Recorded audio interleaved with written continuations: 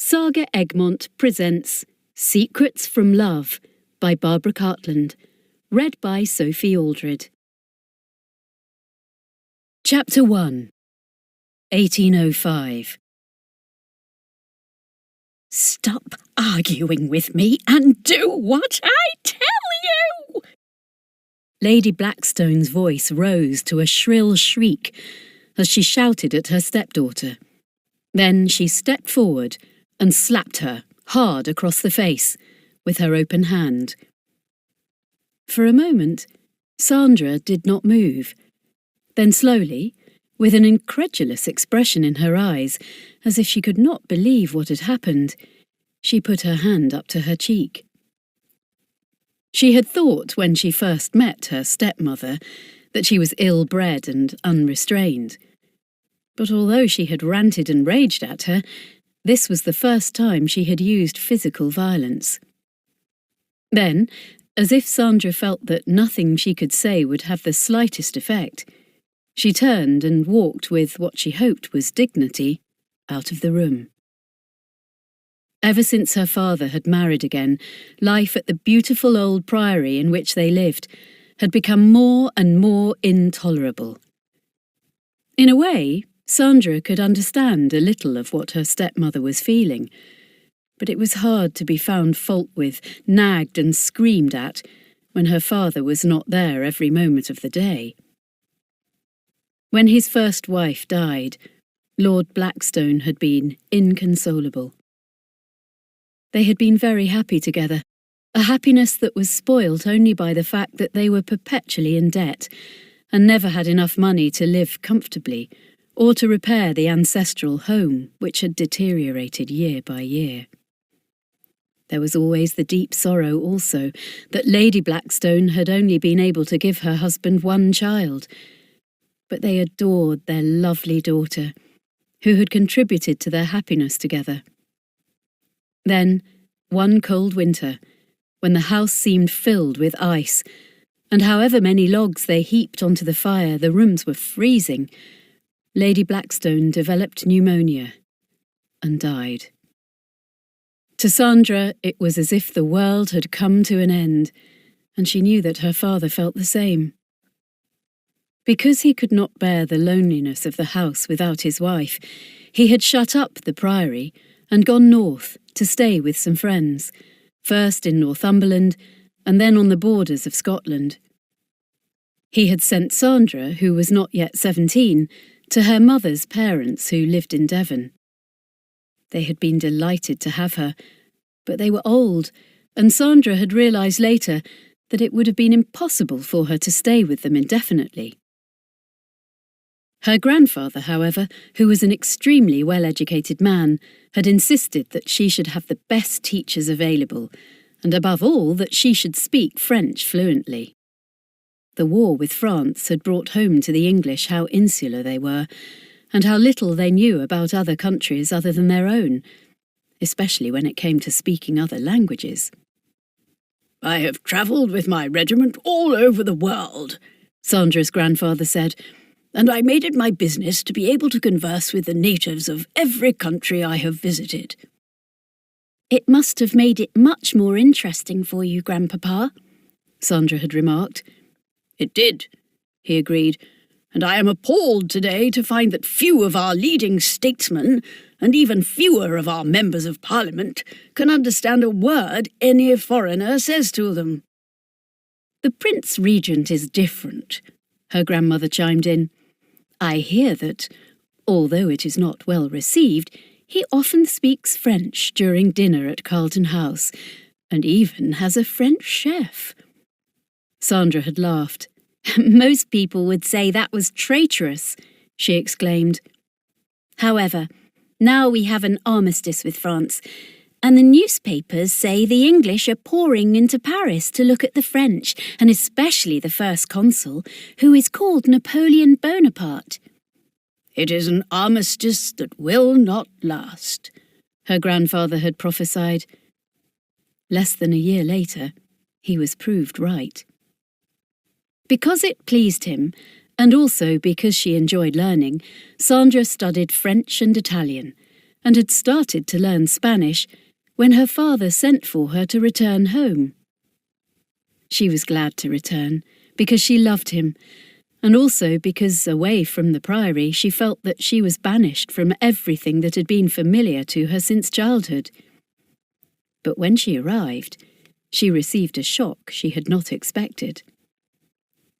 "I have something to tell you, Sandra," her father said, after she had flung her arms around his neck and kissed him. "What is it, Papa?" "While I have been away in the north, I have married again." For a moment, Sandra felt she could not be hearing right. Then, as she stared at him, he said, "I hope you will like your stepmother, and she is anxious to do many things to the priory that have been neglected for a long time." Sandra was quick enough to realise her father was telling her that his new wife was rich. She was to find out later that her stepmother was very rich indeed, and she fancied that she had been determined to marry her father long before he even thought of such an idea. Isabel Fairbairn had been 35 when she met Lord Blackstone at dinner at a neighbour's house. It was only by chance that she had been included in the party, for the Fairbairns were not at all popular in the county, and Lord Blackstone's friends did not think her aristocratic enough to be considered as anything other than an acquaintance. However, when one of their guests fell ill at the last moment, Isabel, who lived with her mother only 2 miles away, had been invited to dinner. The moment she saw Lord Blackstone and learnt that he was a widower, Isabel knew that fate had answered her prayers. She had been desperately trying to find a man to marry her ever since she was 20. Although he was exceedingly rich, her father was more or less ostracised by the aristocrats who lived near them. Only because he contributed largely to the hunt, to every charity, every orphanage, almshouse, or memorial to be erected, was he even tolerated. A self-made man, boastful, and determined his money should buy him what he wanted, he was too thick-skinned to realise how much he was looked down on and despised. Isabel's mother was different. She came from a respected family who had served their country in the county yeomanry for several generations. When her father had been killed in battle and her mother was left impoverished, it had been a heaven-sent chance for a very pretty girl to marry a rich, if common, man who had been fascinated by her youth and her charm. It was unfortunate that Isabel had not inherited her mother's looks. Instead, she was thick-set and resembled her father, except that she had large and eloquent eyes and very dark hair that curled naturally. They were, in fact, her only assets, and she had to teach herself the hard way to make herself attractive to people she met. She would ingratiate herself, so that they told themselves the only decent thing they could do was to be kind to poor Miss Isabel Fairbairn. She paid heavily for the privilege of most friendships in one way or another, and while her father was alive, he even threatened physical violence to the many fortune hunters who inevitably pursued his daughter. Only when he was dead did they close in, determined to help her spend her fortune. By this time, Isabel had learnt a little sense.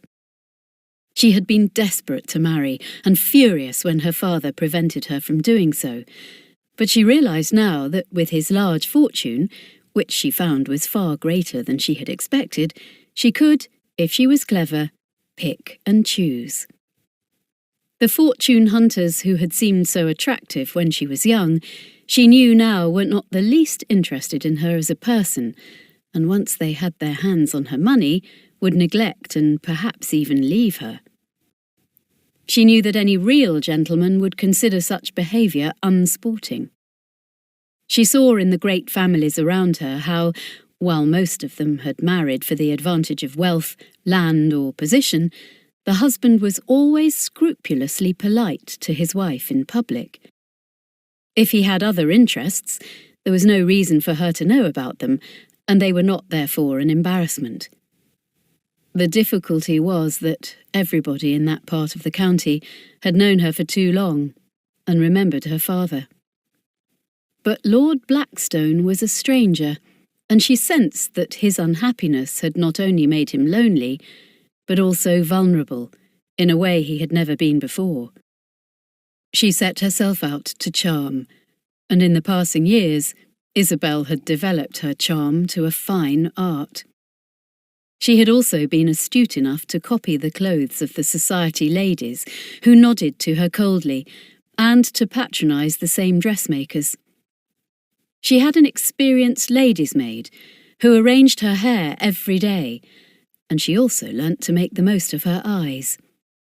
These were her best feature, so that men forgot that her nose was tip-tilted, her nostrils too large, and her lips slightly coarse. It was easy, with words of sympathy, and by a show of understanding exactly what he was feeling, to make Lord Blackstone believe she truly admired and loved him. Sandra thought later, knowing her father, that in actual fact Isabel's fortune had been a secondary consideration to his need for a companion and the love he had lost when her mother died. "I do understand, Papa," she had said sincerely, when her father apologised for having put somebody else in her mother's place, "and I hope you will be very, very happy." "It is not the same as being with your mother," he said frankly, "but I could not stand the emptiness of the house without her, and it will be interesting to see what it looks like when it has been restored and some money spent on it." If that was enough to keep her father interested, Sandra soon realised that Isabel wanted a great deal more. She was Lady Blackstone. She had the position and the title she had always desired, besides a good-looking and charming husband. What she did not understand was that his wife's death had made Lord Blackstone withdraw into himself, and the one thing he had no wish for now was a social life that he had never been able to afford before. Isabel spent her money on repairing and redecorating the priory for one reason and one reason only, so that she could entertain what she thought of as smart people, and for the first time in her life move with the aristocracy. There was, however, as far as she was concerned, only one definite snag that ruined all her plans, all her ambitions, and could be summed up in one word: Sandra. Lord Blackstone had told her he had a daughter, but she had somehow imagined she was a little girl whom she could patronise, and who would certainly take second place in every way to the children she intended to have herself. The moment she saw Sandra, she had been appalled.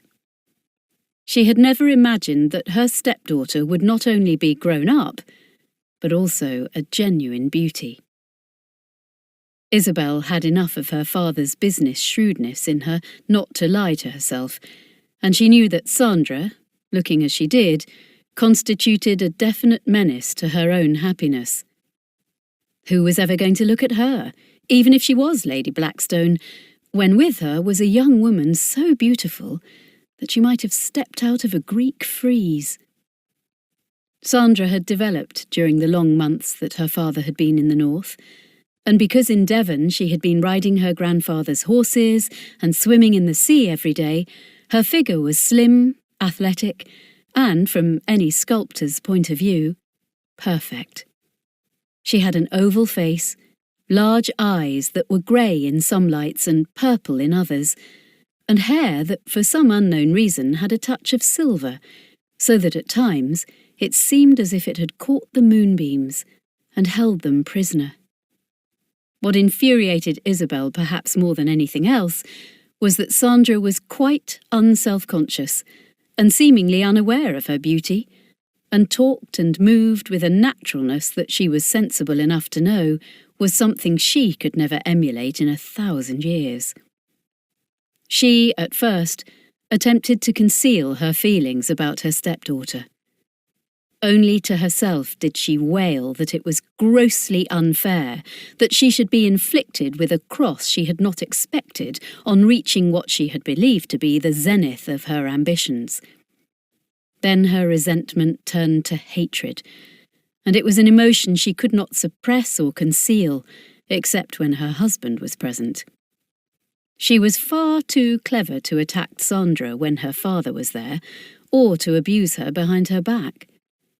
She could only contrive by everything she said and did to make the atmosphere at the Priory, which had been serene and happy in the past for Sandra, a living hell. And yet she owed it entirely to Sandra that another of Isabel's ambitions was fulfilled. Not content with what she always called in her mind being acknowledged as one of the leading lights in Hertfordshire, she also prevailed upon Lord Blackstone for the simple reason that the owner could not afford to live in it. Moreover, its state of dilapidation made it impossible for him to let it. But Isabel wanted to take her place in what was known as the beau monde.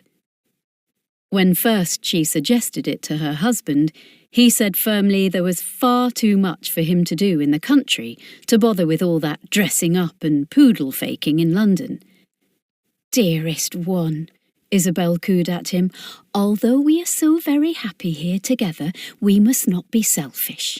We must think of Sandra." "What do you mean, think of Sandra?" Lord Blackstone asked, somewhat aggressively because he knew what was coming. "Sandra is 18, Isabel replied, "and she should make her curtsy at Buckingham Palace. I know if her mother was alive, she would want her to attend the balls which are given in the season by all the famous hostesses." The mention of his late wife, and his awareness that what Isabel was saying was reasonable, persuaded Lord Blackstone to agree that she could open the house in London. Only by grossly overpaying the workmen did she manage to make some of the rooms habitable by the middle of May. This meant that the season was half over, but no less determined than the Egyptian slave drivers building the pyramids, Isabel swept every obstacle out of her way and took her husband and Sandra to London.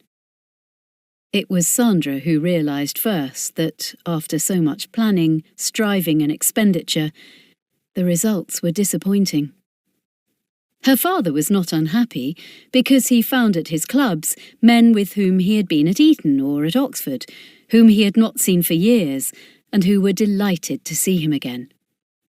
But the new Lady Blackstone was not invited to the best balls, the exclusive receptions, or the intimate dinner parties and luncheons that she had expected.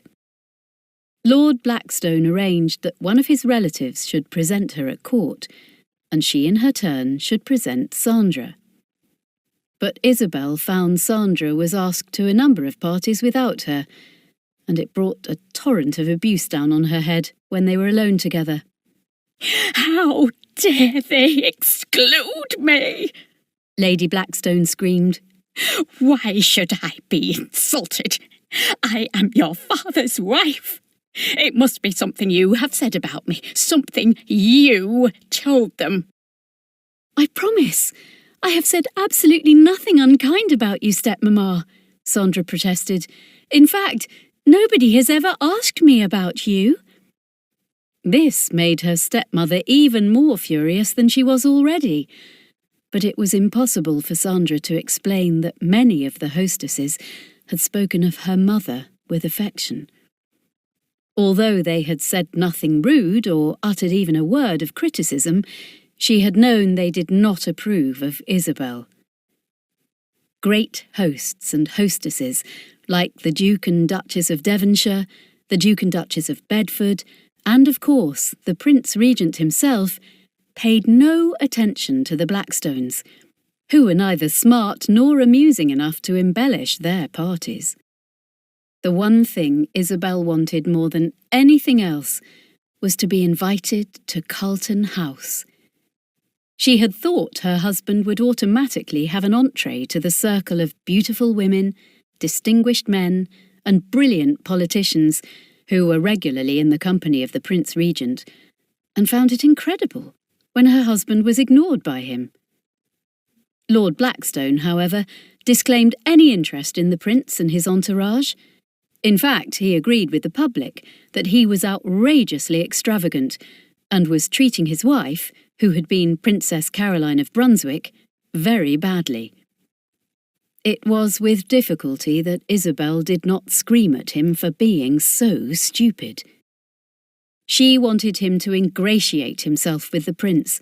She wanted to be invited to one of the famous dinners that were so often the butt of the cartoonists and lampoonists. She thought she would give half her fortune to be a guest of the prince for just one evening, but all her pleading with her husband had no effect. "I don't know him, my dear, and indeed never have," Lord Blackstone told her, "and if you think I am going toadying to any of my old friends to obtain an introduction, you are very much mistaken." He had gone off without saying any more, while Isabel had stamped her foot in rage and bitten her fingernails. She then faced the fact that after Royal Ascot, the season would come to an end, and they would return to the country without her having realised a 10th part of her ambitions. However, instead of feeling downcast as any other woman might have done, she then began to scheme as to how the new acquaintances she had made in London would be invited to parties at the Priory. Then she would gradually build up her guest list until those who were at the moment avoiding her would think they were missing something.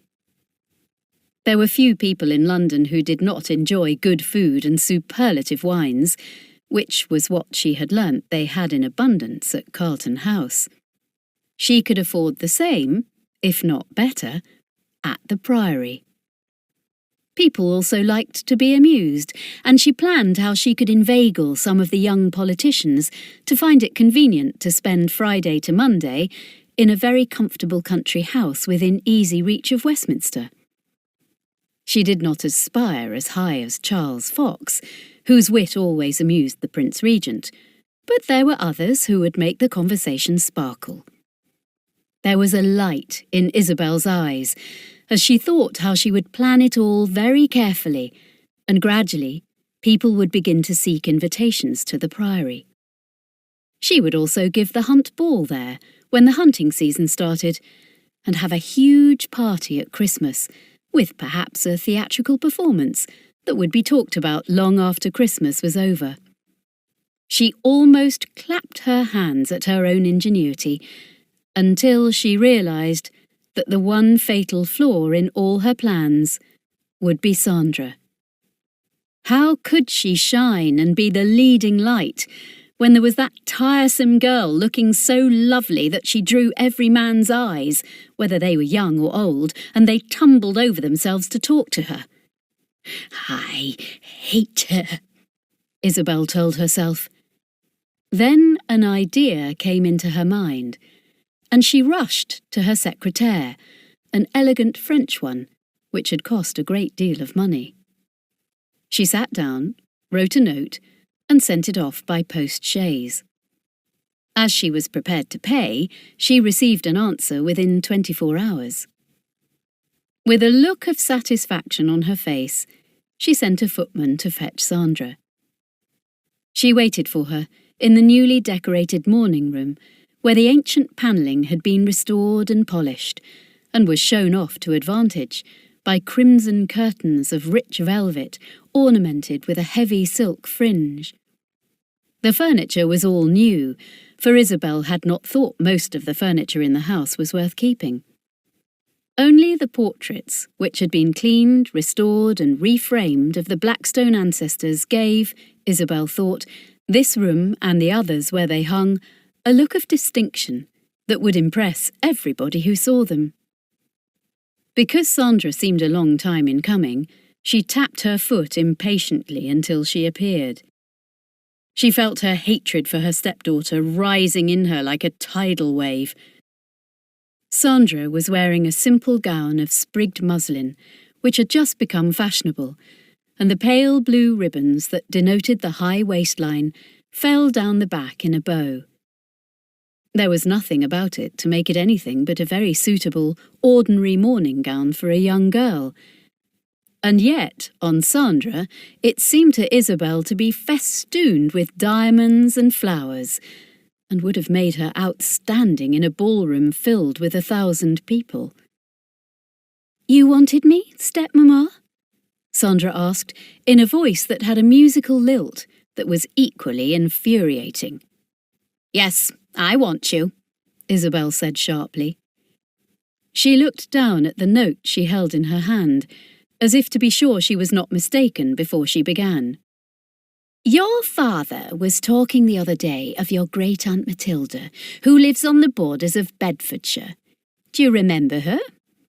"Yes, of course I do," Sandra said. "She is the sister of Papa's mother, and is very old and very religious. We visited her 3 years ago before Mamma died. I thought afterwards her house was like a tomb." "Perhaps when you go to stay there, you can liven it up." "Stay there?" Sandra asked. "Try to understand what I am saying," Isabel snapped. "I have arranged for you to stay with your great-aunt when we return home to the Priory." Sandra stared at her stepmother in sheer astonishment. Then she said, "But I want to go back to the Priory. You know how I love it, and it is my home." "It is my home now," Isabel countered, "and as I find you obstructive and an encumbrance, I have arranged for you to stay indefinitely with your great-aunt." "But that is impossible," Sandra cried.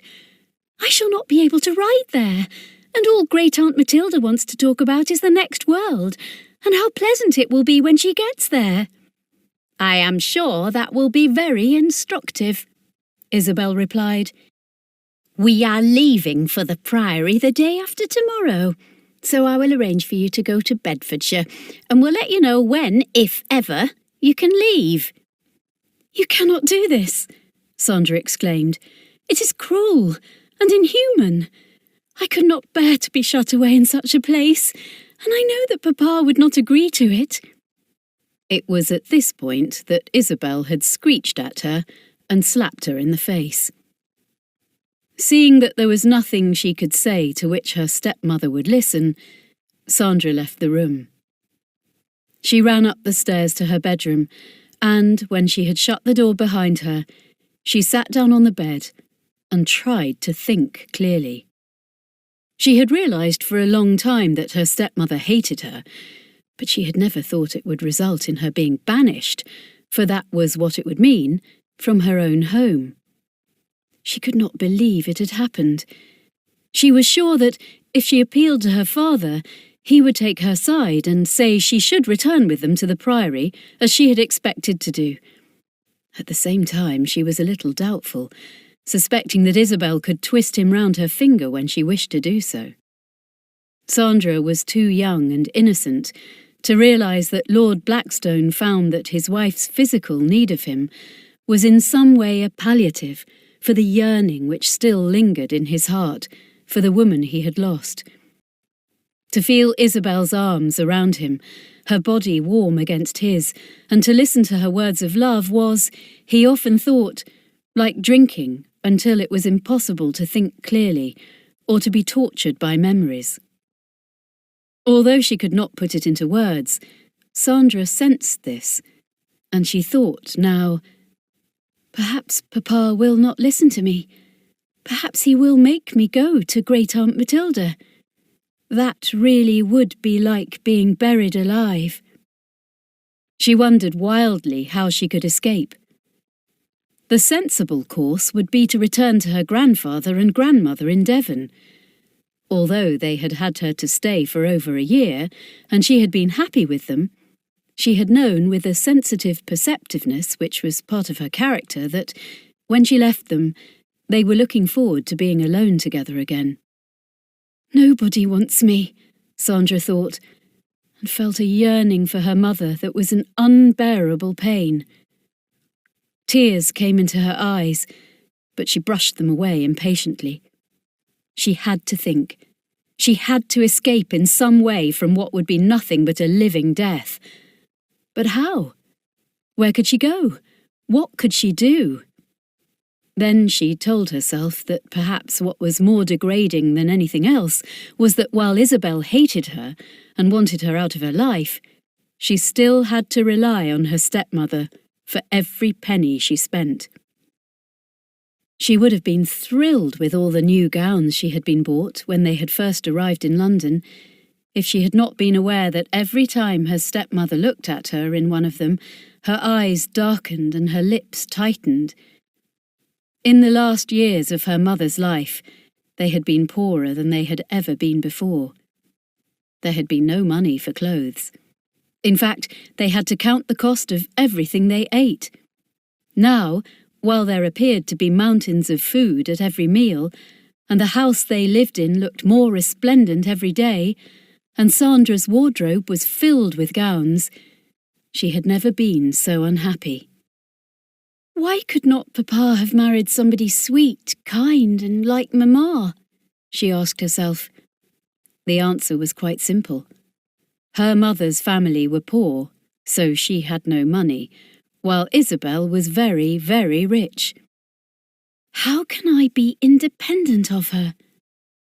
The question was there in her mind, and she told herself that somehow she would have to earn some money. But how? She knew that if she suggested being a governess, which was about the only career open to a young woman, her father would be horrified and certainly forbid it. But what else could she do? It seemed to her extraordinary that after such an extensive education she should not be of use to somebody. She thought of the years she had spent with governesses and other teachers, and the charming French refugee who had lived in the same village as her grandfather and grandmother. She recalled Madame Beauvais, who had said to her with satisfaction before she left, "You have been a very good pupil, and I am very proud of you. You speak just like a Parisian, and except to look at you, anybody would think you were French. If they only heard your voice, they would be easily deceived." "Merci, madame. You are very kind," Sandra said. "I mean it, ma petite, and may le bon Dieu always look after you." They then had said goodbye, and if Sandra had not been so excited at going home to her father, she would have been very sad to leave Madame Beauvais and her other teachers, who had taken so much trouble over her. She had been very charming to them, and studied attentively everything they said, without realizing that she had been a dream pupil that every teacher would love to have. Now, although it seemed incredible, she could not turn her knowledge into real money. Instead of being dependent on her stepmother for everything that she wore, everything she ate, and everything that she did. "There must be something I can do," she mused. Then she prayed. "Please, Mamma, help me, help me. Surely you would not want me to go to Bedfordshire and have to listen all day to Great Aunt Matilda's preparing herself for a front seat in heaven." She could almost hear her mother laugh at what she was saying. Then, as if she answered her daughter's cry for help, Sandra remembered something that had happened 2 days ago.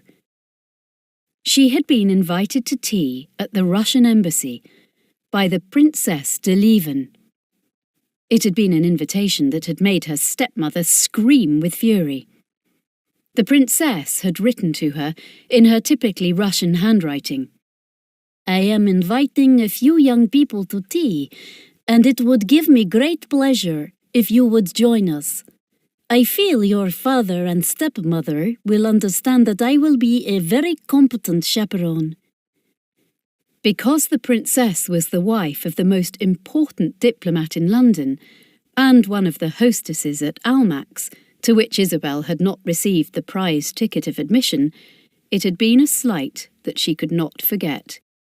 Sandra felt it rude to refuse, and anyhow she had no wish to do so. So she had gone to the Russian embassy alone, and found, exactly as the princess had said, There were a great number of young people there, in addition to her personal friends. Sandra had talked to one of these, a lady talent. She said that she had known her father many years ago and thought him not only very handsome, but at that time a far better horseman than any man she had ever seen.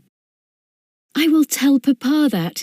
He will be so delighted," Sandra replied, "but he has not been able to afford very well-bred horses these last few years, and so has not ridden in any of the more important steeplechases and point-to-points as he used to do." She felt Lady Talent, who had a kind face, understood, but at that moment a young man had come up to say to her, "Goodbye, Aunt Alice. I am leaving now, and you know I am reforming my regiment tomorrow." "Goodbye, Lionel dear, and do take care of yourself," Lady Talent said. "I will do that," the young man replied. "By the way, I've just said goodbye to the old Countess. She asked particularly for me to do so, and told me to tell you, if I saw you here, that she needs a new companion." Lady Talent gave an exclamation and held up her hands. "Not another one! The poor things never last more than a month at the outside." The young man had laughed. "I think on the whole, Aunt Alice, I would rather face Napoleon. I'm sure he is not nearly so formidable and far less demanding." Lady Talent had laughed and watched her nephew walk across the room to say goodbye to his hostess. Then, as if she felt she must explain to Sandra, she said, "We were talking about the Dowager Countess of Kyle. She is very old and somewhat eccentric.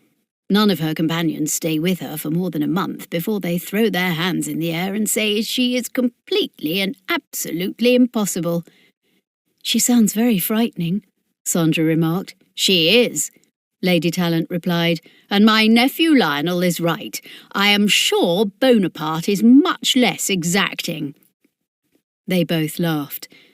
Then the Princess de Leven took Sandra away to introduce her to 2 or 3 young gentlemen who were obviously very anxious to make her acquaintance. Now, as Sandra recalled the conversation, she thought that perhaps she could be a companion to an old lady. She was sure that in many ways it would be easier than teaching a lot of naughty children. It would also be more interesting from her point of view to read the newspapers, which she believed was the job of every companion, rather than schoolbooks. Then she remembered something else. As she was leaving the party and was thanking the princess for inviting her, Lady Talent had also been saying her farewells. "Are you going to Brighton?" the princess asked. Lady Talent shook her head.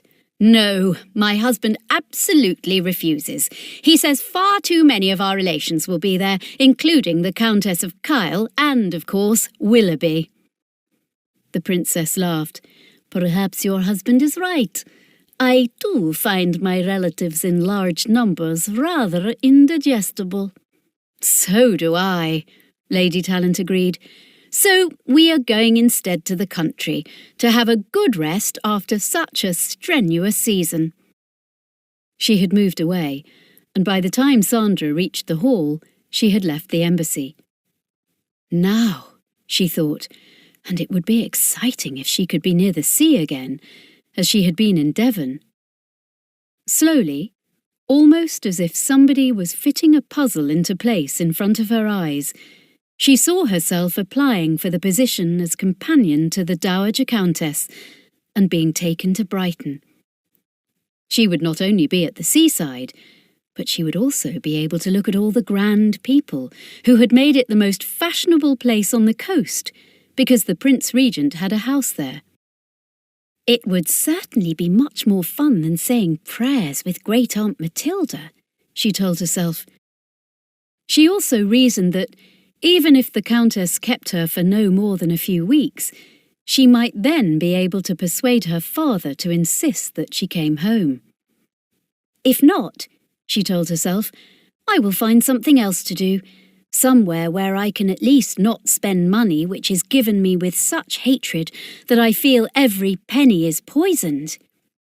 It flashed through her mind that she might write a book, or become a poet, or even paint a picture. There must be dozens of things, she told herself, that anyone who was considered intelligent could do. She was not sure how she could manage to sell what she created, but perhaps by dint of willpower and prayer and using her mother's guidance, she would be successful. She pulled herself off the bed, feeling as if the darkness that had seemed to encompass her when her stepmother told her what she had planned and struck her in the face was lifting. It was almost like the clouds moving in the sky at night to reveal the stars. Now, instead of feeling so numb and afraid, her brain was racing ahead of her. It was showing her a way of escape, and intuitively, she knew that, with her mother to help her, she would win. Chapter 2. Sandra let herself out through a door that led to the yard at the back of the house, which opened onto the mews. She knew that while the other servants would be having their morning break in the kitchen, that there was always a footman on duty in the hall. It was very different from the routine at the Priory, where there had been only 2 or 3 old servants to cope with the whole house, and if anyone rang the front doorbell, they waited for a long time before it was answered. Now, under her stepmother's new organisation, everything was very much more efficient, but, Sandra thought, much more restrictive. Even so, she knew that when she was out of the house, no one would worry about her. At the same time, she had no wish to be questioned as to where she was going. Dressed in a plain gown and a bonnet from which she had removed most of the trimming, she hoped she looked exactly as a respectable companion should. But it had been impossible to make herself appear the right age, and she could only hope that the Countess would like to have somebody young about her. If she were sent away, the only thing she could do was to think out where she could try next. She had already heard her stepmother arranging for her to leave tomorrow on the stagecoach, which would carry her to Bedfordshire. She knew her mother, if she were alive, would not have approved of her travelling alone, and she thought her father would also object if he was aware of it. She decided, however, to give the impression that she had accepted the inevitable and was prepared to stay with her great-aunt. Then the idea came into her head of asking somebody who lived near the Priory to let her lodge with them until she had time to think where else she could go. But this would mean having to pay for her accommodation with her stepmother's money, and she had determined, if it was humanly possible, not to do that ever again. The more she thought about it, the more she was driven to the conclusion that the best thing for her to do was to return to her grandfather and grandmother. She was aware, however, that her grandfather had spent more money than he could really afford on the teachers he had engaged for her while she was with them, and it seemed an imposition to invite herself there again. "Please, God, let the Countess of Kyle engage me," she prayed, as she reached Berkeley Square where the Countess lived. It had not been difficult to find her address, for fortunately she had heard her father speaking of the racehorses owned by the Earl of Kyle, and she asked him casually when her stepmother was not listening. "Is Kyle House one of those enormous mansions in Park Lane, Papa?" Her father shook his head. "No," he replied, "it is in Berkeley Square, next to the house of the Marquis of Lansdowne. I remember going there once when I was a young man many years ago, and admiring the family portraits, which are some of the finest I have ever seen." He had told her what she wanted to know, and Sandra quickly talked of other things in case, after she went missing, he would remember their conversation. Berkeley Square was only a very short walk from their house in Hill Street, but Kyle House was on the other side of the square. Sandra looked with interest at the little temple in the centre of the garden, from which everybody except the householders were prohibited. When she reached the great mansion with steps leading up to the front door, she could feel her heart beating wildly, and she sent up yet another prayer, both to God and her mother, to help her. The door was opened by a footman with powdered hair and an impressive claret-coloured livery embellished with gold braid. "I have called to see the Countess of Kyle," Sandra said. The footman, as if he was at a loss for an answer, looked towards the butler, who was just emerging from the shadows at the end of a hall. He was a man with a pontifical expression on his face and grey hair. Sandra thought he was exactly the sort of butler they should have had at the Priory, but had never been able to afford. "Is her ladyship expecting you, ma'am?" he inquired. "I have called because I have been told by one of her ladyship's friends that she is looking for a new companion." For a moment, the butler stared at her as if he thought he could not have heard what she said correctly. Then, in the same respectful voice he had used before, he said, "Will you come this way? I'll inform her ladyship you're here." He opened a door off the hall, and Sandra found herself in an attractive sitting room, furnished in the old-fashioned style, that faced onto the front of the square. Everything seemed most luxurious, and the portrait over the mantelpiece of one of the Kyle ancestors was painted by Van Dyck. She was looking up at it when the door opened, and a woman, who she was certain was a superior servant, came into the room. Dressed in black and with grey hair, she was obviously of a higher rank than a housemaid, although not, Sandra thought, the housekeeper. "Good morning," she said, in what seemed an aggressive tone. "Good morning," Sandra replied. "I understand that you've called here about the position of companion." She had hardly finished speaking before she looked at Sandra and added, "I can tell you one thing right away. You're much too young for such a post, and there's no point in wasting her ladyship's time in seeing you."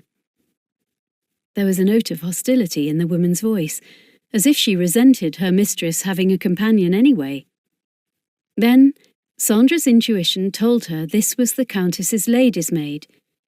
She remembered that in the past, when they were not as poor as they became later, her mother had a lady's maid called Jones, who had been with her for many years. She was always at war with Sandra's nanny, and later her governess. Governesses particularly tried to assert their superiority over the lady's maid, who they considered to be nothing but a servant. But Sandra could remember that Jones had stayed until she retired from old age, while the governesses came and went. She knew just what to do, and she clasped her hands together and said, "Oh, please help me. I am so very anxious to have this position, and if I am lucky enough to be accepted, I promise I will help you in every way I can." The elderly maid looked at her in astonishment. "How do you think you can help me?" she asked. Now her voice was more curious than antagonistic. "I'm sure if you look after her ladyship," Sandra said with a little smile, "you must be her personal maid, and somebody very important to her." She knew by the maid's expression that she had struck exactly the right note, and after a moment she said, "You're right. Having been with her ladyship for over 30 years, I can assure you she couldn't do without me." "I am sure that is true," Sandra said, "but you must find the work rather tiring at times. I can sew very well, and my mother always used to say, as one grew older, it was difficult to stitch on black." She knew the maid agreed with her, even though she did not say so. She merely looked at Sandra reflectively. Then she said, "I'll ask your ladyship if she'll see you, but don't raise your hopes." "Thank you. Thank you very much indeed." There was a little pause. Then the maid added, "You'd better come with me." She turned, and opening the door, she walked out first, with Sandra following her. They went up an attractive staircase to the first floor, past what Sandra was sure was the drawing-room, and along a wide corridor. They reached a large mahogany door, and the lady's maid suggested, "You wait here while I speak to her ladyship." Left alone, Sandra looked at the portraits of the Kyle ancestors, who had been painted, she noticed, by the finest artists of their time. The furniture was mainly English and French marquetry, and it was obvious that, unlike the Blackstones, the Kyles had always been extremely wealthy. Finally, the door opened, and the lady's maid reappeared. "Her ladyship'll see you," she said, "and don't be afraid of her. Her bark's worse than her bite." Sandra smiled. "Thank you again," she answered softly. "You have been very, very kind to me." She followed the maid through the door and found that they were in a small hall with 2 doors opening out of it. The maid opened the door on the left, which Sandra saw at once led into the Countess's bedroom. There was a huge bed, draped with heavily embroidered curtains falling from a centre canopy that she recognised as being fashionable in the reign of William and Mary.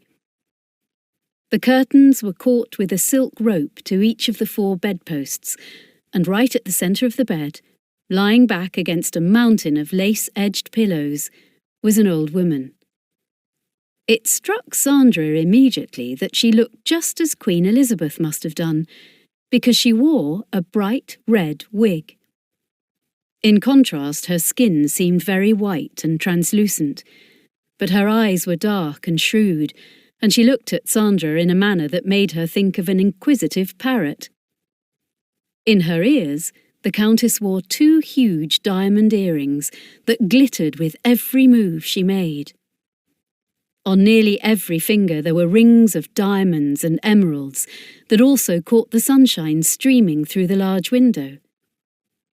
As Sandra walked slowly towards the bed, she felt as if she was taking part in a play, and that the Countess could not be a real person, but a character in a restoration comedy.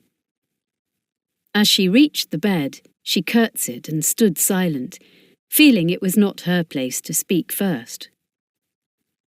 "What is your name?" The question was sharp, and the voice did not sound nearly as old as its owner looked. "Wade, ma'am." Sandra was not certain, but she felt it would be too familiar to give a Christian name, and so she had chosen the surname of one of her governesses, thinking it sounded the right sort of name for a companion. Her governesses had also always called her ma'am, while the servants said, "my lady." The Countess was staring at her. "You are young and you are pretty," she said sharply. "Why do you want to waste your time with an old woman?" Sandra smiled. "I thought that it would be very interesting to be with you, ma'am, if I was fortunate enough to be engaged." As she spoke, she held out an envelope she had in her hand and added, "I have brought with me 2 references from ladies I have looked after in the past." The Countess did not take the envelope from her. Instead, after Sandra had held them out rather uncomfortably for a moment or 2, she said, "You had better read them to me. I hate women with stifled voices who cannot pronounce their words correctly." If Sandra had not been so nervous, she would have laughed. She opened the envelope and took out the 2 references she had written herself. The first had been easy, because all she had to do was to take from the drawer a piece of crested writing paper which her stepmother had just had engraved, at great expense. "From Lady Blackstone, to whom it may concern. I have great pleasure in recommending Miss Wade, who has been a most efficient and excellent companion. She has been with me for over a year, and I would not have parted with her if I did not think it right to send her to my father and mother, who are getting on in years, and now need someone to read to them as they find their sight is fading. Miss Wade will, I know, give them every possible satisfaction." Sandra read the letter in her soft musical voice, and then she said, "It is signed Elizabeth Blackstone, but sadly, soon after I left, her ladyship died." She tried to suppress the little tremor, that always came into her voice when she spoke of her mother's death. Quickly, in case the Countess should think it strange, she opened the other letter. "This one is from Lady Blackstone's father," she said. "General Sir Alexander Montgomery Soames." She was about to begin when the Countess exclaimed, "Good gracious! Is he still alive? I knew him many years ago when he was young and dashing, and a great many foolish women broke their hearts over him." "He still looks very dashing," Sandra said without thinking. "I should imagine," the Countess remarked dryly, "he is too old to have the roving eye he had in his 20s. "I should like to have seen him then," Sandra said. "In those days, London must have been very exciting and very gay." "It was," the Countess answered, "and we looked far more attractive with our hooped gowns and our powdered hair than the young do today." She made a sound that was rather like a snort before she went on. "They wear muslin dresses which look like shrouds, and their hair falls in untidy streaks around their faces. It is a wonder to me that any man looks twice at such creatures." Because the way the Countess spoke was so funny, Sandra could not help laughing, and the sound seemed to ring out in the big room. Then she said eagerly, "Do tell me what it was like to have your hair powdered. Surely sometimes it must have been very irritating, even though it was attractive." The Countess appeared to be about to answer her, and then she said, "Read me the General's letter, and if it comes to that, you are supposed to be answering my questions." "I am sorry," Sandra replied humbly. "I must apologise if I seemed impertinent, but I have always longed to meet somebody like you, Ma'am, who was a reigning beauty in the old days and moved in court circles." This was true. Her grandmother, like her mother, had always lived in the country, and although they would reminisce for hours over what they had done as girls, they had not moved in the social world which her stepmother was trying so hard to enter. Because she obviously still took a great deal of trouble over her appearance, Sandra guessed that the Countess had once been a beauty. There was also no doubt that her features were classical in shape, and, despite the lines on her face, she still had the remnants of what must once have been an outstanding loveliness. She also had a presence and a self-confidence, which seemed to make that supposition even more probable. Because Sandra was afraid that she had not behaved correctly, she quickly opened the second letter. It had taken some time to find a piece of writing paper with her grandfather's address on it. She had finally run one to earth in a book, where she had inserted it to mark the place where she had finished reading. It was, in consequence, a little crumpled. She had written a reference in a style she felt her grandfather would have used, and she read it aloud. "I recommend Miss Wade for a position of trust and responsibility. My wife and I always found her most considerate, and at all times she has behaved with the utmost propriety and discretion." That, Sandra thought, was short and to the point. Again she looked up to say, "It is signed Alexander Montgomery Soames." "They are good references," the Countess admitted, almost grudgingly. There was a pause, and then she said, "You would have to come to me at once. I am leaving for Brighton tomorrow." Sandra gave a little gasp. "You mean you will employ me, Ma'am?" "I will take you on trial. If you are no good, or if you irritate me, you can leave at once." "Yes, of course. I understand," Sandra replied. "And thank you very much for giving me a chance." She drew in her breath. Then she added, almost as if she could not help herself, "It will be very exciting to go to Brighton." "Why?" the Countess demanded sharply. "Do you want to gape at the Prince Regent, like all those nit-witted idiots who have nothing better to do?" "It would be certainly most interesting to see him," Sandra answered honestly. "Then I just hope you enjoy what you see," the Countess remarked. "That includes the woman everybody suspects he has married. although I cannot believe that any fool would risk losing the throne for a Catholic widow." At this, Sandra could not help laughing, and the Countess said, as if she wished to find fault, "There is no use laughing like a ninny at everything I say. I speak my mind as I have done all my life, and I am not going to mince words just because I have one foot in the grave." "Why should you?" Sandra asked. "You must forgive me, Ma'am, if I laugh at what you say, but I believed people talked like that only in books." "So you read, do you?" "All the time," Sandra answered, "and I hope I shall be able to read to you." "That is what you will be paid to do," the Countess remarked. As she spoke, she picked up a little gold bell that lay on the bed in front of her and rang it. The door opened at once, and Sandra suspected that the lady's maid had been listening outside. She came into the room and the Countess said, "Well, Robinson, shall we give this child a chance? Not that I expect she will be any good." Sandra looked pleadingly towards the lady's maid. "She's offered to help me, my lady, which is more than any of the others ever did," Robinson replied. "Then you must please yourself, because all these comings and goings are wearing out the carpet." Sandra thought to herself it could not be true. The two old women talking to each other was so funny and so fascinating that she hoped to be able to memorize what they said so that she could write it down and not forget it. She knew if her mother were alive, she would find it as amusing as she did herself. She looked from one to the other, thinking it would break her heart if she could not stay with them. And it was not only because it would save her from going to her great-aunt Matilda. "Very well," the Countess said, as if Robinson had made up her mind for her. "You had better fetch your trunk, and if you suit, you can have £6 a year paid every month." "Thank you, Ma'am. Thank you very much," Sandra said.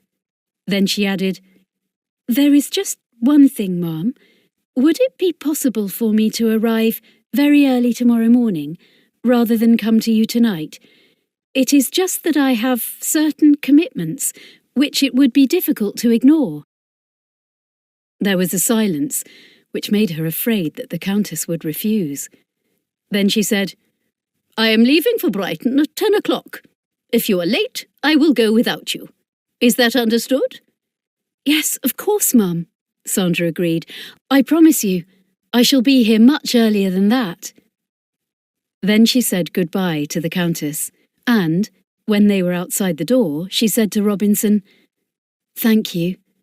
I know it is all due to you that I have been given a chance, and I shall never forget your kindness." She knew from the expression on the old maid's face that she had said exactly the right thing, and when she went downstairs to the hall, her heart was singing. Whatever the Countess might be like, at least it would be exciting, and very different from being incarcerated with great-aunt Matilda in the gloom of her house in Bedfordshire. She had the feeling that, however difficult her position might be, it would certainly be an experience she would never forget. As the footman opened the door, and she then walked out into Berkeley Square, she said a prayer of thankfulness. She wanted to skip and jump from the sheer joy of knowing that she had circumvented her stepmother's plans, and although it made her very sad not to be going home to the Priory, at least Brighton was a place she had always wanted to visit. "I am so lucky, so very, very lucky," she told herself, as she entered Blackstone House by the way she had left it. She ran up the stairs to her bedroom, to plan how she could get away the next morning without anybody being aware of where she was really going. It was, in fact, much easier than she expected. She wrote a note to her father, saying that, as she had to go to Bedfordshire, she had found there was an earlier stagecoach than the one her stepmother had chosen for her, and she added, "I feel Mamma would disapprove of my travelling alone late in the day, and I therefore thought it wiser to leave very early, which means I shall arrive at my destination by tea time. Please forgive me, dearest Papa, that I did not tell you about this last night, and so did not have a chance to say goodbye to you. I shall be thinking of you and loving you and missing you so much that in a way it is easier to go without a sad farewell. Please think of me. Your affectionate and loving daughter, Sandra. She knew the reference to her mother's wishes, and that she had told her father how much she would miss him would touch his heart, and if she actually read the letter, would infuriate her stepmother. It would also ensure that she got away without there being too many questions asked, or anybody having the least suspicion that she was not carrying out her stepmother's orders. She also wrote a letter to her great-aunt, saying that her plans had been changed. She hoped it would not inconvenience her, but she was going to stay first with friends, and would advise her later when she would be able to come to her. She phrased it so cleverly that there would be no need for her great-aunt to reply. When she went to bed, she found it impossible to sleep, because she was afraid something might go wrong at the very last minute. Her trunks had been packed for her by the housemaids, and although the new gowns that had been bought for her in London might seem out of place for a companion, she had nothing else to wear. She hoped that, after the Dowager Countess's remarks about the appearance of the young girls nowadays, that she would not be interested in the high-waisted dresses she had described as shrouds, and it was easy to take off some of the decoration from her bonnets. Wearing the plainest summer coat she possessed, and carrying a reticule that contained all the money she had in the world, she went downstairs long before there was any possibility of her stepmother or her father being awake. The footmen, being new to the household, were not surprised to see her, and they brought down her trunks for her and procured a hackney carriage. Sandra gave the driver the address of the Two-Headed Swan at Islington, which was the terminus for the coaches for the north. Only when she had driven away from Blackstone House did she countermand the order, and tell the driver, who had already reached the top of Park Lane, to drive to Berkeley Square. "That's a shorter journey than what I were told," he remarked surlily. "I know," Sandra replied. "I am afraid I have changed my mind, but I will pay the full fare you expected."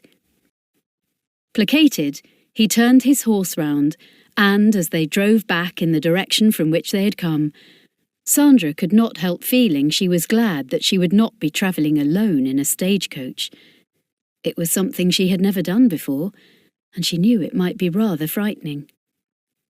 She was aware that only somebody who hated her as much as her stepmother did would have dreamed of sending her all the way to Bedfordshire without a servant to accompany her. "She enjoys making things difficult for me," Sandra told herself. She thought that if she was robbed or even perhaps kidnapped, it would give Isabel a great deal of satisfaction. It was a strange feeling to know she was hated by somebody so much, and it was a situation she had been unable to remedy, however hard she tried. As the driver drew up outside Kyle House in Berkeley Square, she felt that, whatever the difficulties that lay ahead, nothing could be worse than all that she had endured these past months since her father had remarried. Looking back, she recalled how she had thought at first that by being subservient to Isabel and apologising for the deficiencies that her stepmother found in everything she did and said, she could somehow change her attitude. Then, as she realised that every time Isabel looked at her she hated her more and more, she knew that the best thing she could do was to keep out of her way and try to be invisible in her own home. But of course it was impossible. She felt at times as if Isabel's dislike of her was eating into her like a canker and was poisoning the very air she breathed. As the hackney carriage came to a standstill, 2 footmen came running down the steps to lift down her trunks, and she said to herself with a leap of her heart, "I am free, at least for the moment, and nothing else matters." It was a long drive to Brighton. Although the Prince Regent held the record for doing the journey in 5 hours and 35 minutes, Sandra realised it was going to take them very much longer. This was largely because the Countess stopped for luncheon at a posting inn, where, in a private room, her own servants served her with her own food and wine. Then, after luncheon, she rested for a full half an hour before continuing the journey. They also stopped for quite a substantial tea and again a short rest. Despite the fact that the carriage was pulled by a team of 4 almost perfectly matched horses, they did not arrive in Brighton until late in the evening, when the sun was sinking on the horizon. Nevertheless, as Sandra saw the downs in the distance, and then had her first glimpse of the sea, she felt she had travelled towards the promised land, and it was just as exciting as she had expected it to be. The Countess did not talk much on the journey. At the same time, when she did make caustic remarks and critical comments, they were so original and so amusing that Sandra could not help laughing. She found that the Countess came from a generation that expressed itself with a frankness that she could understand most companions would find somewhat shocking. It was the way Sandra imagined only gentlemen talked, and she was sure it was not the way the Countess would have spoken in front of a debutante. But the Dowager treated her almost as a contemporary, and as if she was not expected in her subservient position to have any delicate feelings. Because Sandra had always associated with grown-ups rather than with young people of her own age, she was not shocked by anything the Countess said, and thought instead that she might have been listening to her grandfather. He occasionally talked, as her grandmother often reminded him, as if he was in the officers' mess, rather than in a lady's drawing-room. Like the Countess, the General had been very scathing about the looks and behaviour of the younger generation, especially the bucks and beaux who clustered around the Prince Regent. He made it clear that in his opinion they should be in the army fighting the French. "Puffed-up young coxcombs," he fumed, "drinking and gambling without a thought in their heads except to make a damn nuisance of themselves." "Oh, dearest, surely that is rather sweeping," his wife would protest. "You know that what I'm saying is the truth," the General replied. "Fortune's thrown away on the baize tables, while the Prince does nothing but chase after women and drink himself under the table." Sandra had listened, wondering if she would ever see the men her grandfather denounced so violently. During the short time she had been in London, there had been nothing unusual, she thought, about the balls to which she had been invited with her stepmother. They all seemed to be attended by the same people, who she thought were mostly rather dull, like those she met in the country. It had taken her a little time to realise that they were not as glamorous or exciting as she had expected, because the members of the beau monde, whom her grandfather denounced, were not there. There is no doubt that respectability is rather dull, she thought with a smile. Now she would see at Brighton all the personages featured in the cartoons, and the lords and ladies whom her stepmother longed to know. "Are there any dandies in your club?" she had once asked her father. "If there are, I avoid them," he replied. It was not the answer she had wanted to hear. Now she had her first glimpse of the Steine, and knew it was where the elite of Brighton promenaded every day. She hoped she would see the dandies, the incomparables, and, of course, the Prince Regent himself. They were going past the domed marine pavilion, and a little further on they came to Kyle House, which faced the sea. The Countess had already told Sandra that it had been built 30 years ago by her father-in-law, a long time before the Prince Regent had made the small fishing village of Brighthelmstone fashionable. He had been fascinated by the sea, and, bored with his huge estate in Buckinghamshire and the other houses he owned all over the country, he had moved to Brighton. "He wanted to be alone with his books and his thoughts," the Countess said. So he built a house which he thought would be in the middle of nowhere, and had no idea that the social world he detested so intensely would years later come to him. Sandra knew exactly what she meant when she saw that on either side of Kyle House there were now grand houses. Behind them, small houses were springing up, as the Countess said, like mushrooms, as more and more people wanted to be seen in the right place, that naturally was where the Prince Regent was. Social climbers are like creeping ivy, the Countess said scathingly, and just as useless and destructive to those to whom they attach themselves. The house, when they reached it, and even Sandra felt stiff after the long drive, was very comfortable.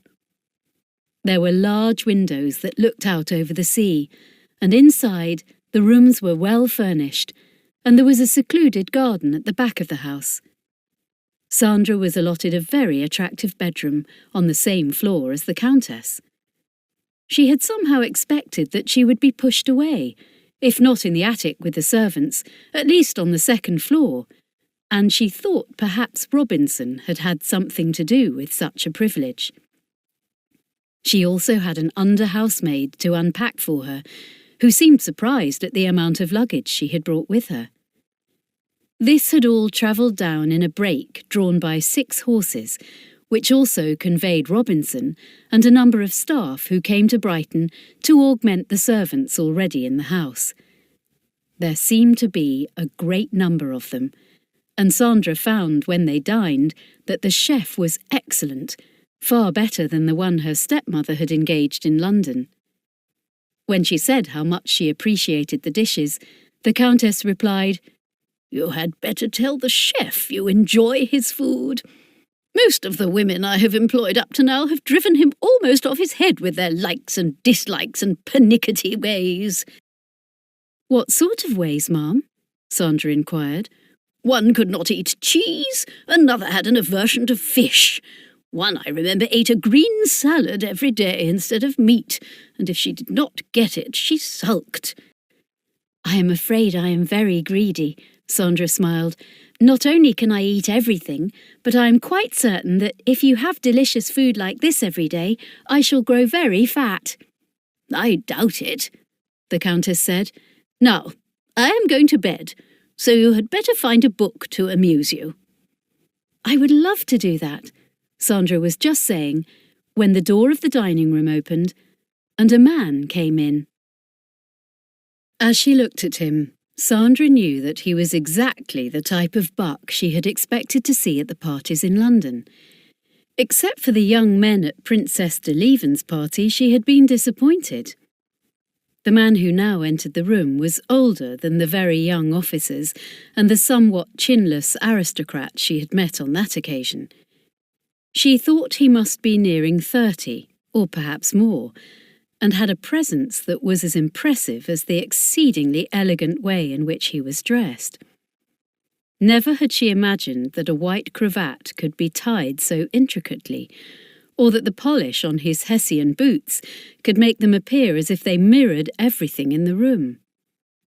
His champagne-coloured pantaloons were skin-tight, and his cutaway coat fitted without a wrinkle.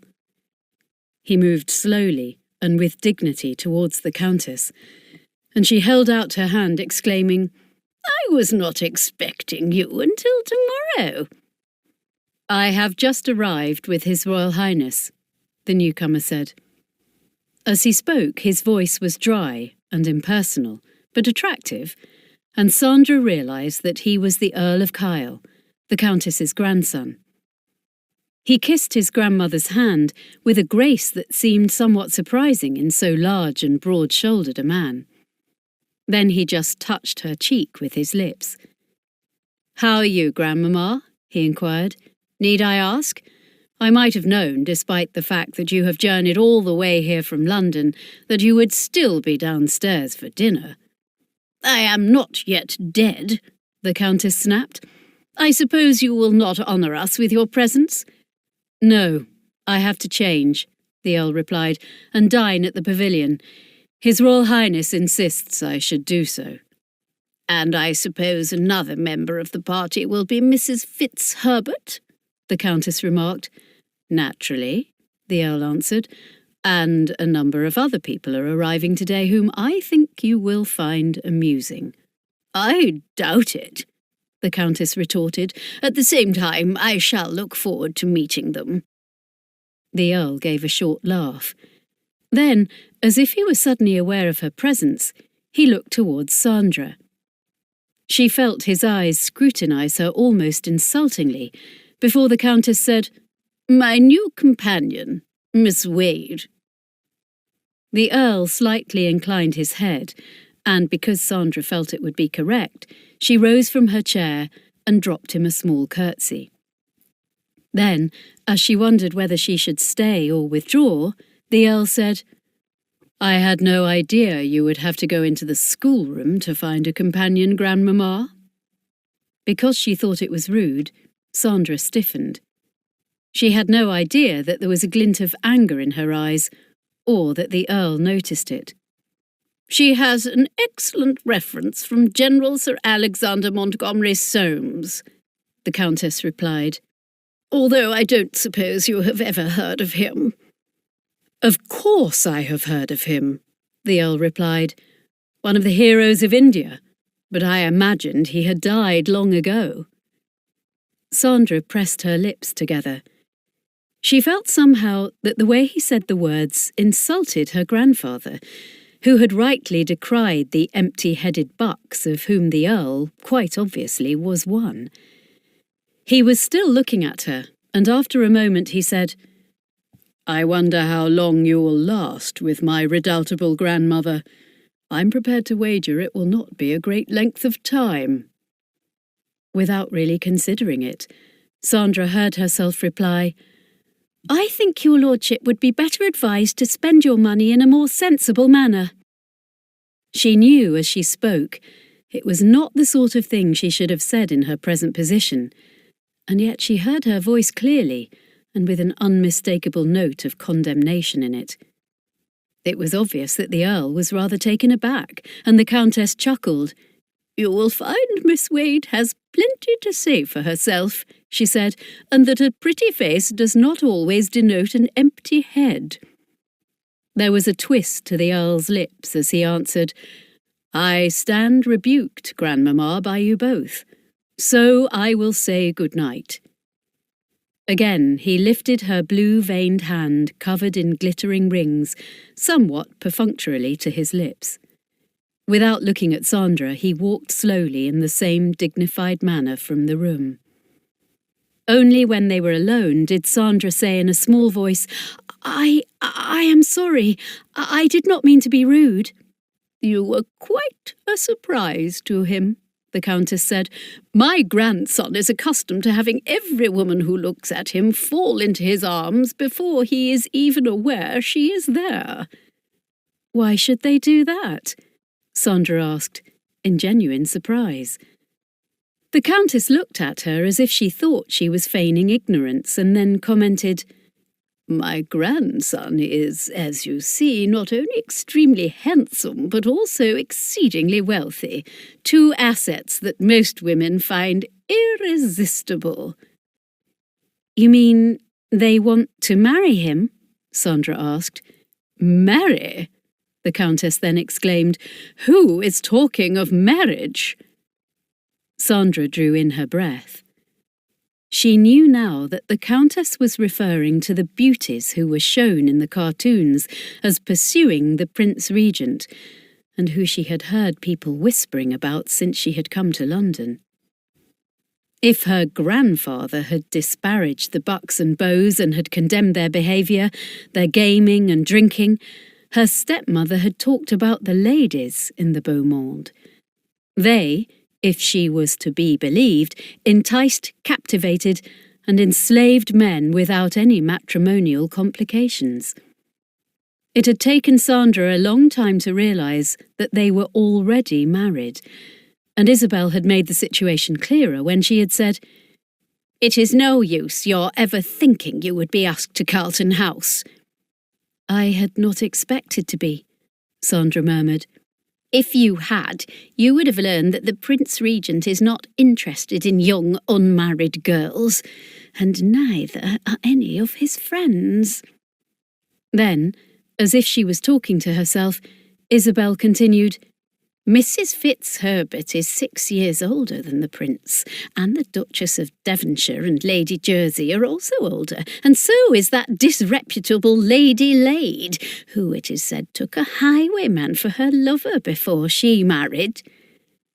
Because she was talking so bitterly and disparagingly, owing to the fact that she had not been included in such parties, Sandra had only believed half she said. Now, as the Countess went on talking, she knew that the reports of their behaviour were true. "In my day, the men ran after me, not I after them," the old lady said sharply. "But where Willoughby is concerned, they are like bees around a honey-pot, and it is not surprising he grows bored with them almost before they open their mouths." She took a sip of wine before she went on.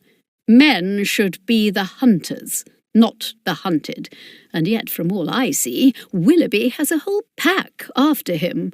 What man with any guts can enjoy that?" "I have heard that his lordship has some very fine horses," Sandra said, with the idea of changing the subject. "They at least win a few prizes and don't expect a diamond necklace every time he smiles at them," the Countess snapped.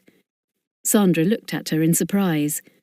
Then she said, "I don't understand. If the beautiful ladies who pursue your grandson are married, how can their husbands permit them to accept jewels from another man?" She was remembering as she spoke how she had once heard her father say to her mother when they were going out to dinner, "My darling, I wish I was rich enough to hang diamonds round your neck and in your ears." Her mother had smiled, then said tenderly, not knowing her daughter was listening, "I would rather have your kisses." "That is the sort of thing you would say," her father had replied, "but if you were in London, shining like a star amongst the other beauties, men would be throwing all the treasures of the Orient at your feet." "And that is where they would remain," her mother laughed. "You do not suppose for a moment, darling, that I would accept jewels from any man except you."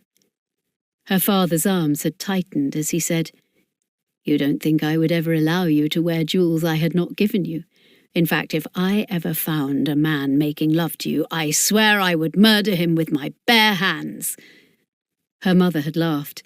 "You are quite safe, my precious. At the same time, such dramas are very unlikely here in the country, so there is no need for you to be jealous." "Of course I am jealous of you," her husband replied. "You are far too beautiful for every man, whatever his age, not to envy me and want you for himself." "That is just what I like you to think," her mother laughed. They had gone off to the party, looking so happy that Sandra had known, although she was very young at the time, that when she grew up, that was how she wanted to feel about somebody she loved and who loved her. Now, as she waited with a little puzzled look in her eyes for the Countess to reply, the old woman said, "Don't bother your head about Willoughby, but if you read, as you say you do, all those history books, you will find that most women are courtesans at heart, and like magpies sneak everything they can and treasure it against a rainy day." Sandra thought it was unlikely that any of the lovely ladies with rich husbands had ever known a rainy day in their lives, or had been as poor as her father and mother had been. But the Countess, obviously having no more to say, had risen from the dining table, and Sandra rose too. As they walked to the door, she put her hand on Sandra's shoulder. "Tomorrow," she said, "you shall see some of these creatures about whom we have been talking, and you can tell me what you think of them. As far as Willoughby is concerned, I am thankful he cannot marry any of them." They walked into the hall, and as Sandra helped the Countess up the stairs, she realised that the Dowager was very tired. Robinson was waiting for them outside the bedroom door. "Now you come to bed, my lady," she said. "You've had a long day, and if you were sensible, you'd have had your dinner in bed and had a nice rest." "I can rest in the grave," the Countess retorted. As Sandra turned towards her own room, the Countess added, "Sleep well, child, and I will see you in the morning." There was something kind in the way she spoke, which made Sandra feel sure, with a little lift of her heart, that the Countess had enjoyed their dinner together tonight, and was not wishing to be rid of her, at any rate for the moment. In her bedroom, she opened the window and looked out at the sea. The last glimmer of the sun was golden in the sky. There was a wind, and the sea looked a little rough. "I am here, and it is very exciting," she said to herself. She thought of her great-aunt Matilda and her dreary house in Bedfordshire, which was like a tomb. "I am so lucky, so very lucky to have escaped," she added. Then, as she looked at the sea moving restlessly in front of her, she felt as if she was setting out on a very exciting voyage to an unknown horizon. She had no idea what would happen tomorrow, or the day after that. All she knew was that she was learning new things, meeting new people, and in a way she could not explain even to herself, searching for something that was very precious. She did not know what it was, but she had the feeling she was getting nearer to it, and, like Jason's golden fleece, one day she would find it. "Then what will happen?" she asked. She looked up at the sky for an answer, almost as if she heard someone tell her she knew she would find love.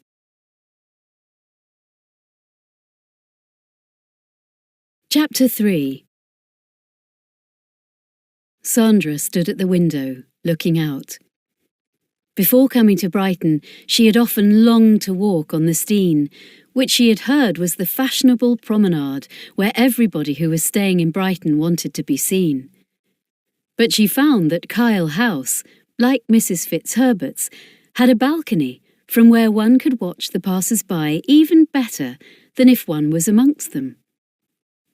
The Countess had talked to her of some of the notorious characters she would see, who were habitués of Brighton, not only because the Prince had made it fashionable, but also because they really believed it would improve their health. "What is wrong with them?" the Countess said in her sharp, caustic manner, "is too much drinking, too many late nights, and far too many women."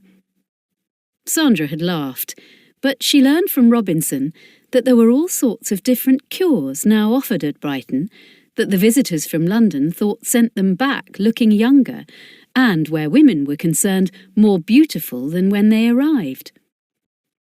An old guidebook she had found on the bookshelves told her that it was Dr. Richard Russell in 1753 who had advocated bathing and drinking seawater as a sovereign remedy for various ailments that until then had been pronounced incurable. He had also combined such ordinary medications with a macabre variety of preparations, ranging from crab's eyes to snails, calves' lights and viper's flesh. Sandra had shuddered at what she read, and was glad that she could not think of anything about herself that was not in perfect working order. It was amusing to think of the people she could now see from the balcony parading along the Stene, spending their time in a vapour bath, or drinking a concoction of seaweed and mussels. She had learnt that the smart time to be seen on the Stene was at 4 o'clock in the afternoon, and she was waiting now for the Countess to get dressed after her rest. Watching from the window, Sandra wondered if she would see the two most notorious dukes in England, who she was told had already arrived, and whom the Countess had described to her. "Norfolk," she said, "is uneducated, and is said to be not only the most drunken but the dirtiest man in the country." "Dirty?" Sandra exclaimed. "He only gets washed when he is unconscious from drink, and his servants can therefore clean him up." Sandra gasped, and stared at the Countess incredulously. How could any man who was supposed to be a gentleman be so uncouth? She wondered. Queensberry is cleaner, the Countess went on, but a good deal more depraved. The list of women he seduces grows longer daily, even though he is growing older. She heard Sandra give a little exclamation before she asked, how could any woman tolerate a man who was dirty? She thought as she spoke of how clean her father always was. Then it struck her that with his spotless cravat and polished hessians, no man could look as the Earl did, unless he was very fastidious. The young fops, the Countess was saying, are following Beau Brummell's lead and are models of cleanliness, but many so-called gentlemen have strange habits, some of them extremely unpleasant. Sandra wondered what these were, but, as if the Countess thought she had said too much, she talked instead of the strange appearance of some of the other Brighton habitués. You must look out, child, for Mr. Mellish, she said. He always wears white. His carriage is painted white. His horses are white, as are his servants' livery. They must all look like ghosts, Sandra smiled. The Honourable Tony Onslow prefers black for himself and his entourage, the Countess went on, but his chief claim to fame is that he has driven a phaeton and 4 horses through the gates of the Steine 25 times without touching the posts. Sandra laughed and exclaimed, I have never heard anything so nonsensical. What did that prove? Presumably that he was sober for the time being, the Countess replied dryly. Sandra learnt there was also a green man at Brighton, who was always dressed completely in green, even to his cravat, and ate nothing but green fruit and vegetables. His room is painted green, the Countess related, and he sleeps in a green bed with green curtains, and presumably with women with green eyes. Sandra laughed again. She began to think that she was living in what to ordinary people must seem like a land of lunatics. Now, as she saw some horses in the distance, driven by servants on a green gig, and wearing green livery and green wigs, she gave a cry of delight. She heard somebody come into the room behind her and exclaimed, I am sure it's the Green Man. I am so delighted that I can actually see him, and know that he is not just a figment of everybody's imagination. She thought she was talking to Robinson, who had come to tell her that the Countess was ready, instead of which a dry voice replied sarcastically, How original that any woman should sound so enthusiastic over anything except herself. She turned her head and realised that it was the Earl, who was in the sitting room behind her, and was standing near the window, looking quite overwhelmingly and exceedingly smart. His hair was arranged in the new windswept fashion, which had just been introduced by the Prince Regent, and his cravat was tied in an even more intricate style than it had been last night. He was looking at her in what she thought was a critical manner. Feeling that perhaps she had spoken too freely for somebody in her position, she quickly dropped him a curtsy. I am waiting for her ladyship, my lord, she said, as he did not speak. Shall I tell her that you have arrived? She walked from the balcony back into the sitting room as she spoke, but as he did not move out of her way, she found herself standing directly in front of him. I wish to talk to you, Miss Wade, the Earl began, if that is your real name, which I doubt. Sandra's eyes widened as he continued, I am interested to know exactly what your game is. My game? Her words sounded a little frightened, as there was something about his manner and the way he was speaking seemed menacing. He was also so much taller than she was that she had to lift her face to look up at him. You heard what I said, he replied. I'm just wondering whether it is burglary or blackmail. It took Sandra a moment to assimilate his meaning. Then, shocked, she stared at him incredulously before she asked, "What are you saying? What are you implying?" "Your impersonation is not a particularly good one," the Earl retorted. "In fact, whoever persuaded you to enter my household in the guise of a poor, downtrodden companion, forced to earn her own living, should have rehearsed you better for the part." With difficulty, Sandra found her voice. "How dare you insult me in such a manner? I have come here as your grandmother's companion, and if you really believe what you are saying, then you must be either mad or as eccentric as the Green Man." "Very plausible, Miss Wade," he sneered.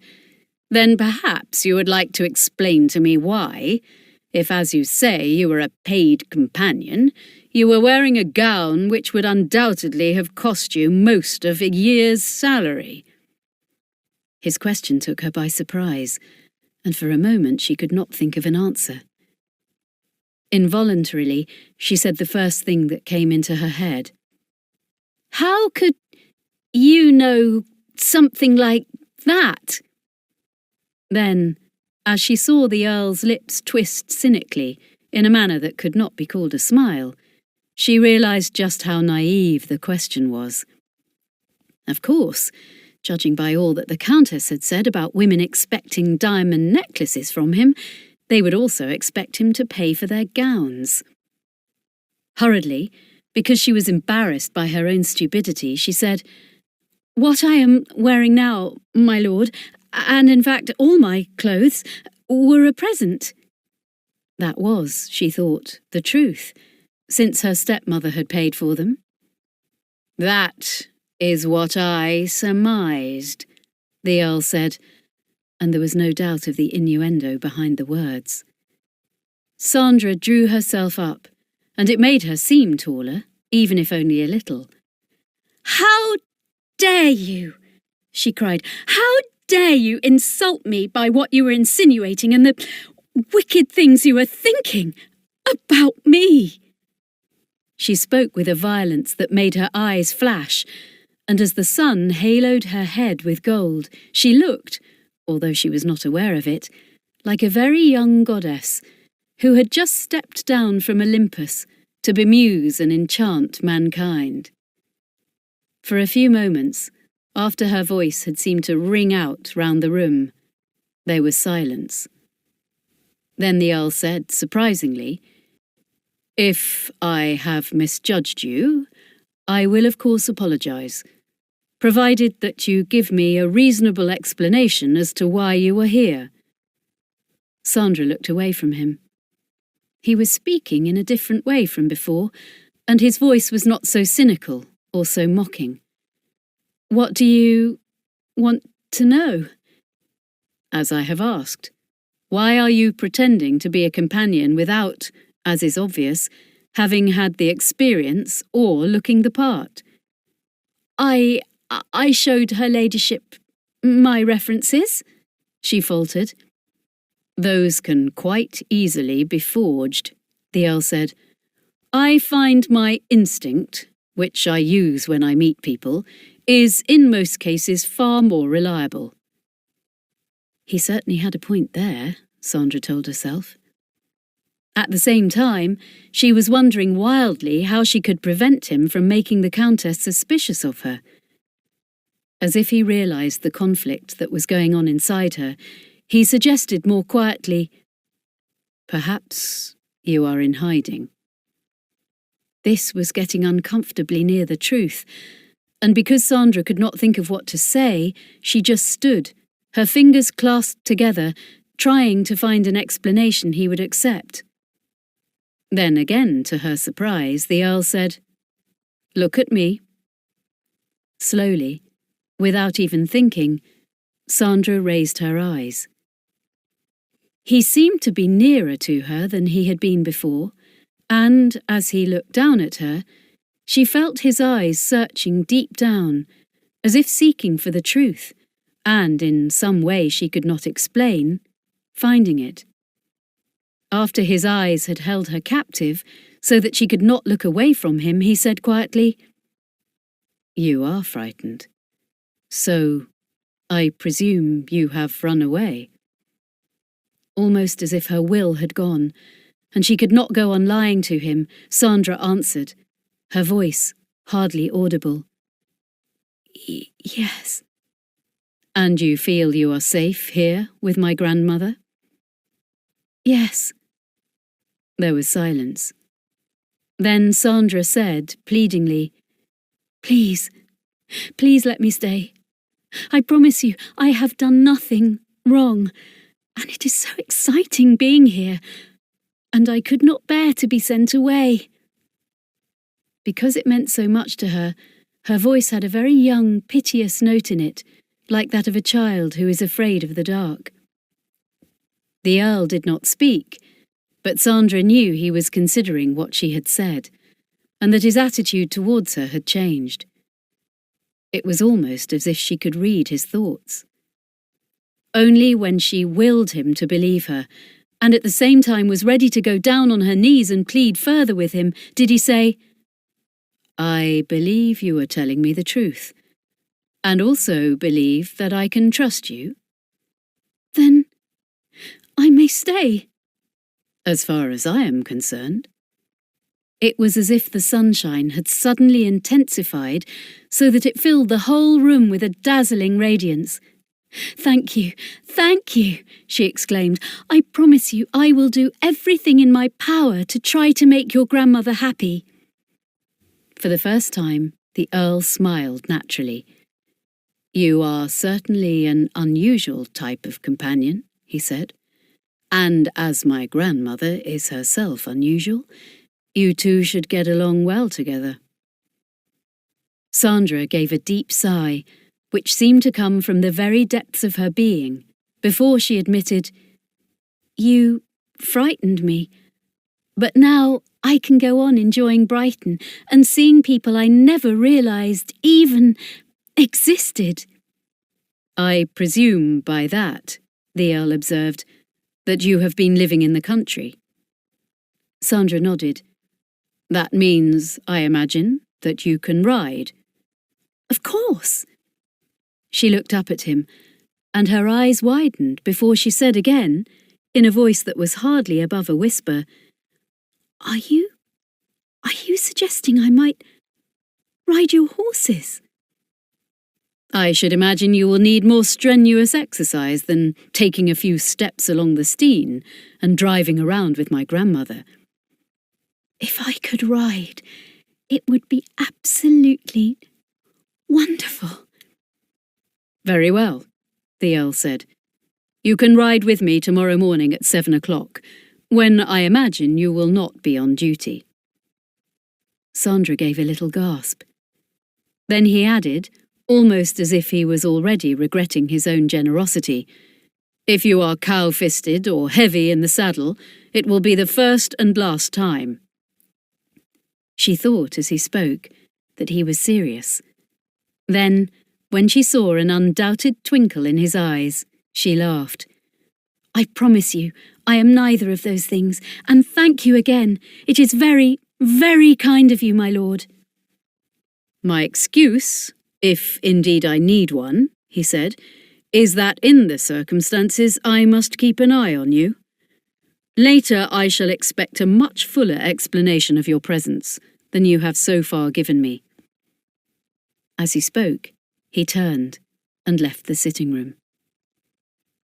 For a moment, Sandra could only stare at the door as it closed behind him.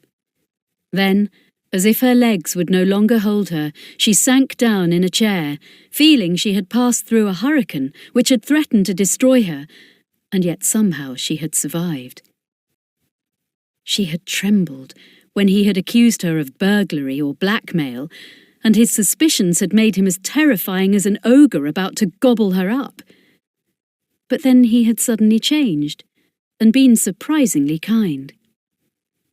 She still had the feeling, however, that while he appeared to accept what she had said, he would not relax or be content until he uncovered her whole story. "It is something I must never tell him," she thought, because if I do, he will then think that it is his duty to inform Papa of my whereabouts. If that happened, she could easily imagine the fury of her stepmother when she became aware that even in the position of a senior servant, she was meeting people in the beau monde. She must never learn where I am, Sandra thought in sudden panic. If she did, she would not let me stay here for 1 minute. She would send me to Great Aunt Matilda, and I would be left with her until she dies. The idea was so appalling that when the Countess appeared, Sandra wanted to say to her, "Hurry, hurry, let me see everything I wish to see, and meet everybody that you have told me about, in case tomorrow I have to leave Brighton and never come back here again." They drove slowly along the front, in a comfortable carriage. Sandra was so agitated by what had occurred, she wondered if perhaps she might encounter at Brighton some of the people she had met in London. Fortunately, and it was distinctly reassuring, she had learned from what the Countess said that Brighton was terribly overcrowded. Despite the fact that since the Prince had first come here in 1783, the place had doubled in size and houses had been built everywhere, there was still a vast shortage of accommodation. The Royal Crescent that had just been completed was the other side of Kyle House, and Mrs. Fitzherbert's new house was next to the Duke of Marlborough's. But Sandra had learnt that many people had to take cheap lodgings in the cottages outside the town, or squeeze themselves into the tiny back room of some townhouse, for which they had to pay an outrageous rent. She heard that very unsportingly, some latecomers overbid for rooms that had already been booked, which caused a great deal of disagreeableness.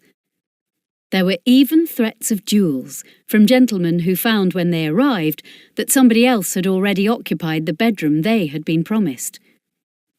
All this made Sandra feel that she was reasonably safe. But because the Earl had upset her, she found herself looking searchingly at any acquaintances who waved to the Countess when they were driving or clustered around her as they walked along the Steyne for a short distance before going indoors. The Countess knew everybody, and those whose greetings she refused to acknowledge stared at her and at Sandra in a hostile fashion before they passed on, discomfited at being ignored. "I will not meet outsiders who wish to push themselves in where they are not wanted," the Countess said scathingly, as she swept past a man who bowed obsequiously, sweeping off his hat in a theatrical manner. "I think you are being rather unkind," Sandra said. "That poor man looks as if you have dealt him a body blow." "He is a conceited young coxcomb, and it will do him good," the Countess replied. "He only gets a room in Brighton by bribing his way with more money than he loses on the gaming tables." "How can you know so much about everybody?" Sandra asked her laughingly. "I am very old, but I keep my eyes and ears open, and what people do not tell you about themselves is often more interesting than what they say."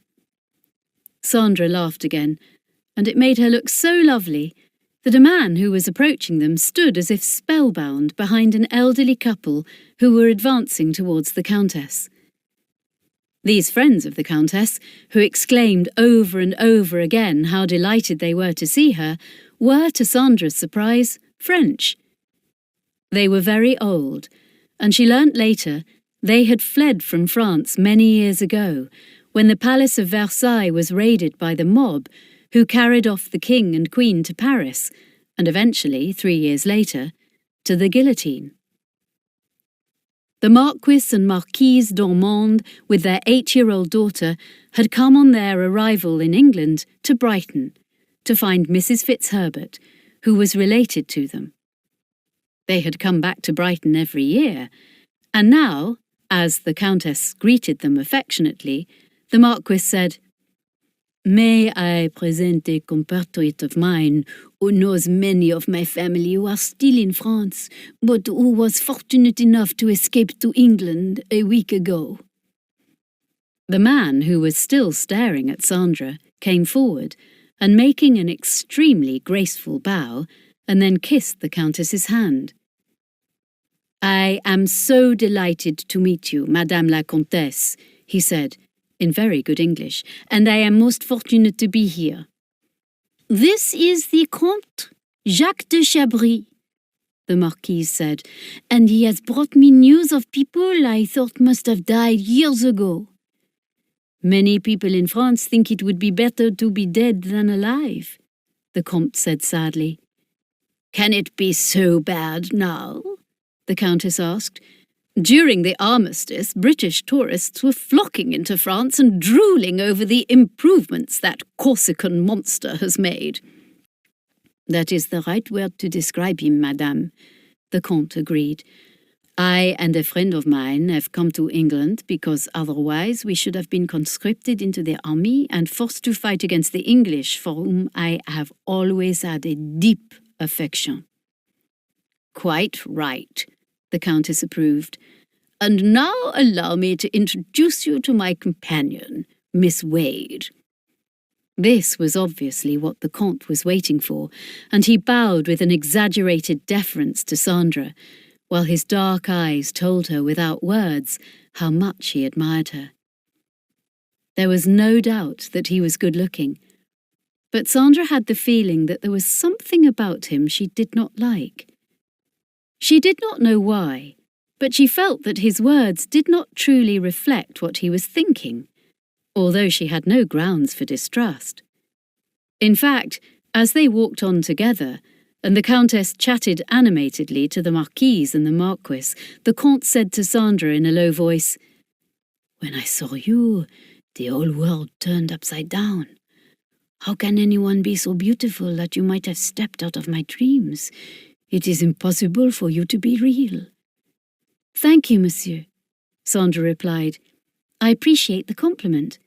At the same time, you sound very polished, as if you had rehearsed it many times." She did not look up at him, because she felt the Frenchman was overplaying his part. She then wondered if she should speak to him in his own language, then thought it would seem rude, considering how well he spoke English. Instead, she listened to the exaggerated manner in which he described her beauty and his feelings about her, thinking she could not believe that he really meant a word of it. The Countess did not go far because walking tired her. Instead, she asked her friends the Dormonds to come to luncheon the following day. They accepted with alacrity, and then she looked towards the Comte, wordlessly asking her for an invitation for him. There was a little pause before the Countess said, "But of course, bring your friend. Is he staying with you?" "Unfortunately," the Marquise responded, "as we have our grandchildren with us, there is no room for even an extra mouse." "I have lodgings at number 22 the Royal Crescent," the Comte explained. "It is not very palatial, but I am more than happy to be amongst those I already know, and those I wish to know very much better." He looked at Sandra as he spoke, but she deliberately moved away to offer her arm to the Countess. "I think, ma'am," she said, "we should be going back to the house. You must not tire yourself, and remember that you have a dinner party this evening." "Yes, of course, you are quite right," the Countess agreed. "I am, in fact, rather fatigued." They moved away, but not until the Comte had said in an insistent manner, and so that only Sandra would hear, "I must see you again, and until I do so, every second, every minute that passes will be a long, drawn-out agony of waiting." Sandra gave a little laugh. "Your sufferings have my sympathy, monsieur," she replied. "Another Frenchman with too much to say," the old lady said sharply as they walked away. Sandra laughed. "That is what I also thought, ma'am." "If you ask me," the Countess said, "there are too many émigrés here now. One finds them everywhere, sponging on the rich, ingratiating themselves into every house where they can get a free meal, and invoking a lot of sympathy, which I often feel is misplaced." "I expect you are right, ma'am," At the same time, I cannot help thinking how miserable it must be to be exiled from one's home and everything one loves. She thought as she spoke, that was what had happened to her, and realising there had been an undoubted little tremor in her voice, she hoped the Countess had not noticed it. They talked of other things, and it was only as they reached Kyle House and could see the footman laying down the red carpet for their arrival that the Countess said, "I don't know why, but I have never asked you your other name." Without thinking, Sandra told the truth.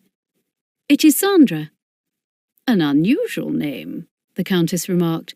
"I don't think I have ever known anybody called that before." Sandra was just about to say that it was a diminutive of Alexander, and if she had been a boy, she would have been called after her grandfather. Then she knew that it would be a mistake, so she merely replied lightly, "I expect my mother invented it. She always hated things that were too ordinary." "Absolutely right," the Countess approved. "One of the most important things for a young woman to remember is that if she is original in what she says and does, she will keep a man thinking of her, while a pretty face soon becomes all too familiar." Robinson scolded the Countess, when they arrived back, for being out longer than she should have been. When she had taken her upstairs to rest, Sandra went to her bedroom, thinking she should write down everything the Countess said, and perhaps one day she could incorporate it in the book she intended to write. "I will either write a book," she thought, "or else paint a picture." She was still undecided what it should be when it was time to change for dinner. Because the Prince Regent always early dined at 6 o'clock, keeping country hours, the majority of people in Brighton did the same, although dinner was much later in London. The Countess, however, said prince or no prince, she had no intention of upsetting her stomach by changing her timetable, and she did not intend to start dinner until 7:30. Sandra was therefore surprised, when she came down to the drawing-room, to find none of the guests whom the Countess had invited had yet arrived. However, the Earl was there, looking even more elegant than usual in his evening clothes, and was standing in front of the fireplace, a glass of champagne in his hand. She knew, as she walked towards him under the light from the chandeliers, that he was watching her as if, she thought, she was performing on a stage. Feeling shy, especially as she was wearing one of the more elaborate evening gowns she had bought in London, she thought he would undoubtedly be critical. It was a beautiful gown of white, embroidered with silver thread, its silver ribbons crossing over her shoulders, then under her breasts, and cascading down her back. Her slippers were of silver, and so was the tiny wreath of leaves she wore in her hair. There was silence in the room as she walked towards the Earl. Then, as she curtsied and looked up at him, there was an expression in his eyes she had not seen before, and she knew, unexpectedly and surprisingly, that it was undoubtedly one of admiration. "Good evening, Miss Wade," the Earl said. "As I was too late to dine at the Marine Pavilion with His Royal Highness, I am joining you here." "I am sure your grandmother will be delighted, my lord." "And do you feel the same?" the Earl asked. "I think I am frightened that you will be critical of every word I speak and everything I do." The Earl laughed. "I thought, after I had told you that you could ride my horses, we have buried the hatchet." "The hatchet was in your hand, my lord, not mine." Sandra thought that he was amused at her retort.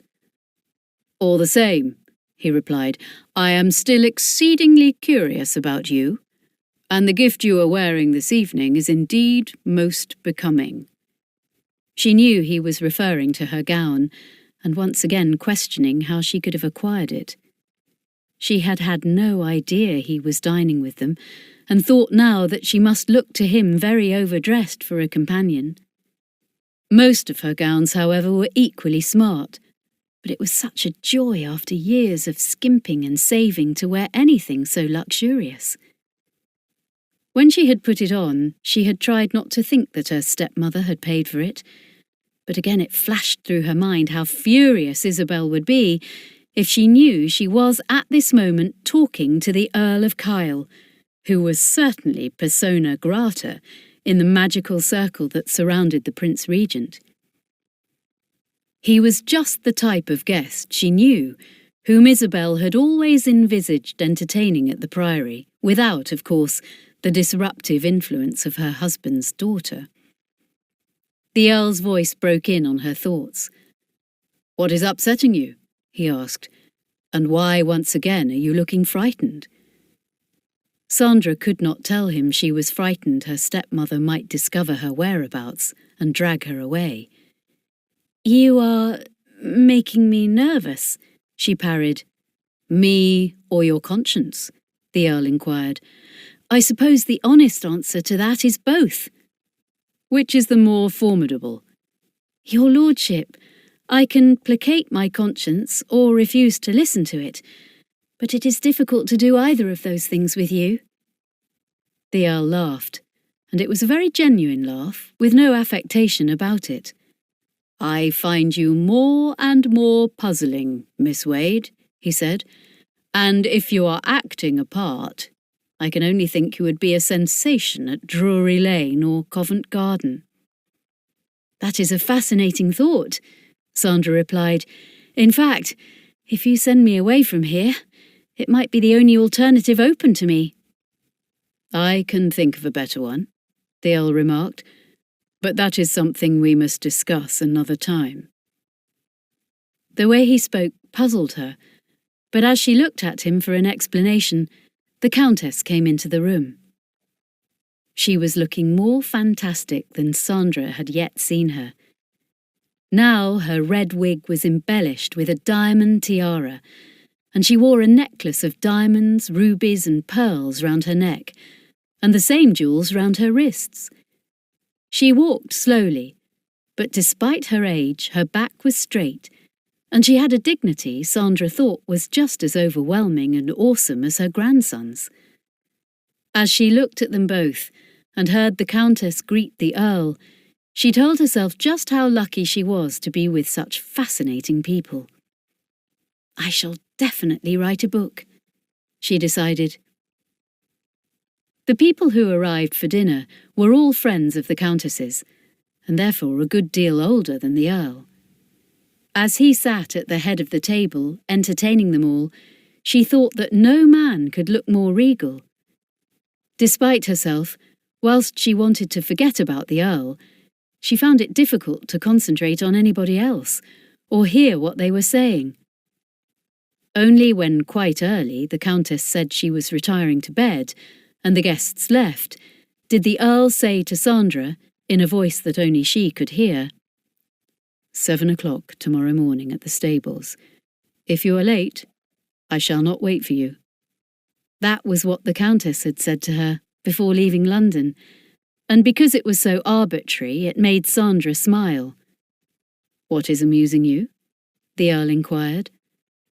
"Both you and your grandmother behave as if the world revolves around you," Sandra replied, "and you expect everybody to do exactly as you tell them, as if we were troops under your command." "Are you criticising me?" he asked. She thought perhaps he was angry, in which case he would not take her riding. "No, no," she cried. "Forgive me if I was impertinent. I was really thinking aloud, and you did ask me why I was smiling." "Yes, I asked you," he said, "and I asked you because I wanted to watch your lips." He did not say any more, but walked away, and Sandra stared at his back in astonishment. 1 minute he was frightening her, and the next it was almost as if he was flirting with her, although she was quite certain that that would be an impossibility. And yet at the same time, why should he not admire her, as the over-eloquent Comte had said he did? It flashed through her mind that it would be a fantastic triumph if the Earl was even a little interested in her, which, if her stepmother knew of it, would certainly give her a heart attack. Then, as the last guest left, the Countess said, "Help me up to bed, dear child. I really am very tired." "I am sure you are, ma'am, and it is always a mistake to do too much on the first few days at the sea, or anywhere else for that matter." Holding on to the banisters with one hand and to Sandra with the other, she started off up the stairs. "I have never known Willoughby to be in such a good mood as he was tonight," the Countess said, "even though I find that appallingly sarcastic manner of talking a dead bore." "I suppose it is just an affectation," Sandra said reflectively. "A very stupid one, started by those dandies and imitated, although God knows why, by gentlemen of Willoughby's age who should know better," the Countess snapped. "It seems ridiculous that somebody like his lordship, who has everything in the world to make him happy, should pretend to be so bored and cynical," Sandra remarked. "I agree with you, my dear. At the same time, it is not all pretence. Willoughby has quite a lot to make him cynical, and at times my heart bleeds for him." Sandra turned her head to look at the Countess in surprise. She could not imagine how, with his money and position, his good looks, and of course the women who pursued him, the Earl's life could be anything but a bed of roses. Aloud she said, "If he has any troubles, perhaps the solution would be for him to marry and settle down." "That, my dear," the Countess said, as they reached the top of the stairs, "is impossible." "Why should it be impossible, ma'am?" "Because," she replied very quietly, "my grandson is already married." Chapter 4. It was not yet 5 minutes to 7 when Sandra reached the stables to find that the Earl was already there. She had intended to be earlier still, but it had taken her a little time to dress herself in the new habit her stepmother had bought for her in London and which she had not yet worn.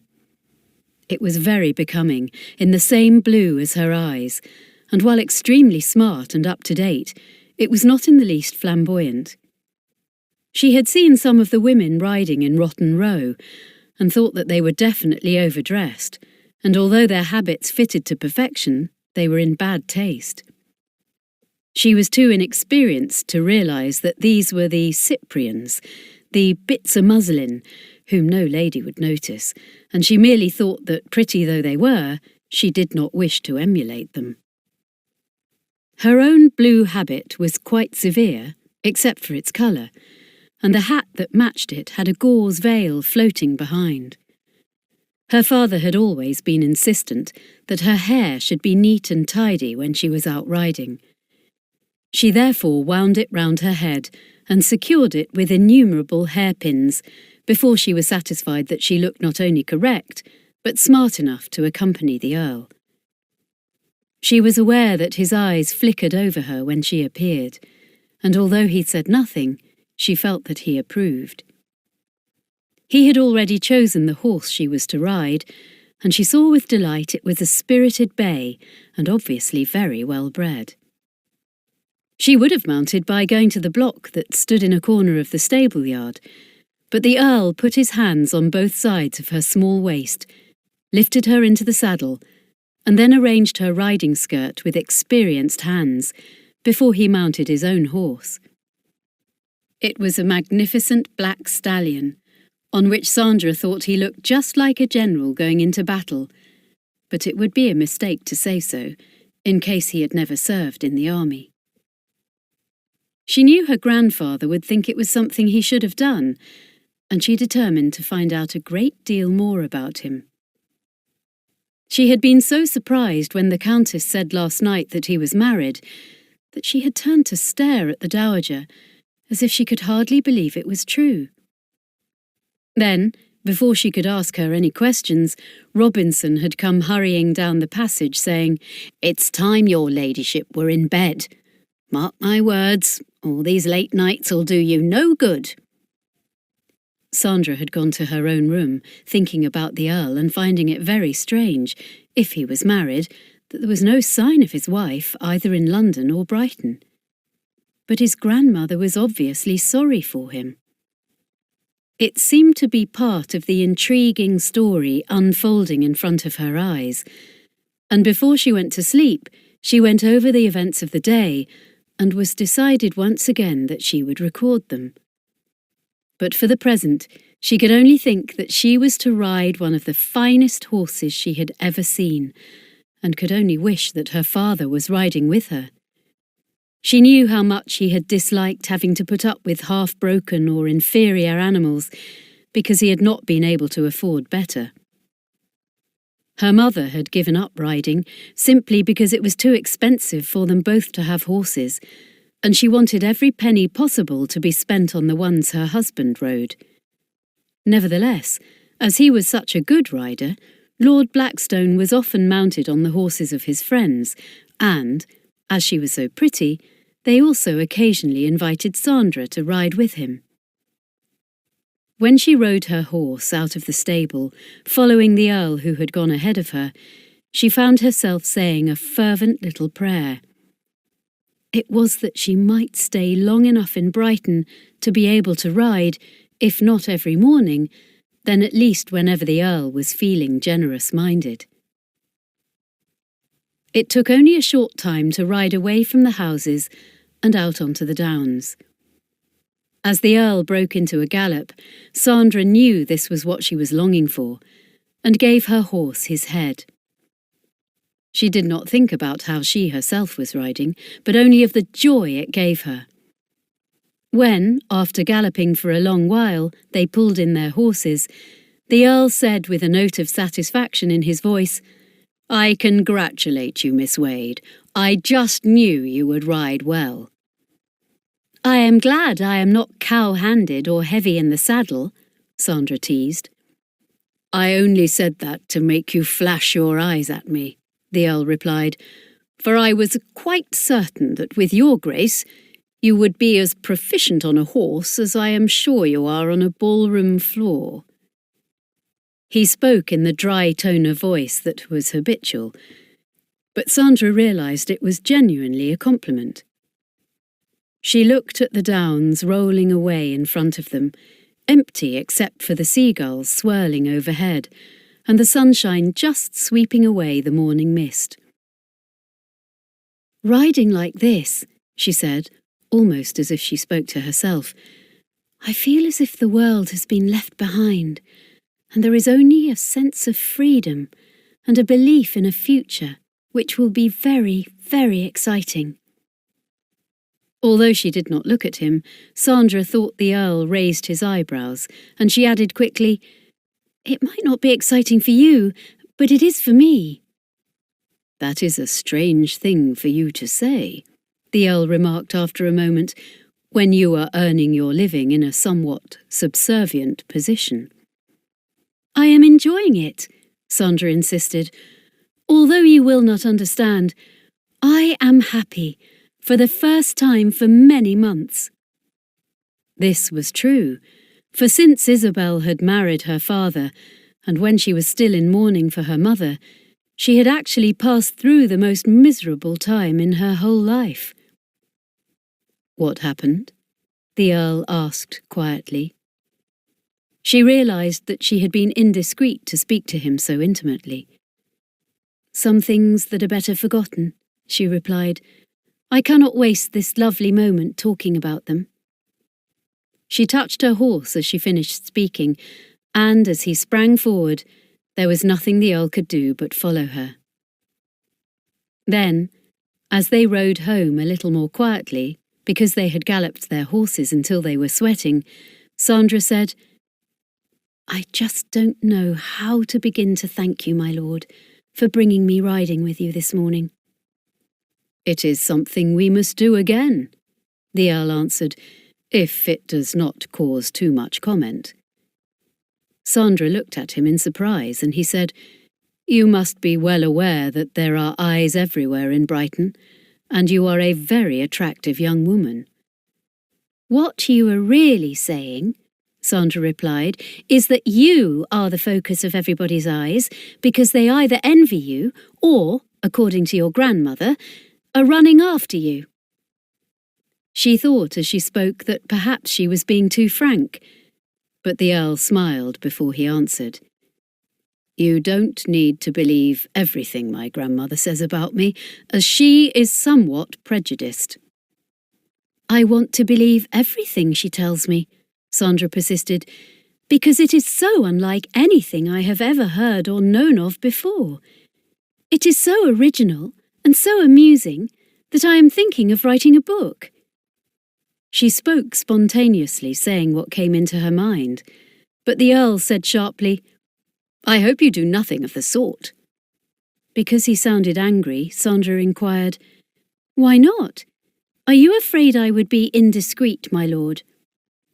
"This whole place is full of cartoonists, lampoonists and reporters who write the most scurrilous nonsense possible in their newspapers. There is no need for you to emulate them." As it obviously perturbed him a great deal, Sandra said a little provocatively, "Perhaps that was why you were afraid I might blackmail you, my lord." "Actually, I was thinking of something different," the Earl replied, "and while the Prince Regent pays the cartoonists not to draw him, let me make it clear that I have no intention of paying you not to write about me." Sandra looked at him in astonishment. "I cannot believe you are talking seriously," she said after a moment.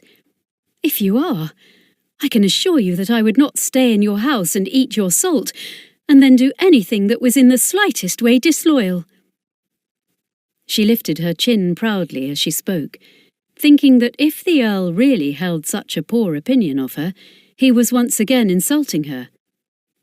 There was silence, until he said, "I am still waiting to hear the reason why you are eating my salt, as you put it." "I cannot think why you don't accept the truth, my lord. I heard that your grandmother required a new companion, and I therefore applied for the position." "And who told you?" the Earl demanded. As he spoke, Sandra realised he had pushed her into a corner. She could hardly tell him that she was a guest of the Princess de Leven and overheard what Lady Talent's nephew had told her. Instead, thinking that to be aggressive was her best defence, she said, "Please, stop prying into my private life. You would not like it if I poked and pried into yours."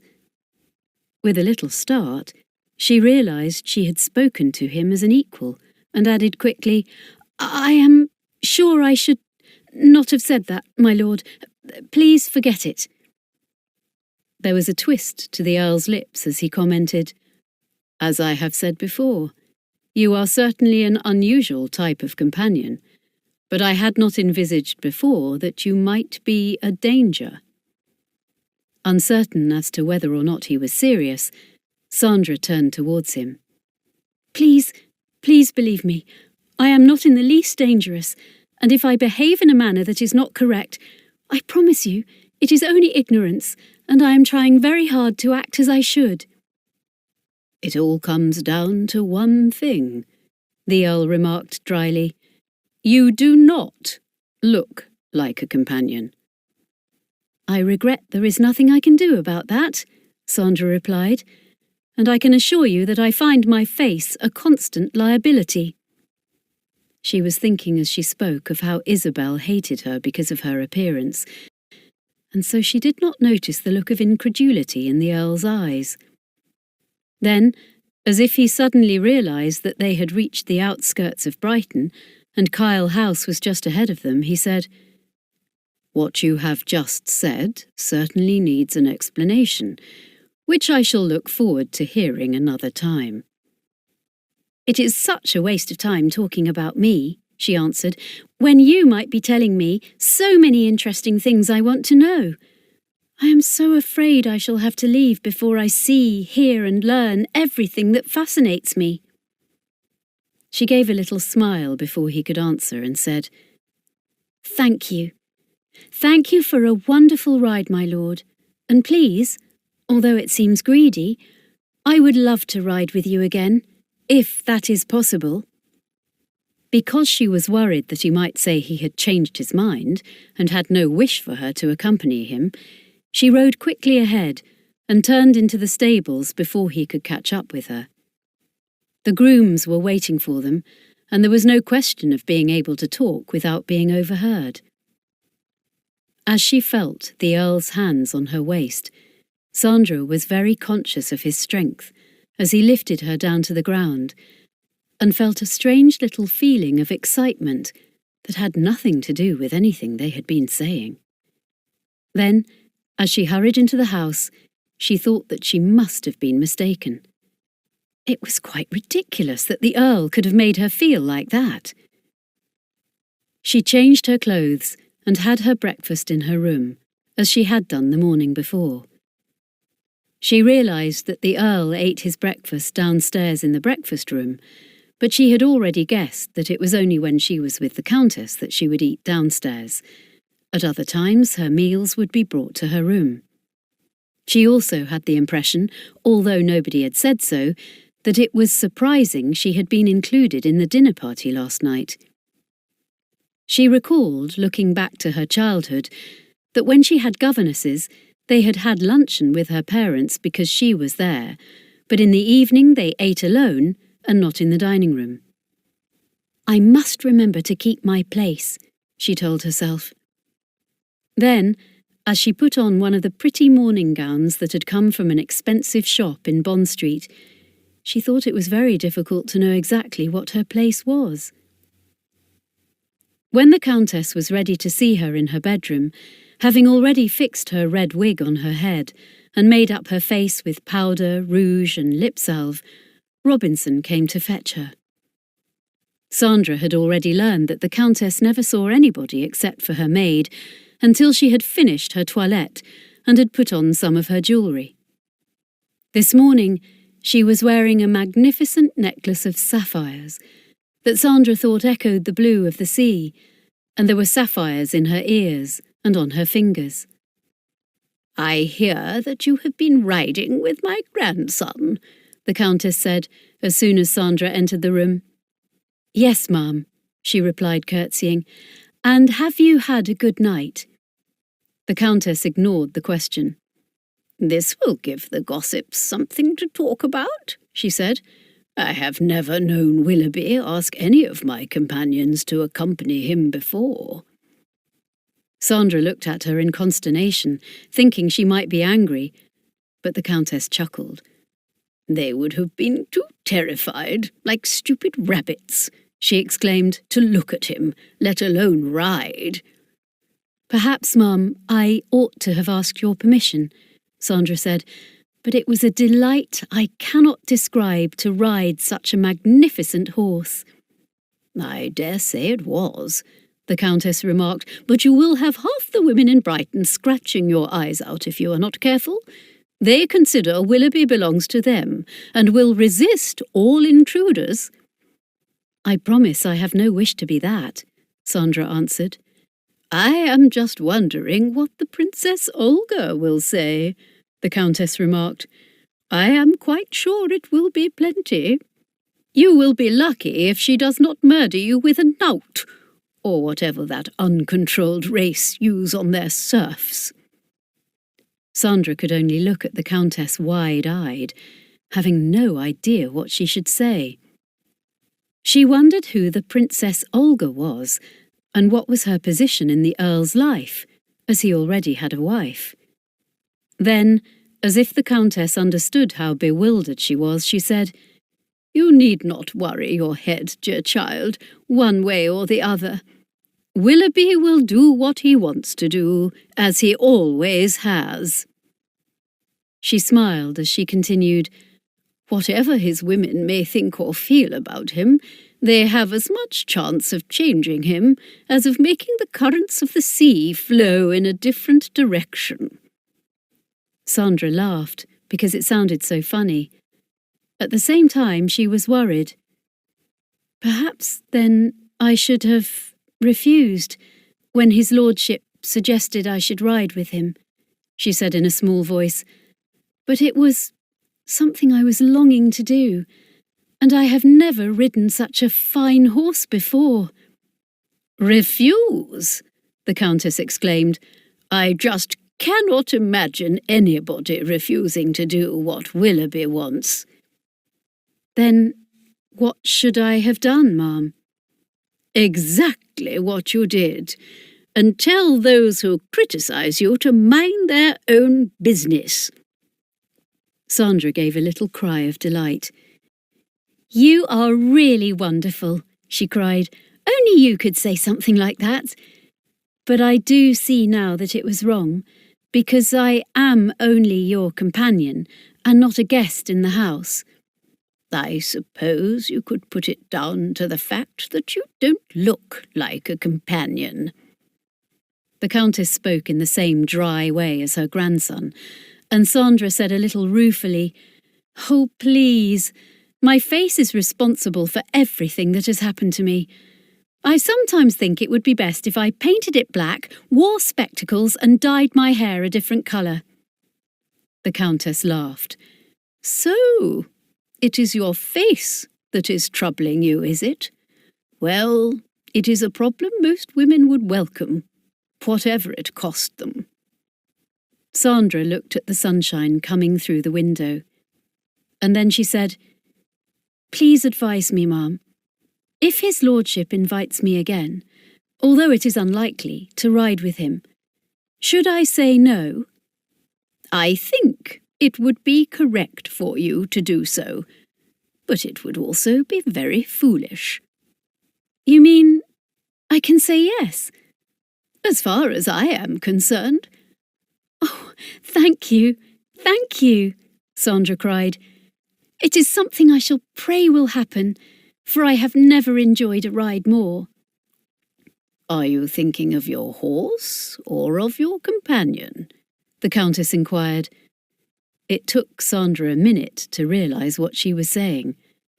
Then she answered, I was really thinking of the horse, but if I said so, it would sound rude to his lordship, who was very kind in letting me ride with him. The Countess looked at her as if she wondered whether she was speaking the truth. Then she said, When I told you last night that my grandson was married, I meant it as a warning. A warning? Not to fall in love with him. Sandra looked dumbfounded, and there was no mistaking the sincerity in her voice as she replied, I never thought of such a thing, ma'am. Of course I would not fall in love with anybody so important and— She stopped. She was about to say, who has such strange ideas about me. Then she thought it would be a mistake for the Countess to know that her grandson had accused her of obtaining the position as her companion for ulterior motives. Are you telling me you don't find my grandson attractive? The Countess asked, and now there was no mistaking her surprise.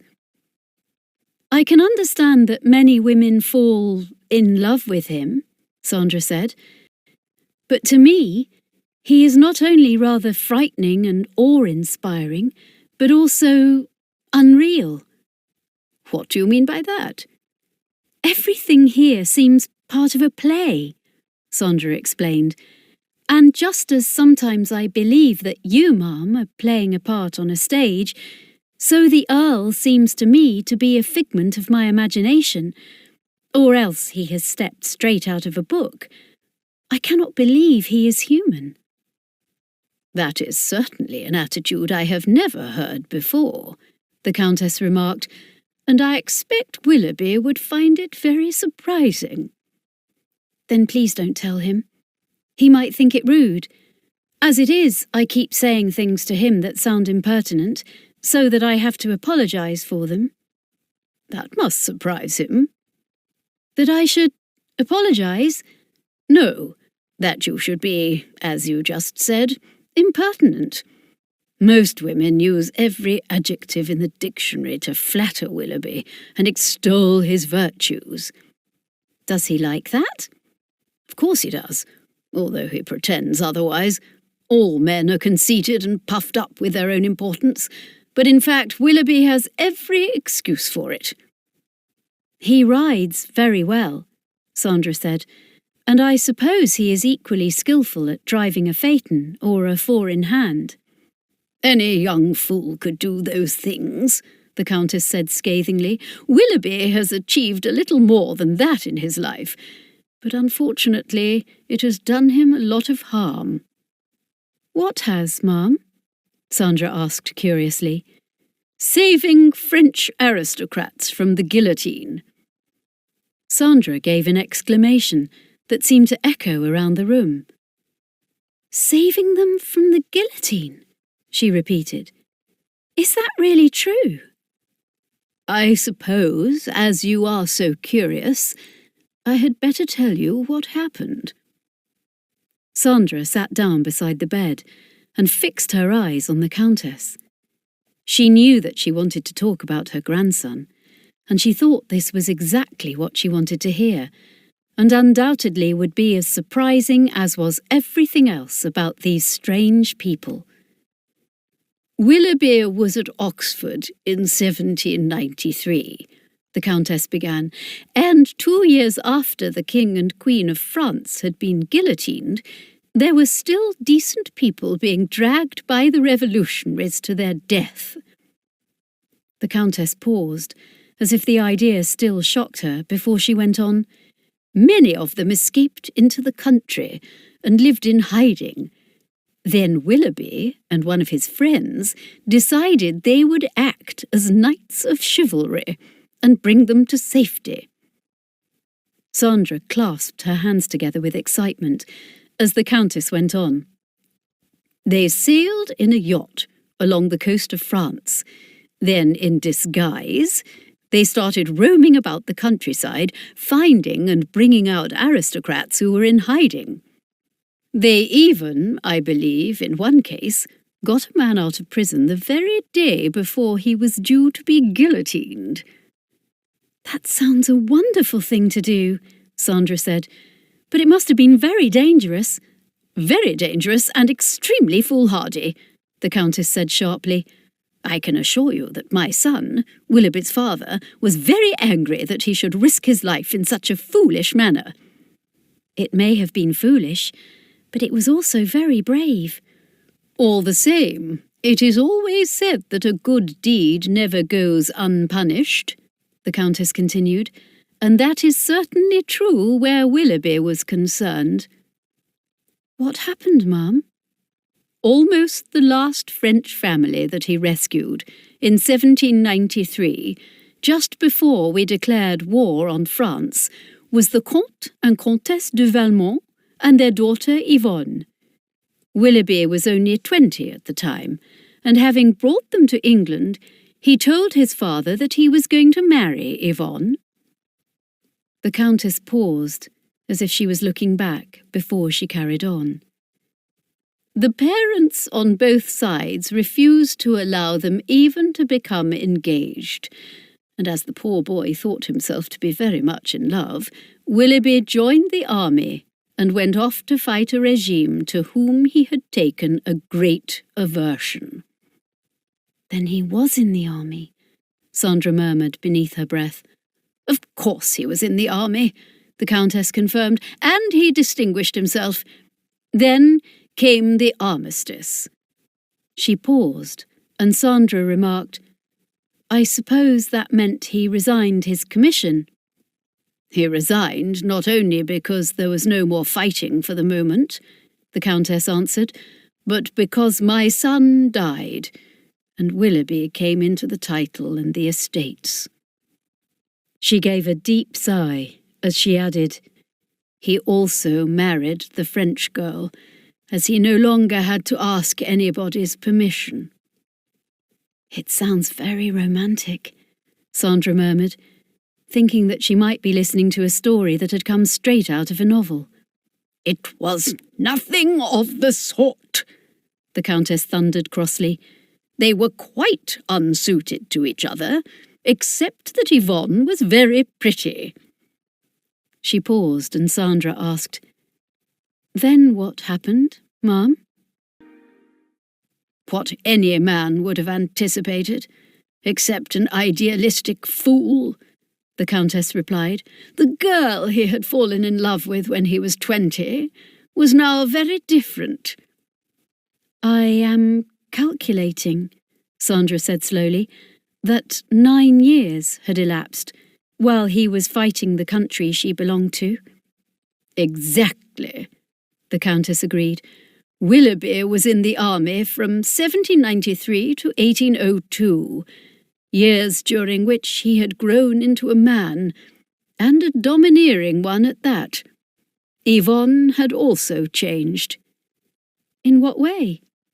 "She had been only just 17 when Willoughby brought her out of France, but now, in the words of the French, she had coiffé Sainte Catherine, or, as we would say, become an old maid."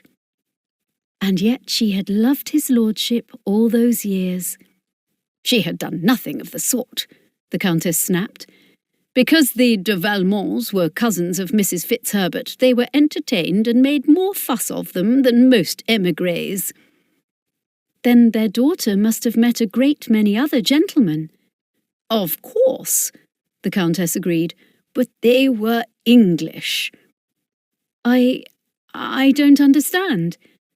"Because of what she had passed through, Yvonne developed a violent hatred of everything English, with the exception at first of the Englishmen who had brought her and her family to safety." "So she did love him?" Sandra insisted. "No. She was ordered by her father and mother that she was to marry Willoughby in gratitude for all he had done for them. Although she obeyed, she loathed his life, his relatives, and the country in which he lived, and eventually him." "It seems strange," Sandra reflected, "but did his lordship not realise that she did not really love him?" "Willoughby was intent on having his own way in this, as he had always done ever since he was born.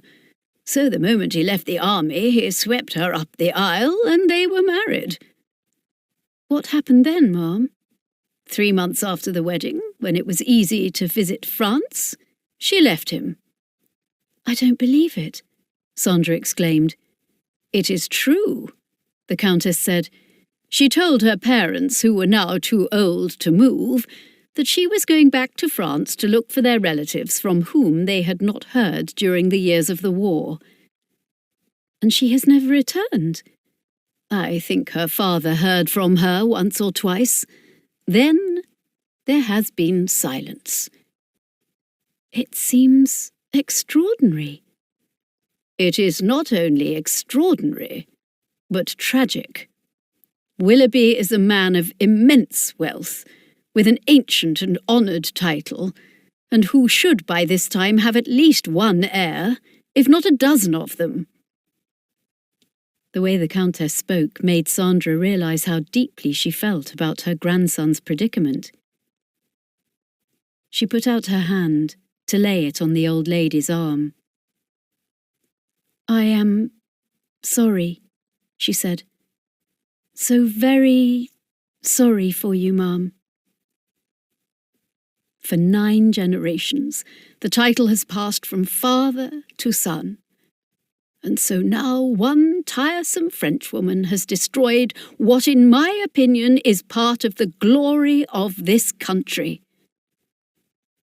"Cannot his lordship persuade his wife to return home?" "It is what I felt he should have done before the armistice came to an end," the Countess said, "but I think he was too proud to make the first move. And now it is too late." "Of course. We are at war," Sandra murmured. "If Yvonne really wanted to come back, she could manage it somehow, like those other French émigrés who still keep pouring in by one route or another." There was silence, and then Sandra said, Do you think she has any intention of ever returning? I have told you. She hates England and everything about it. She so desperately wanted to return to France that I am quite certain she will never come back. There was a note of tragedy in the Countess's voice, and Sandra was certain that, if she had been a different sort of woman, she would have wept from sheer frustration. It does seem cruel. It is not only cruel, but wicked, that Willoughby, with all his talents and with all his charm, should be punished for remaining faithful to a boyish ideal. The Countess was silent, and then she added bitterly, He saw himself as a true Sir Galahad, a knight fighting a crusade, and in the process impaled his heart on his own lance. Sandra gave a deep sigh. Perhaps there will be a happy ending, she said. Perhaps she will return. Perhaps she will give the Earl the heir you want, and they will live happily ever after. The Countess did not speak, and after a moment she added, I shall pray for it to happen, not only for your sake, ma'am, but also for his lordship's. Thank you, my dear, the Countess answered, but it is just as likely as that the moon should turn blue, or Mrs. Fitzherbert becomes the Queen of England. Because of the deeply sarcastic way that she uttered the last words, Sandra could not help wanting to laugh. For the rest of the day, Sandra found herself thinking about the Earl, and realising that she had given herself an entirely wrong picture of him. She had been convinced by her grandfather that all beaux and bucks were overdressed nincompoops who wasted their time and their money in gambling and drinking. Because the Earl was so smart, and because he was always in attendance on the Prince Regent, she had thought he must be the same. She was also to find out that much of what she had heard about the Prince was untrue. That afternoon, as she and the Countess were taking a short walk on the Stene, they saw coming towards them a resplendent figure, accompanied by a number of gentlemen, amongst them the Earl. Sandra did not have to be told that it was the Prince Regent taking his accustomed walk along the Stene to meet his friends and to quiz the beauties who were all too anxious to attract his attention. He would finish up at Mrs. Fitzherbert's house, where he would sit on the balcony waving to his friends and acquaintances down below. Sandra saw him first and said to the Countess, I think, ma'am, that I can see the Prince Regent in the distance. Is Willoughby with him? The Countess inquired. Yes, ma'am. Then he will undoubtedly speak to us, and don't forget to make your curtsy low. If there is one thing I dislike, it is all this bobbing up and down, which is neither graceful nor respectful. I will remember, ma'am, Sandra replied, but she thought it unlikely that she would be introduced to the Prince Regent. As soon as he saw the Countess, the Prince walked towards her, and in his deep, rather plummy voice, which Sandra was to realise later had an irresistible charm about it, he asked her how she was, and kissed her hand. The Countess, despite her age, managed to sink very low to the ground. Watching them, Sandra thought that the Prince was more handsome than she had expected him to be, and, if slightly plump, was certainly not in the least gross, as the cartoonists depicted him. Then he looked at her, and the Countess presented her. My new companion, sir, Miss Sandra Wade, who is finding her first visit to Brighton a strange but amusing experience. That I can believe, the Prince said, as Sandra curtsied to him very deeply, as she had been told to do. At the same time, I can see Miss Wade will bring something new and beautiful to Brighton that it has not possessed before. He not only flattered her, but by the time he left the Countess to walk to Mrs. Fitzherbert's house, Sandra was as captivated by him as any of his most ardent courtiers. Now she could understand, as she never had before, why men as intelligent as the Earl, Charles Fox, and a great number of other men of the same calibre enjoyed being with the Prince Regent. She could hardly believe it when, as he was about to leave and making his farewell to the Countess, he asked, "Will you dine with me tomorrow? I would like to show you my Chinese additions to the pavilion." "I should be delighted, sir," the Countess said. "And, of course, bring this pretty young lady with you," the Prince added. "She is not Chinese, but I would like to compare her with my chinoiserie." As he moved away, escorted by his special friends, with their polished hessians, their shining fobs, and their high hats, giving an overwhelming impression of elegance, which it was impossible to express in words, Sandra said in a voice that did not sound like her own, "Did His Royal Highness, the Prince, really ask me to dinner tomorrow night?" "You heard him," the Countess replied. "He may be 43, but he still has an eye for a pretty girl, however many restrictions that Catholic woman has imposed upon him." "I wish I could tell Mamma," was Sandra's first reaction. Then she knew that the one person who must never hear of the way she was to be entertained was her stepmother.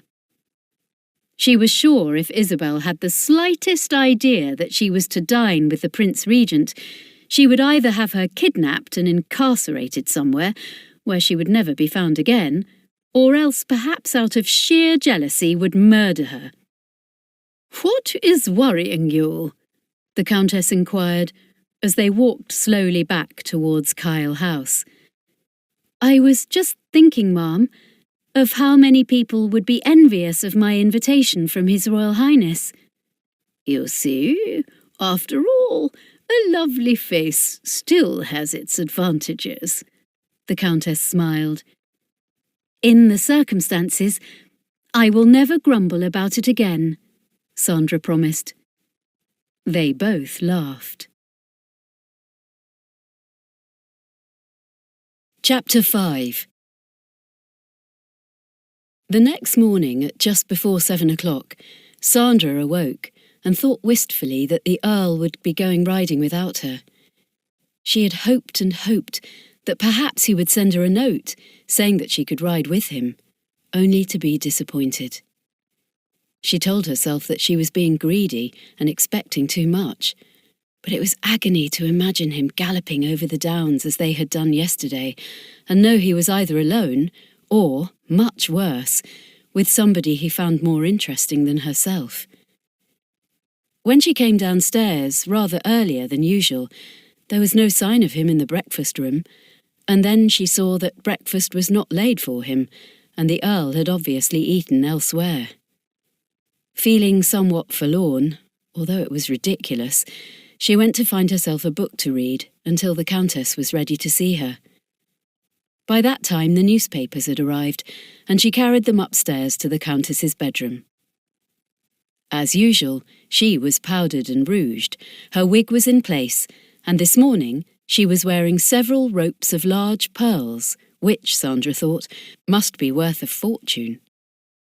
As the Countess was obviously not in a conversational mood, Sandra read to her the editorial in the Morning Post and then the court circular. There was an announcement that the Prince Regent had arrived at the Marine Pavilion in Brighton, together with a list of other distinguished personages who either were already in the town or expected. The Earl was, of course, among them, and Sandra recognised names of many of the beautiful women whom she had heard of when she was in London, but had never had the opportunity to see. The Countess made no comment on what she read, and when she had finished, Sandra said in her soft voice, "Would you like me, Mum, to start reading you a novel? I thought perhaps you would find it amusing." "It is a long time since I have listened to one," the Countess remarked, "and then usually very badly read." "I hope the one I will be reading will please you, and perhaps make you forget your troubles." "Who said I had any troubles?" the Countess demanded in a hostile manner, and Sandra knew she had said the wrong thing. A little later, when the Countess said she intended to get up, Sandra went downstairs and searched the shelves in the library for a novel that she thought might amuse the old lady. She was sure it ought to be either witty or romantic, and she thought that one of Jane Austen's novels might be what she was looking for. She was not surprised to find them on the shelves, even the last one, which had just been published. Already Sandra had realised that the efficient way the house was run was due to the Earl, and that he insisted on everything being as near perfection as possible. She felt she could understand, in consequence, how much it must upset him that he had no wife, as he should have, to be his hostess. What was Yvonne like, she wondered, and was sure that she was very beautiful. She was, however, to learn the Earl's taste in women later in the day, and unexpectedly. They had eaten luncheon, which was a very light meal, as the Countess had said she would otherwise have no appetite for the large repast they would enjoy at the Marine Pavilion. "It is at the hour," she said scathingly, "when most civilized people are enjoying a cup of tea. If there is one thing I dislike more than anything, it is country habits and country manners." Because they were dining at 6, it meant they had to be at the Marine Pavilion a quarter of an hour earlier. There was therefore no chance, Sandra knew, of driving on the Steine, or walking amongst the crowds which she could see from the window, and which seemed to have increased since yesterday. Instead, she was sitting with the Countess in the drawing-room, and she was actually considering which of her gowns she would wear that evening, when the door opened and the Earl came in. "Willoughby," the Countess exclaimed, "I was wondering what had become of you. You have deserted me the whole day." "I would apologise to you for doing so, Grandmamma," the Earl said as he kissed her hand, "but it is unlike you not to be aware that the race meeting was today." The Countess gave an exclamation. "Of course! How foolish of me! So that is where you have been." "The Prince always enjoys it," the Earl replied, "but today he is cock-a-hoop, because his horse Orville won the cup." "That must have pleased him," the Countess remarked. "It did, and actually it was a very exciting race." "In what way, my lord?" Sandra asked. The Earl had not spoken to her since he had come into the room, but she had seen him look at her and thought he must realise how glad she was to see him. "Orville was an outsider," he replied, "and behind the rest for most of the course. But in the finishing stretch, he shot forward and won the race easily." He gave one of his slightly twisted smiles as he added, "You will find our host this evening in an exceedingly good temper." "That is satisfactory, at any rate," the Countess commented. As she spoke, the door opened, and the butler announced, "Her Highness Princess Olga Koponsky, my lady." The Countess gave a little cry, as into the room came the most beautiful woman Sandra had ever seen, dressed in a gown of emerald green silk, with green ostrich feathers in her bonnet. She looked like some exotic bird of paradise. The Princess gave a cry of sheer delight as she saw the Earl, then ran towards him, both her gloved hands outstretched, saying, "Willoughby, I was so hoping you would be here, as I need your help. I need it desperately." She spoke with a fascinating accent, and as she turned her face up to the Earl, Sandra thought that no woman could look more alluring or more enticing. She had green eyes which matched her gown, and which, with her long dark eyelashes, seemed to dominate the whole of her face. Her features were exquisite, her lips full and crimson, her face deliberately pale. "My help?" the Earl asked.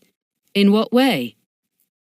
He did not seem very concerned, Sandra thought, and spoke in the same dry, somewhat mocking manner in which he usually addressed her.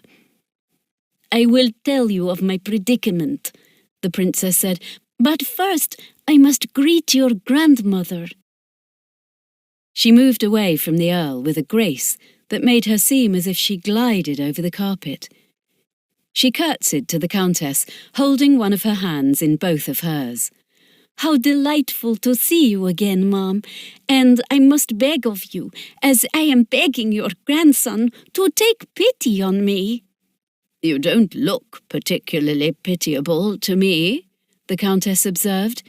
"I am in desperate straits," the princess replied. "I came here today thinking that, as Vladimir could not join me until tomorrow, I could stay in the suite of rooms we had engaged in the Royal Crescent." She paused, then looking at the Earl, added dramatically, "I have just been there, and they are already occupied by a quite unreasonable and rude woman who refuses to move until tomorrow, which she says was her agreement." The Earl did not answer, and Sandra, gazing at him, saw an expression in his eyes that told her he knew exactly what was coming. "So I can only throw myself on your mercy," the princess went on, "and beg you to find me some tiny little place in your palace, even if it is in the attics, where tonight I may rest my head." "I think we can provide you with something better than an attic bedroom," the Earl responded. "You will have me," the princess cried. "Then I am indeed fortunate. I know, mon cher, that you would not fail to rescue me when I was in despair." "I will order your luggage to be brought from your carriage." The Earl pulled at the bell as he spoke, and the door opened immediately, as if the butler was expecting to be summoned. "Take Her Highness's luggage to the Rose Room," the Earl ordered. "Very good, my lord." The butler shut the door, and the Earl walked across the room to the grog tray, where a little earlier the servants had put an opened bottle of champagne into the silver ice cooler. "I feel, after your journey, you need some restorative," he said, "but I cannot believe you have come as far as London." "No, I was staying at Uckfield," the princess replied, "and it was only because I was in such a hurry to reach Brighton and to see you, Willoughby, that I was foolish enough to make the mistake about the day our rooms were booked for." As the princess spoke, looking at the Earl from under her long eyelashes, Sandra was aware that she was lying, and that she had known all along that she would have to ask the Earl to have her as his guest. She did not know how she knew this, but her intuition told her that it was the truth. Then, as if he had forgotten she was there, and was suddenly aware of her looking wide-eyed at the princess, the Earl said, "I omitted to introduce Miss Wade to you, who is companion to my grandmother." Sandra rose hastily to her feet and dropped a curtsy, which the princess acknowledged with a very slight inclination of her head. It would have been insulting, were it not that, as a mere companion, Sandra was of no significance whatsoever. Because she thought rather belatedly that she should have withdrawn from the room, she did not resume her seat, but moved towards the door, and only as she reached it did the Countess say, "Wait for me. It is time I started to dress, if we are not to be late for dinner at the Marine Pavilion." As she began to walk across the room, the princess asked, "You are dining with His Royal Highness?" "I'm sure that he would be delighted to see you," the Earl replied. "I will send a messenger to him with a note to say you have arrived." "I am disappointed if I cannot dine with you," the princess said in a soft voice that sounded like the cooing of a wood pigeon. "At the same time, The prince's parties are always amusing." The Countess reached the door and, having opened it for her, Sandra followed her out into the corridor. When they were out of earshot, the Countess muttered, "Pushing, silly woman. She has been pursuing Willoughby indefatigably for months, and now she has her claws into him. He will find it hard to escape." "What about the prince?" Sandra inquired. She felt it was a question she should not ask, but she could not help being curious. "Prince Vladimir, like all those Russians, has what are called interests outside his home," the Countess replied. "I am told he has offered his protection to the exquisite Madame Caselli, who is called the Nightingale of Covent Garden." Sandra drew in her breath. This was the sort of information that Isabel collected like a magpie about the important personages in the beau monde, but somehow it seemed more scandalous, and in a way more shocking, when the people who were talked about were not just names, but she could actually see them in the flesh. As she and the Countess went up the stairs, she told herself that she could understand the Earl finding the Princess irresistible, and she was sure that, as the Countess had said, she would do everything in her power once she had her claws into the Earl not to lose him. Sandra did not know why, but she felt as if the invitation to the dinner party at the Marine Pavilion was not now as attractive as it had seemed earlier in the day. Then, as the Countess went to her room, a thought struck her, and instead of going immediately to her bedroom, she waited. She stood in the shadows of the corridor, and, as she had expected, a few minutes later, the Princess came from the library into the hall and started to walk hurriedly up the stairs. Sandra knew that, as her boxes had to be unpacked, and she would doubtless after her journey require a bath, she would have to start dressing right away if she was to leave with them for the Marine Pavilion. Then, as the Princess's bedroom door closed behind her, she ran quickly down the stairs and went into the library. The Earl was still there, and he was standing at the window gazing out to sea, a glass of champagne in his hand. He turned his head as she came into the room and looked at her with what she thought was an air of surprise. "May I speak with you, my lord?" Sandra asked, a little breathlessly. "What is it?" "As the Princess has arrived so unexpectedly, and as I feel I will make an extra guest at His Royal Highness's party, I think it would be correct for me to stay here." The Earl looked at her, as if he was not only surprised, but thought she had an ulterior motive for making such a suggestion. Then, as she waited, her eyes raised to his, he said, "I presume you realise that it is a very unusual privilege for somebody in your position to be invited to dinner with His Royal Highness." "I am aware of that." "I had thought that it would be something you would look forward to with pleasure." Of course, I have looked forward to it," Sandra replied, "but His Royal Highness only asked me on the spur of the moment, perhaps to please your grandmother, and I am well aware that in my position as a companion, I should, under the circumstances, withdraw." "Without any heartburnings or regrets?" "I shall be very disappointed," Sandra said frankly, "but you have been so kind to me since I came here, and I should not ask for more." There was a little silence.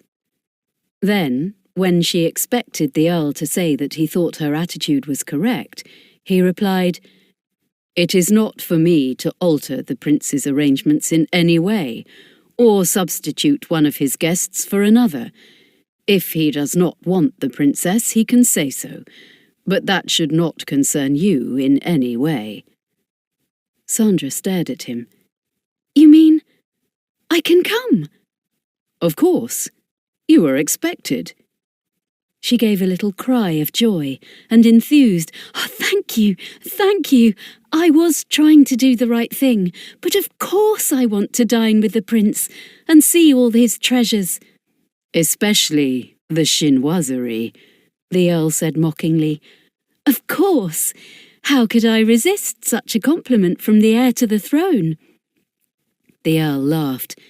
Then, as he put down his glass, he said, "As apart from the chinoiserie, you will have a great deal of competition tonight. I suggest you hurry and get dressed." "I hope you will not be ashamed of me." Sandra flashed him a smile and ran from the room. She reached her bedroom and then quickly bathed, while the maid, who was looking after her, took 2 evening gowns from the wardrobe. "You were saying this morning, miss, you didn't know which to wear," she said, "but I've heard the princess will be wearing green, which is her favourite colour. If you wear the white gown that's trimmed with violets, it will make a pretty contrast." It flashed through Sandra's mind that she would indeed look like the most modest of flowers compared to an exotic orchid. Then she told herself it was ridiculous that there should be any thought of a contest between herself and the princess. She certainly could not aspire to compete with anybody so sophisticated, so deliberately seductive in every word she spoke, every movement she made. She could only keep her place, which was obviously in the background. Nevertheless, when she was dressed, she thought the gown, which had come from the most expensive dressmakers in Bond Street, was exceedingly becoming. The low neckline revealed the whiteness of her shoulders, and there were a few cleverly made little bunches of violets to decorate the small puffed sleeves, and a profusion of them around the hem of the skirt. What had made the gown so expensive was that on every violet there was a small diamond, which looked as if it were a dewdrop. The same stones decorated the white satin ribbons, which crossed under her small breasts and cascaded almost like a waterfall down the back of the gown. "You looks real lovely, miss, and that's the truth," the maid exclaimed. Before Sandra could say thank you to her, Robinson came into the room. "Her ladyship sent me to see if I could help you in any way." "How kind," Sandra said. "Please, dear Miss Robinson, see if the back of my hair is neat and tidy. I find it difficult to do it myself." "Leave it to me," Robinson replied. She arranged the curls at the back of Sandra's head far better than she had been able to do, then said, "I don't know what the world's coming to, that I don't. With companions being asked to dine with the Prince Regent, I'm hoping I'll get an invitation to Buckingham Palace." Because Sandra knew that she was not being spiteful or disagreeable, she laughed and sighed. "It is what you deserve, only I think tonight it will be more amusing." "Let me look at you," Robinson said. Obediently, Sandra rose and twirled round to show off her gown from every angle. "Do I look all right?" she asked anxiously. "You looks pretty enough to be sent to the salt mines in Siberia, if Her Highness had anything to do with it." For a moment, Sandra had forgotten the princess. Then she said, as if she was talking to herself, "She is very, very beautiful." "That's what some people think," Robinson said tartly. "But as my mother used to say, beauty's only skin deep. It's what beneath it as gives me a stomachache." It was the sort of remark, Sandra thought, that only Robinson or the Countess would make, and it definitely took away some of her nervousness at being in the same party as the princess.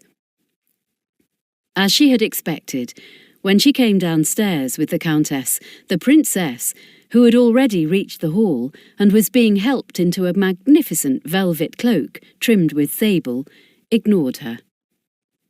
The carriage was waiting for them, and the Countess got in first, and then the princess to sit with her on the back seat.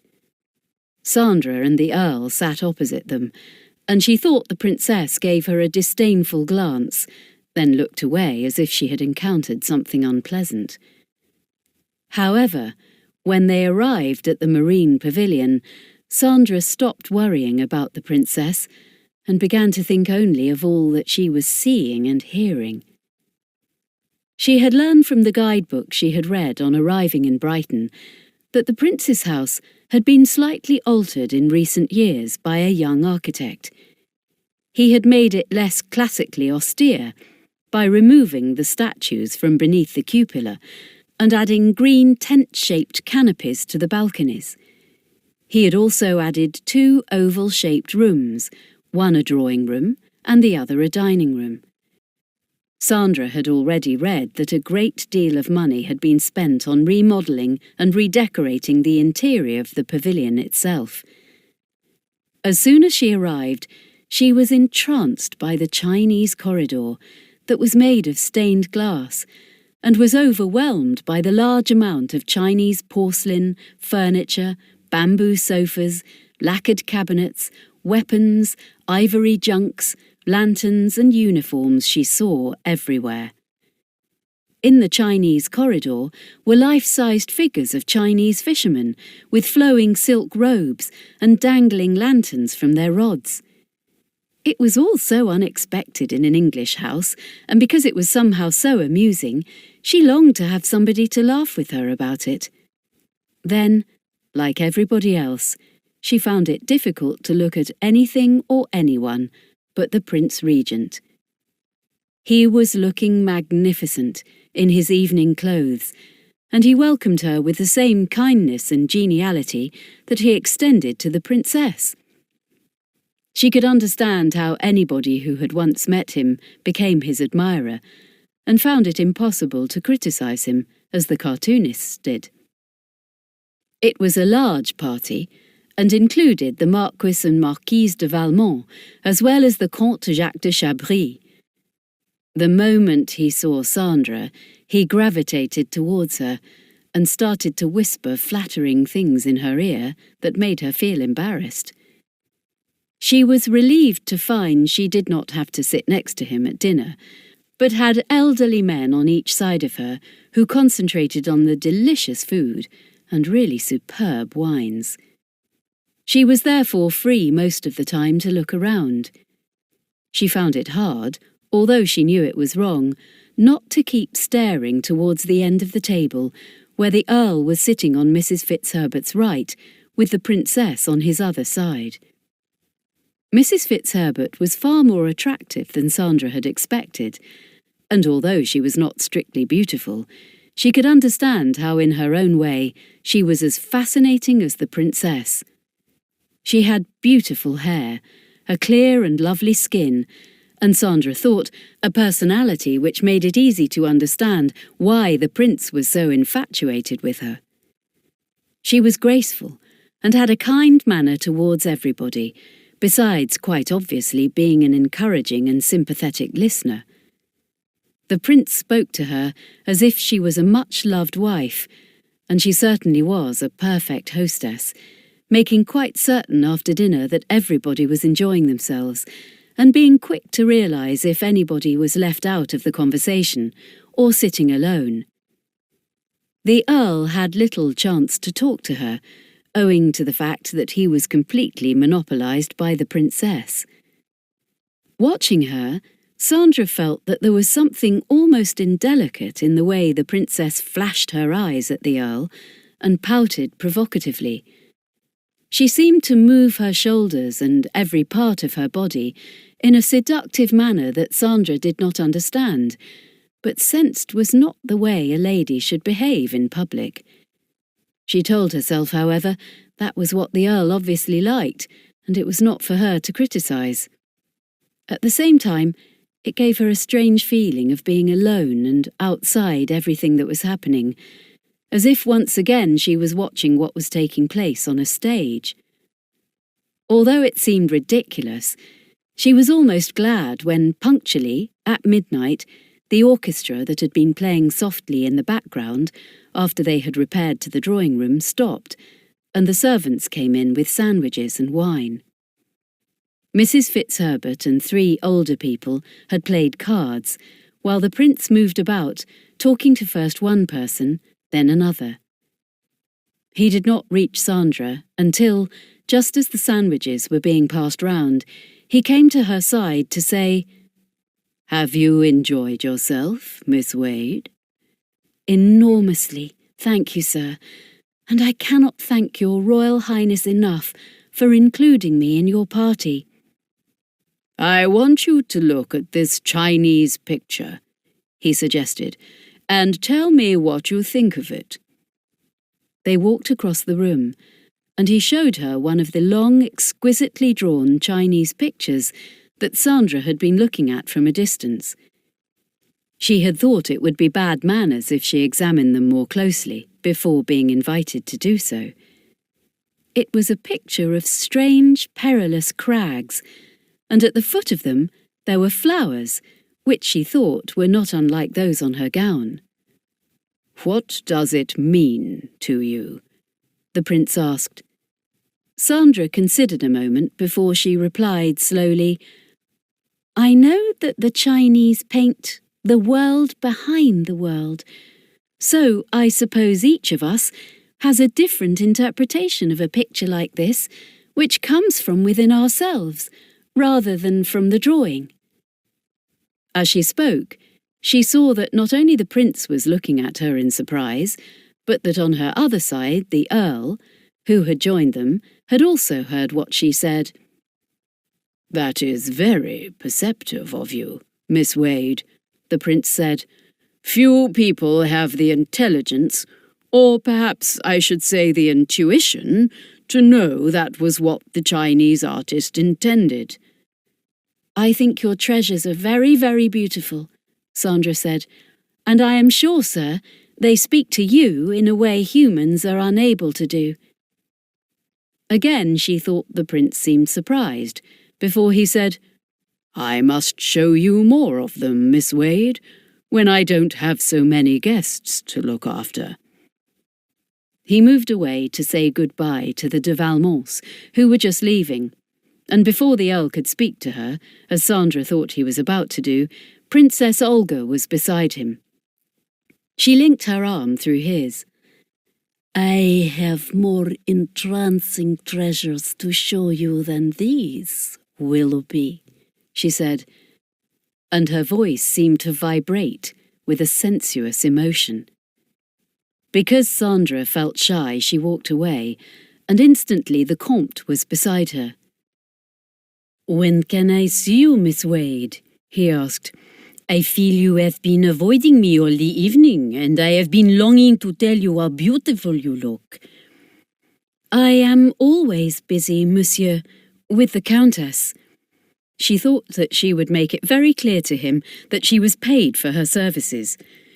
She had always heard how snobby the French were, and hoped that when he understood her position, he would cease to pursue her. Instead, he merely gave a soft laugh as he replied, "I adore you for being elusive, and it will make it all the more exciting for me when I capture you, as I intend to do." "I don't know what you mean, monsieur." "That is what I wish to explain," he said, "and I repeat my question. When may I talk to you alone?" "I have no idea." She saw the Countess was rising from a sofa where she had been sitting talking to an elderly diplomat covered in decorations, and she said quickly, "I must go now. Bonsoir, monsieur." "Au revoir, mademoiselle," he replied, and he managed to put a great deal of meaning into the words.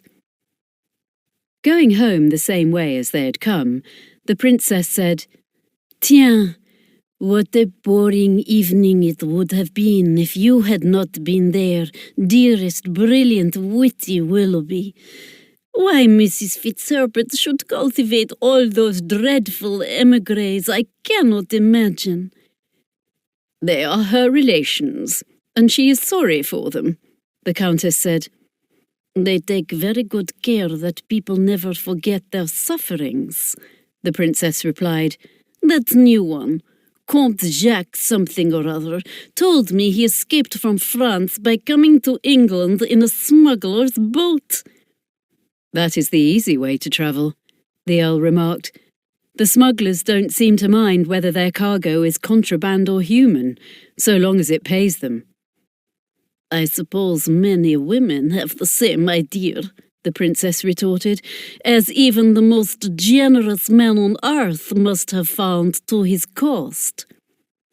As she spoke, she touched the emerald necklace that was around her throat, and Sandra knew at once that it was a present she had received from the Earl.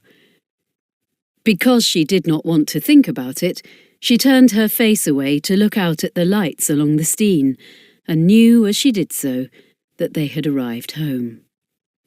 Then, as she helped the Countess upstairs to where Robinson was waiting, she was aware that the princess had walked into the drawing-room and the Earl had followed her. As the door closed behind them, she felt in some strange manner as if she had been shut out in the cold. She was alone, while an icy wind bit into her body and numbed her mind. Sandra slept extremely badly, and in fact fell asleep only just before dawn. She knew it was because she was thinking of the Earl and the princess together, and she was sure that he would be making love to her. She was not quite certain what that entailed, but he would kiss her, and she was very sure the princess would overwhelm him with her flattery, her seductive movements, and the invitation that seemed to be on her lips with every word she spoke. She could understand that the Earl found her irresistible. Yet it seemed wrong that it should be happening when, although she had deserted him, he had a wife, and the princess had a husband who was arriving in Brighton tomorrow.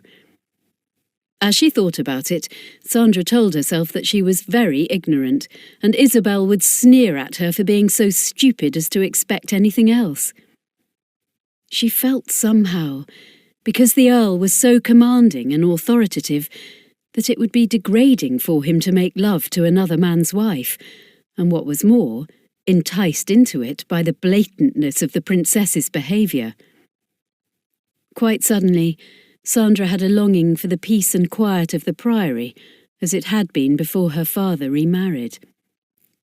They might have been poor, she might not have had pretty clothes or amusing people to watch and talk to, but at least there had been a feeling of serenity. There had also been a happiness that had nothing to do with wit, champagne, or the love affairs of people like the princess. It was the happiness that came from the sunshine, and the flowers growing in the hedgerows, and the water lilies coming into bud. It was the promise of spring, and Sandra felt as if her whole being responded to the loveliness of it. The voice of the first cuckoo was to her as exciting as a horse winning a race to the applause of the crowd. "If only you had not died, Mamma, that is where I would be now," Sandra whispered in the darkness. Like a child who had been hurt, she longed for the comfort of her mother's arms. Because she was unable to sleep, and because she was sure that if the Earl rode early, he would not ask her to ride with him, although perhaps the princess would accompany him, she got up and dressed. As it was just after dawn, there would be nobody about. She wanted to feel the roughness of the wind on her face, and see the waves of the sea splashing against the shore as they had done against the rocks in Devon. She put on a cloak over her muslin gown, and instead of a bonnet, tied a chiffon scarf over her head. Opening the door of her bedroom very quietly, she slipped down the stairs. The night footman was fast asleep in the big padded oval chair in the hall. Very gently, so as not to disturb him, Sandra pulled back the bolt, turned the key in the lock, and slipped out, shutting the door quietly behind her. Then, because she felt free and the rays of the sun were just beginning to rise up in the sky, she ran down to the edge of the promenade.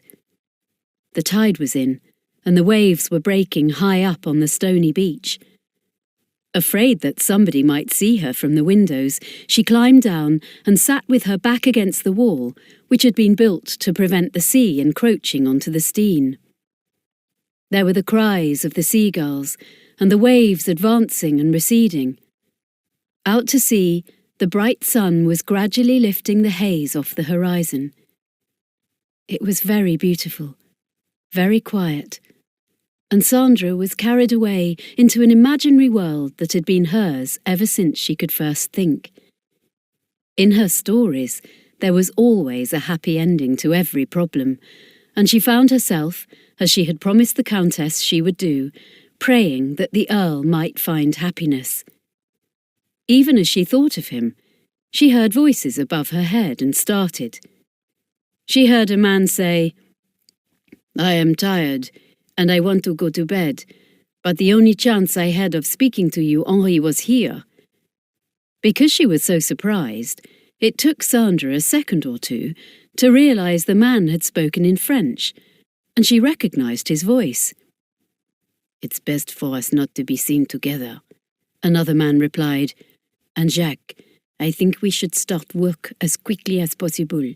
After all, Kyle is here, and Ludlow arrives tomorrow." Sandra stiffened when she heard the Earl's name mentioned, and she knew now the man who had spoken first was the Comte Jacques de Chabris.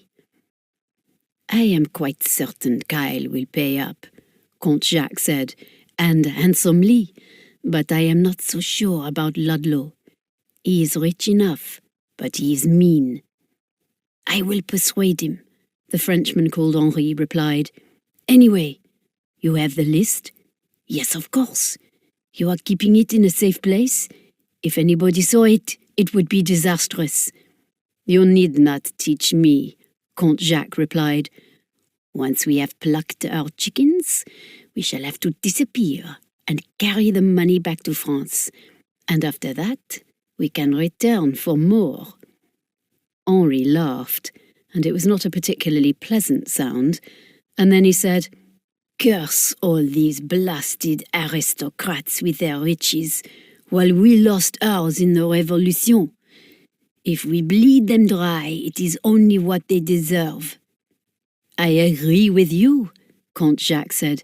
"I loathe the English. I always have. And make no mistake, Bonaparte will reward us for any information we can take back to him." "I don't intend to return to France until my pockets are filled with gold and guineas," Henri remarked. "Don't forget, there are another dozen names on your list." "I have not forgotten," Comte Jacques replied. He yawned noisily. "I must go to bed. We will not contact each other again until we are both ready to leave with the spoils." "Agreed," Henri replied. "Bonne chance, mon ami."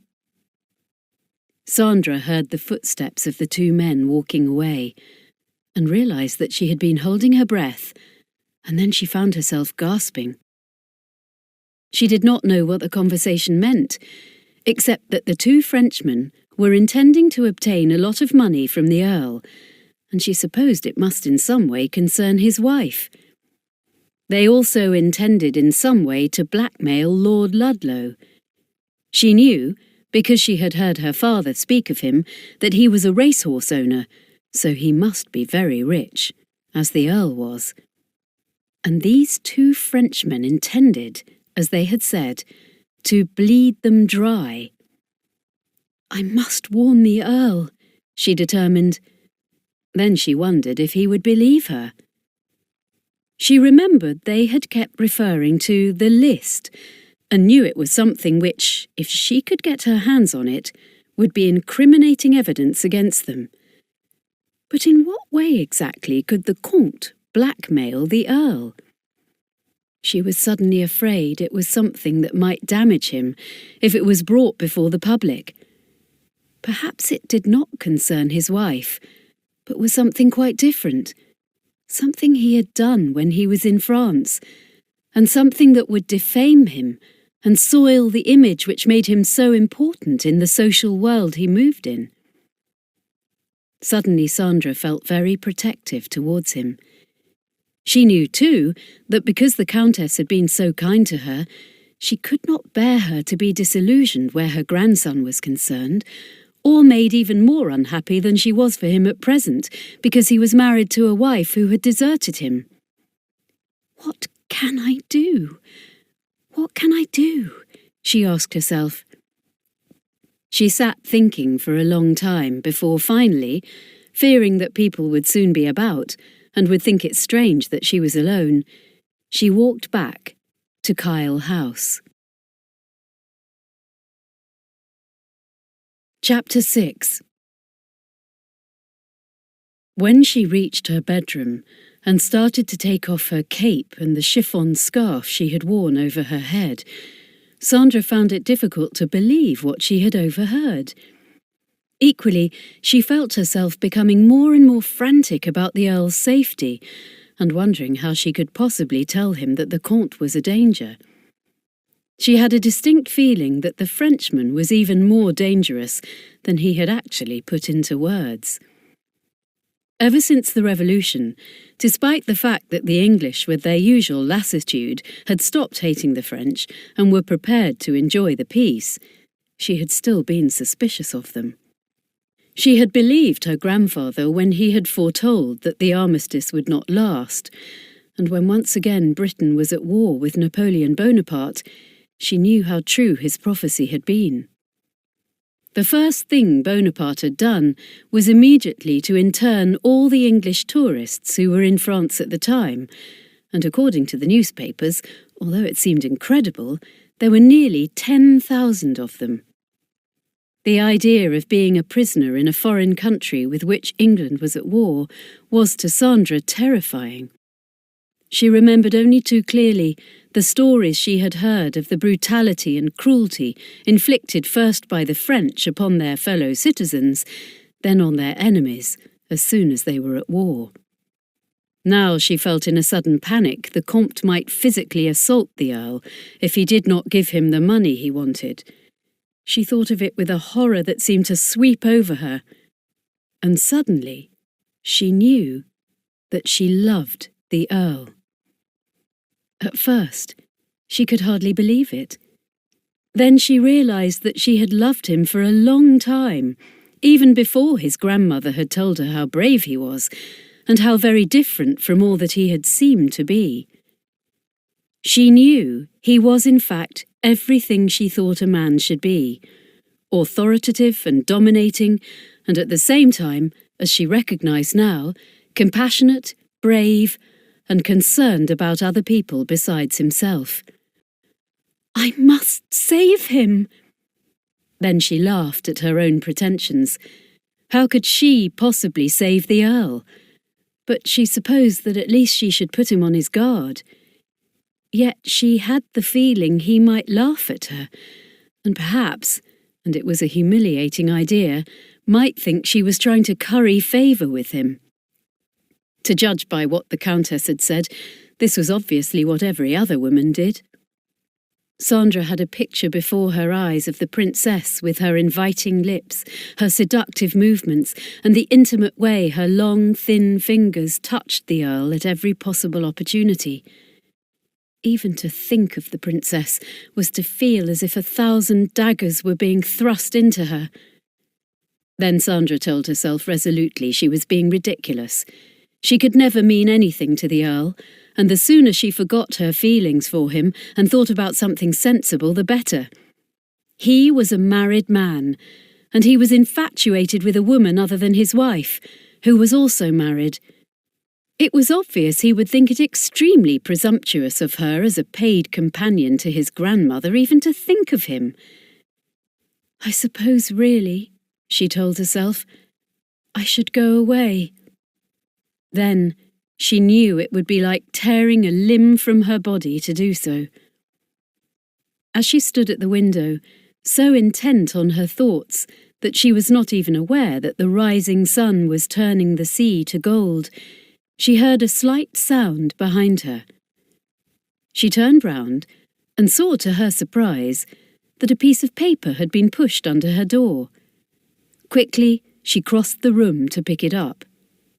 Then, as she read the few words that were written on it, she felt her heart leap with excitement. It read, "Meet me in the stables in 10 minutes. There was no signature, just the words written in a forceful, upright hand, that she felt was characteristic of the man who had inscribed them. She tore off her gown and hurriedly, pulling on her riding habit, she pinned her long hair close to her head. It took her 10 minutes to be ready, and she ran down the back stairs which led to the stables, aware as she did so that it was still so early that there was no sound from the servants' quarters. The door that led to the stables was open. She hurried out and ran the short distance to the well-built stables at the back of the house. Here there was a great deal of activity, and she guessed from the young stable lads hurrying across the cobbled yard that the Earl must already be there. Even as she thought of him, he appeared at the stable door, and following him was the old groom leading his black stallion. As Sandra ran up to him, a little breathlessly, he remarked, "You were very quick, for a woman." He spoke in his usual dry voice, but Sandra smiled at him radiantly. Thank you for letting me ride with you. I was so afraid it would never happen again." The Earl did not reply. He only turned his head to where another groom was leading the bay she had ridden previously into the yard. He lifted Sandra into the saddle, then mounting his own horse, rode ahead, without looking to see that she was following him. They rode in the same direction they had the first time, and when they were on flat ground, they gave their horses their heads and galloped until Sandra felt that the movement in the crisp morning air swept away everything that had worried her. As she glanced at the Earl riding beside her, she thought that no man could look more magnificent, and it would be impossible for any stupid young woman like herself not to fall in love with him. For the moment, however, she did not wish to worry over her feelings or the hopelessness of them. She wanted only to savour the joy of riding a thoroughbred horse with a man beside her who, as he did everything else, rode superbly. They went on, and she realised that the Earl was now going in a different direction from the way they had ridden before. Then, about a mile inland, there was a dip in the ground, and a little below them, Sandra saw a farmhouse. It was the first time since they had left the stables that the Earl spoke. "I thought," he said, "you might be hungry, and we could have breakfast together." Sandra looked at him with shining eyes. "Breakfast?" she asked. "It sounds wonderful." He smiled but did not reply, and she thought perhaps she had sounded over-enthusiastic and told herself she should be more circumspect. They rode on towards the farmhouse, and Sandra, being country-bred, realised that at least partly this was a sheep farm. She could see many sheep in pens, and others roaming over the hillside with a young boy in charge of them. The Earl rode into the farmyard, and a man appeared from one of the buildings, touching his cap respectfully. "Morning, sir," he said in a broad Sussex accent. "Good morning," the Earl replied. "Will you please stable our horses while I ask Mrs. Jarman for breakfast?" He dismounted as he spoke, and as the man took the stallion's bridle, the Earl lifted Sandra to the ground. As she felt a little tremor go through her, because he was touching her, and she was now so near to him, she could not help blushing, and moved hastily away towards the farmhouse door.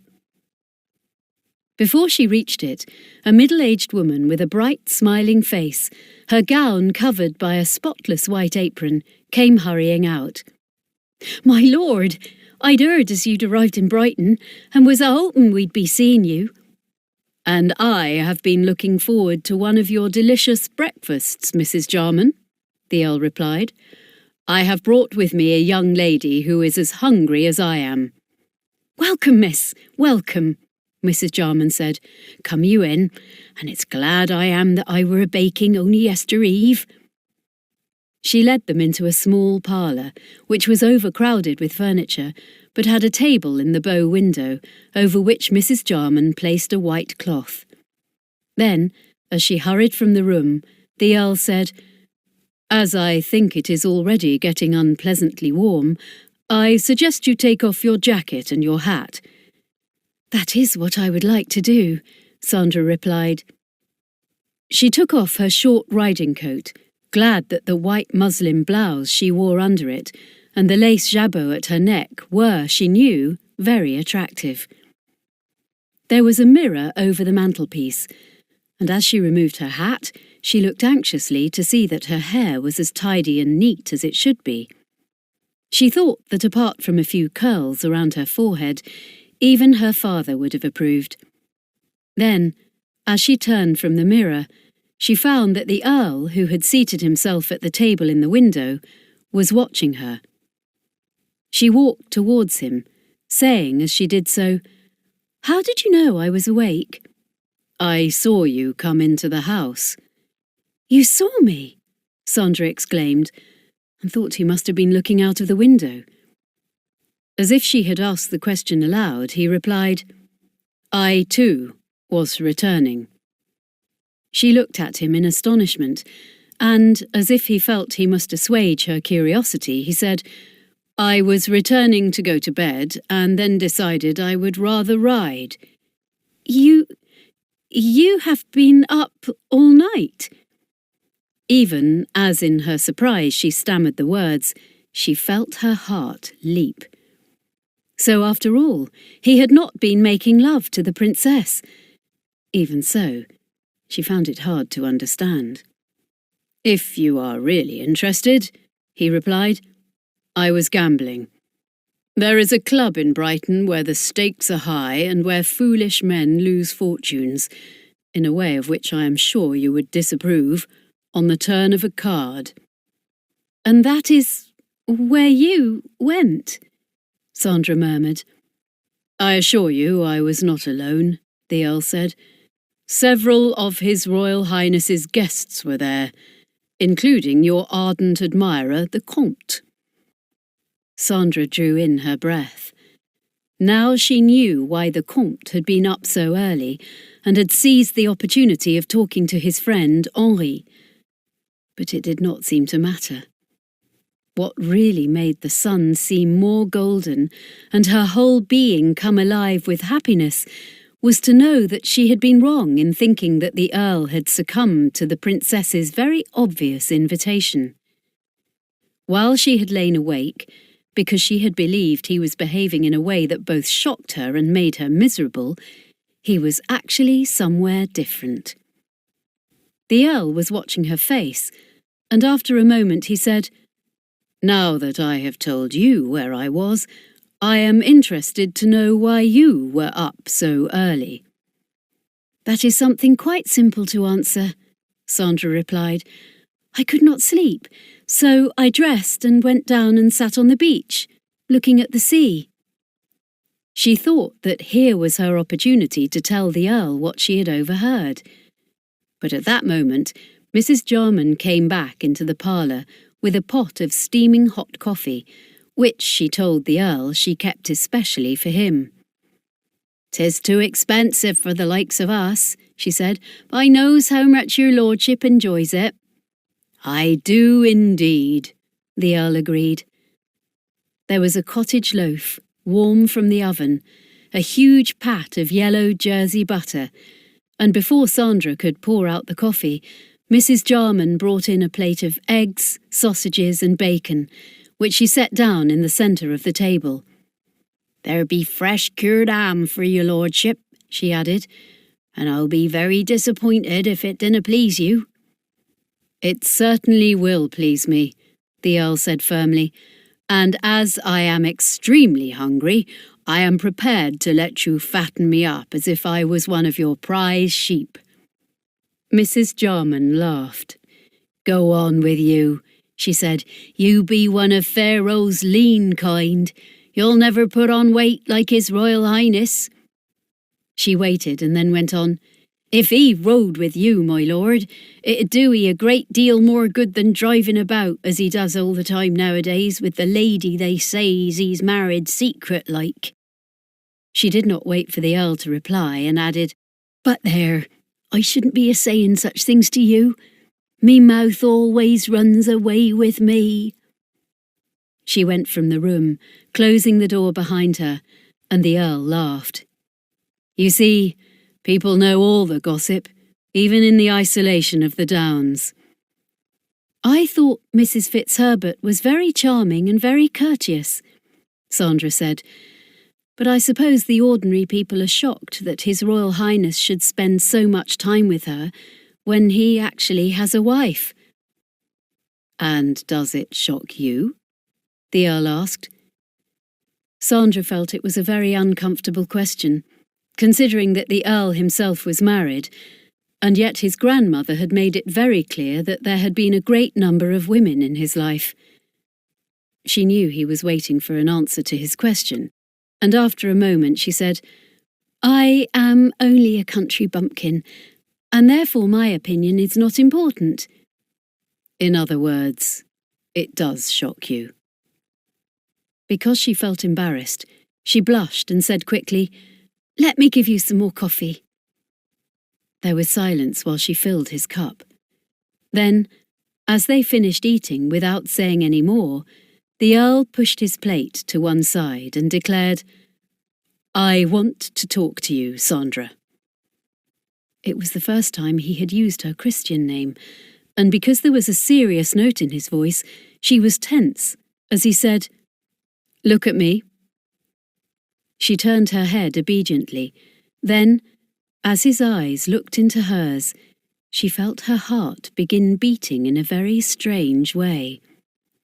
She drew in her breath, as if it was hard to breathe. I want you to answer me truthfully, the Earl said slowly, and I think I shall know if you are lying.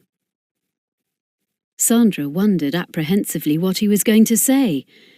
It flashed through her mind that if he asked her who she was and she told him the truth, he would insist upon her returning home. What I want to know, the Earl said quietly, is if you have ever had a husband or a lover. In other words, if any man has possessed you. What he said was so utterly unexpected that Sandra could only stare at him as if she had not understood. Then, as his meaning penetrated her mind, she stiffened and replied quickly, How can you say such a thing? Of course not. As she spoke, she thought of all Isabel had told her about the people who were unfaithful to their marriage vows, and the men who spent their time making love to one woman after another. Because she thought the Earl was putting her in the same category, she spoke up. You have no right to ask me such a question. It is insulting. I would never do anything so wrong and wicked. It flashed through her mind as she spoke that she was in the same breath accusing him, but she did not care. She only felt humiliated that he should associate her with anything of which she strongly disapproved, and which she knew would have horrified her mother. When she finished speaking, there was silence. Then the Earl said, That was what I expected you to say. Then why did you ask me? Because you have tortured me for quite long enough, as I wondered who had given you those clothes that have undoubtedly cost a great deal of money, and yet you are in the position of having to earn your own living. But that still, Sandra began, only to be interrupted by the Earl. What did you expect me to think, except that your clothes had either been bought by a lover, who has now discarded you, or by a husband from whom you have run away? Because there was a certain amount of reason in what he had surmised, she felt her indignation subsiding, and she murmured, It is nothing like that. I suppose, really, I have known it from the very beginning, the Earl murmured to himself, but it makes it impossible for me now to make the suggestion I had intended when I planned yesterday to bring you here. You had a suggestion to make? Sandra asked. I suppose you can guess what it was. He was speaking in a strange way, and Sandra, looking at him questioningly, replied, I honestly have no idea. He gave a short laugh before he said, Oh, my darling, you are so ridiculously young and innocent, and I never really for one moment expected that you would be anything but as pure as you look. Sandra gave a little gasp.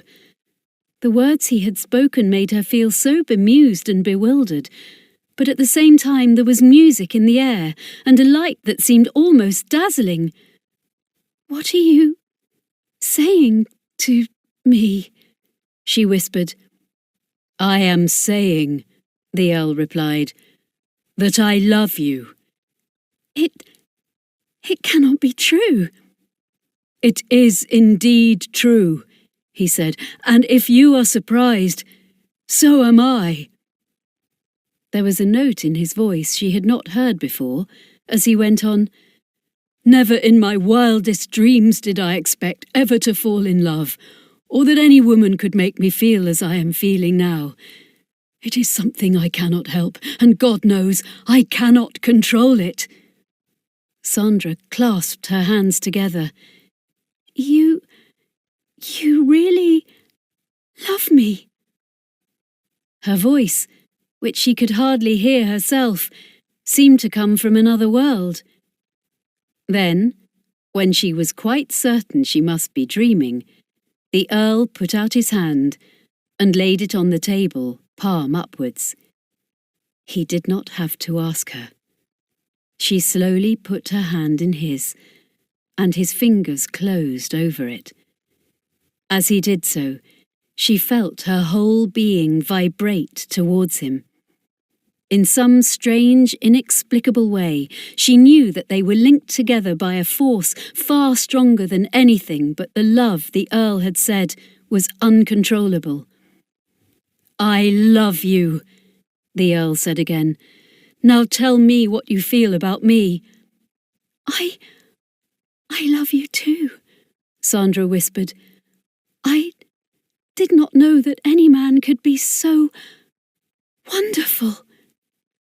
My precious one, the Earl said softly. Then, as his fingers tightened until their grip was painful, he said, You know that I have nothing to offer you. He saw the question in her eyes and he said, You must be aware of what I was going to suggest when I brought you here. I wanted you from the very first moment I saw you. In fact, I have never before seen anybody so lovely and who was the embodiment of all my dreams. The moment you saw me? The Earl smiled, as if he mocked at himself. I thought it would be so easy, he said. You obviously needed money, and I could make you much more comfortable and, I thought, far happier than you could be by earning your living dancing attendance on one old woman. It took Sandra a moment or two to understand what he was saying. Then he felt her fingers move in his before she said, How could I ever have agreed to such a suggestion? I now know it was an impossible idea, the Earl said, and I feel sure my grandmother will have told you that I am married. I am sorry, so very, very sorry for you. But surely there is some way in which you could be free. The Earl took his hand from hers before he answered in a hard voice, I can only blame myself for not having the sense while it was possible to go to France and see my wife to try to persuade her either to return or to agree to a divorce. He laughed, but it was an angry sound, before he went on. But I was too proud to run after any woman. And now, when I have found you, it is too late. I I am sorry, Sandra said again, her voice very soft and unhappy. I told myself, the Earl went on, that being unable to marry again was of no particular consequence. I could enjoy myself, and there were plenty of women to amuse me, and if I had no heir when I died, there would be somebody else to take my place as head of the family. There was a pause before he added, Then I met you. He pushed back his chair, the legs scraping on the floor, and the sound seemed to be echoed in his voice as he said harshly, Now I want to be married. I want you as my wife, and God knows there is no way as far as I can see that it can ever happen. Weakly, Sandra said the first words that came into her head. But you know nothing about me. The Earl looked at her, and then in a very different voice he answered, I suppose in a way that is true, and yet I feel that I know everything that matters. You fill my heart, and my mind tells me that you are as pure and perfect as I believed you to be, even though you are hiding some secret you will not reveal to me. He laughed again, but this time it was a boyish sound as he said, It is ridiculous, utterly and completely ridiculous, that you should have walked casually into my life and overnight changed everything I have thought and done just by being you. That is true, Sandra. Now tell me what you feel about me. I feel the same, Sandra said in a very small voice, and I cannot bear to think of you being unhappy. When I felt I wanted to protect you, it was then I knew that I loved you. You wanted to protect me? The Earl asked. From what? From anything that might harm you. The only thing that can harm and destroy me, the Earl said, is knowing that I cannot have you. He looked at her, as if he was imprinting every part of her face on his mind before he added, How can I lose you? Oh, my darling, how can I live without you? But what can we do? Sandra asked in a frightened voice. The only thing I can do, the Earl said, is to go to France and find my wife. Sandra gave a little cry of horror. No, of course you must not do that. I expect Grandmamma has told you, because it is something that she can never keep to herself, that I brought a number of aristocrats out of France during the Revolution, amongst them my wife. She told me, Sandra answered quietly. I managed to escape detention, he carried on, and what would undoubtedly have been a very unpleasant interrogation and death. It is something I have to do again. No, Sandra begged.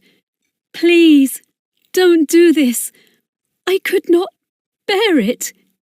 If anything happened to you, I think I would want to die. She spoke with a little throb in her voice that was more poignant than if she had burst into tears. As if it moved the Earl unbearably, he rose from his chair and took both her hands in his.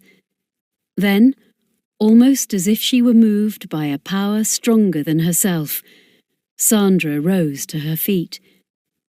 Then slowly the Earl drew her closer and still closer to him, until his arms were around her. She did not resist his doing so, feeling only as if she was moving to music that came from her heart, and as if everything they did was preordained, and they had no defence against it. Then, as the Earl held her against his heart, and she looked up at him, her eyes beseeching his, he bent his head and took possession of her lips. As he kissed her, Sandra knew this was what she had been longing for. She knew, too, that however wrong or reprehensible it might be, she belonged to him. She was his. They had at last found each other across time and space, and whatever laws or conventions might separate them morally, their hearts and souls were one. The Earl's arms tightened around her, and his lips, which had at first been very gentle, became more demanding and possessive. To Sandra, his kiss was everything she expected a kiss would be, and so very much more. It was part of the sunshine and the beauty she had found everywhere she looked. It was the mist over the sea, the flowers, the stars in the sky, and the silver radiance of the moon. It was also a strange ecstasy moving through her whole body, invading her breasts, and making his lips, as they touched hers, give her a rapture that was so glorious that it could only be part of the divine. Only when the Earl raised his head did the wonder of what she felt express itself in the only way she could. "I love you," she murmured. "I love you." The note of rapture in her voice and the radiance in her eyes excited him so that he could only kiss her again. He kissed her until the world seemed to swim dizzily around them, and they were floating high above it in the sky. Finally, as if they were human enough to break under the glory of it, the Earl took his lips from hers, and looking down at her, said in a voice that sounded strange and hoarse, "How can you make me feel like this? What have you done to me, my darling?" "I love you," Sandra sighed again. "And I love you as I have never, and I swear this is true, never loved another woman," he said. "In fact, I did not know I was capable of such feelings." They looked at each other for a long moment, and then the Earl released her. He walked across the small room to stand in front of the fireplace. Then, as Sandra stood where he had left her, and the sunshine coming through the window enveloped her with an aura of gold, as if, as he had thought when he first saw her, she had stepped down from Olympus, he said quietly, "You are not human, and I worship you." He saw the little quiver that went through her at his words, and he knew that no other woman had made him feel as he was feeling now, nor had he known a woman could be so beautiful and so different. Then, as Sandra was frightened by the intensity of her own feelings, she said, "I love you until it is impossible to think of anything else." "At the same time," the Earl replied, "I would not hurt you or harm you, my darling, and although you have asked me not to do so, I shall make plans to leave for France." "No, no!" "The only alternative is for you to go away," he said, "and for us never to see each other again." "Why?" "Do you really think I could let you stay in my house, see you day after day, and not make you mine?" His words seemed to vibrate round the room before he added, "My precious one, be sensible. I worship and adore you, and you are the loveliest thing I have ever seen. But I am a man, and as a man I want you. It is an agony I cannot describe to know that I must not spoil anything so perfect and so utterly and completely beautiful." As she listened, Sandra remembered the Countess had said that, when he was a young man, he had thought of himself as a Sir Galahad, a knight of chivalry, and she knew that was what he was feeling again now.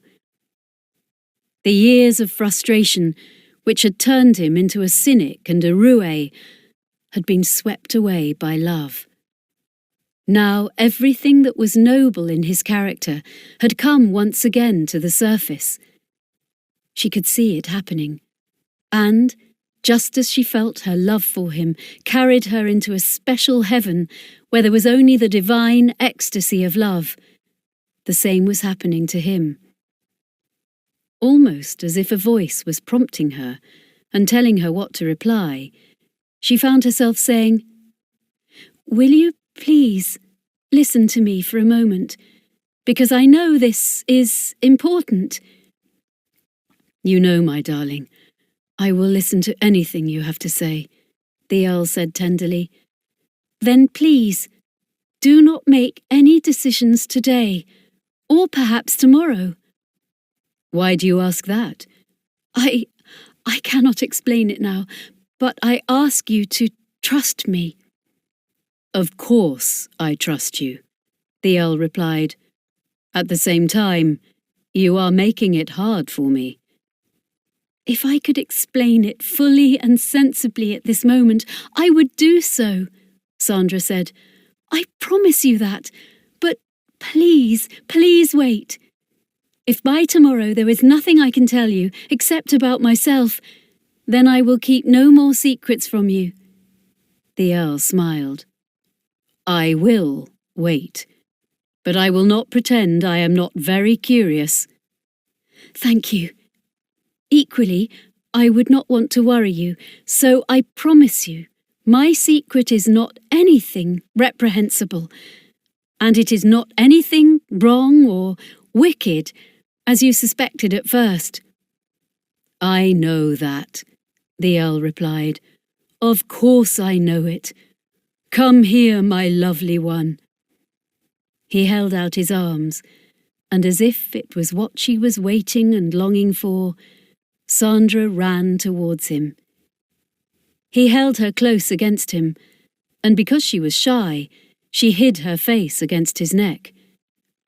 "I love you, and I trust you," the Earl said in a deep voice. "But darling, you must give me hope for the future. Otherwise, I think it will be impossible for me to go on living." "That is very foolish," Sandra said, in a hesitating little voice, "because somehow I know that, however difficult it may seem at the moment, one day we will be together." She drew in her breath before she went on. I know that I belong to you, as perhaps I have been in other lives, and I believe, as I believe in God himself, that one day, by some miracle, we shall be together in this." The words seemed to come into her mind as she said them. As she finished speaking, the Earl turned her face up to his, and then he was kissing her again, kissing her demandingly and possessively as he had done before, and now passionately. She knew that his need for her and the fire that was burning in him was another side of love. It was a love she had never known, but was still part of the wonder of it, as the burning heart of the sun is part of the glory of the sky. He kissed her until their hearts were beating frantically against each other's, and they were both breathless. Then resolutely, as if he was thinking of her rather than himself, he set her free, and said in a voice she could hardly recognize, "Come, my darling, I must take you home." As he spoke, he stressed the word home, and she knew that he was thinking that his house was her house, that they were one, and nothing, however sinister or frightening, could really part them. Chapter 7. When Sandra reached her bedroom, she felt as if the whole world was still revolving around her, and happiness dazzled her eyes until she could see nothing except the Earl's face. They had ridden quickly home, almost without speaking, and only as they turned towards the stables did the Earl say quietly, "Take care of yourself, my darling. I will try to talk to you later in the day." She did not reply, but only gave him a smile that made him think he was looking at the stars. As soon as the groom had taken her horse, and the Earl had lifted her to the ground, Sandra ran towards the house and up the back stairs to her own bedroom. She hoped that nobody had seen her return with the Earl, but thought it unlikely. It was very early, and she was quite sure that Princess Olga would not be called until late in the morning. As she took off her habit, she could only think of her love, and that somehow, by some miracle, she and the Earl could be together. Then she thought that for her sake, he was prepared to risk his life in going to France, and she knew this was something she could not allow him to do, and somehow she must prevent it. If he was killed or interned, she felt her life would come to an end. And yet the only alternative seemed to be, as he had said, for them to separate and never to see each other again. What else, therefore, could he do but go to France? Then she remembered that something else menaced him, and that was Comte Jacques de Chabris. She could not imagine exactly what he could do, but the thought of him doubled her fear of the dangers the Earl might be in if he crossed the Channel. By the time she had changed, the maid came in with her breakfast. Sandra did not say that she had already had something to eat. Instead, she messed the food about on her plate and drank a little of the coffee. Later, she went downstairs, hoping she could see the Earl, and at the same time afraid that it might be a mistake. The butler was waiting in the hall, and as she approached him, he said, "I was to tell you, miss, if you inquired, that Robinson said her ladyship's had a bad night and doesn't wish to see anybody until after 10 o'clock. "I am sorry to hear that," Sandra said. "Thank you for telling me." "I'd have told his lordship," the butler continued, "but I understand he's gone to the Marine Pavilion." Sandra said nothing. She realised that when she left the stables, the Earl must have thought it wiser not to follow her into the house. Instead, he had gone to call on the prince, who, she had heard, liked having his friends around him while he dressed. Disappointed at not seeing the Earl, Sandra walked from the hall into the library. This room, like the drawing room, looked out onto the Steine, but at this time of the morning there were very few of the smarter visitors walking about. Instead, there were several gentlemen on horseback and 1 or 2 middle-aged men walking very fast, as if for the good of their health. She stood there looking at the sea, and thinking that despite her anxiety, the Earl had given her so much happiness that she felt as if the sun moved within her breast and her heart was throbbing with joy. Then, in front of the window, passed a resplendently dressed figure whom she recognised as the Comte. It seemed strange that he was up so early, considering he had gone to bed so late, and she guessed that, like the Earl, he was intending to call on the prince. She drew back behind the curtains in case he should see her, and then watched him walking with his gold-topped cane in a swaggering manner, and thought how sinister he looked. How is he going to get money out of the Earl and those other people? She asked herself. And who is on the list that has to be kept hidden because it is so secret? Suddenly, an idea came to her. It was so astounding that for the moment she could hardly believe she had thought of it herself. Then, as she knew this was what she had been waiting for, she gave a little cry and ran from the library up the stairs to her bedroom. It took her only a minute to scribble a few lines on a piece of writing paper. "You asked to see me alone, and if it is convenient, please call after 2 o'clock." Sandra thrust what she had written into an envelope and addressed it to the Comte. She went to her wardrobe and took from it a light green silk cape that her stepmother had bought for her. Sandra had insisted that sometimes in London she might want to walk in the park, even when it was damp and misty, with perhaps even a little light rain. "I am just a country girl," she had expostulated when her stepmother had said it was unnecessary, and Isabel had shrugged her shoulders and let her have her own way. Because the cape had a hood, she could pull it over her face, so that there was no reason to wear one of her smart bonnets. She thought as she ran downstairs with her note in her hand that the servants at the Comte's lodgings would not think what she intended to do was strange. She found in the hall a young footman who hurried to open the front door for her. As he did so, Sandra had another idea. On a table in the hall, there was a small bowl of roses. They had only been placed there yesterday and were still in bud. She picked up the bowl and carried it in her hands past the footman, hoping he would not think it surprising. She then hurried round the corner into the Royal Crescent and found number 22, where she remembered the Comte had said he was lodging. As she had rather expected, it was a well-built house, which she suspected belonged to people who normally lived in Brighton and only let it during the time that the Prince Regent spent at the Marine Pavilion.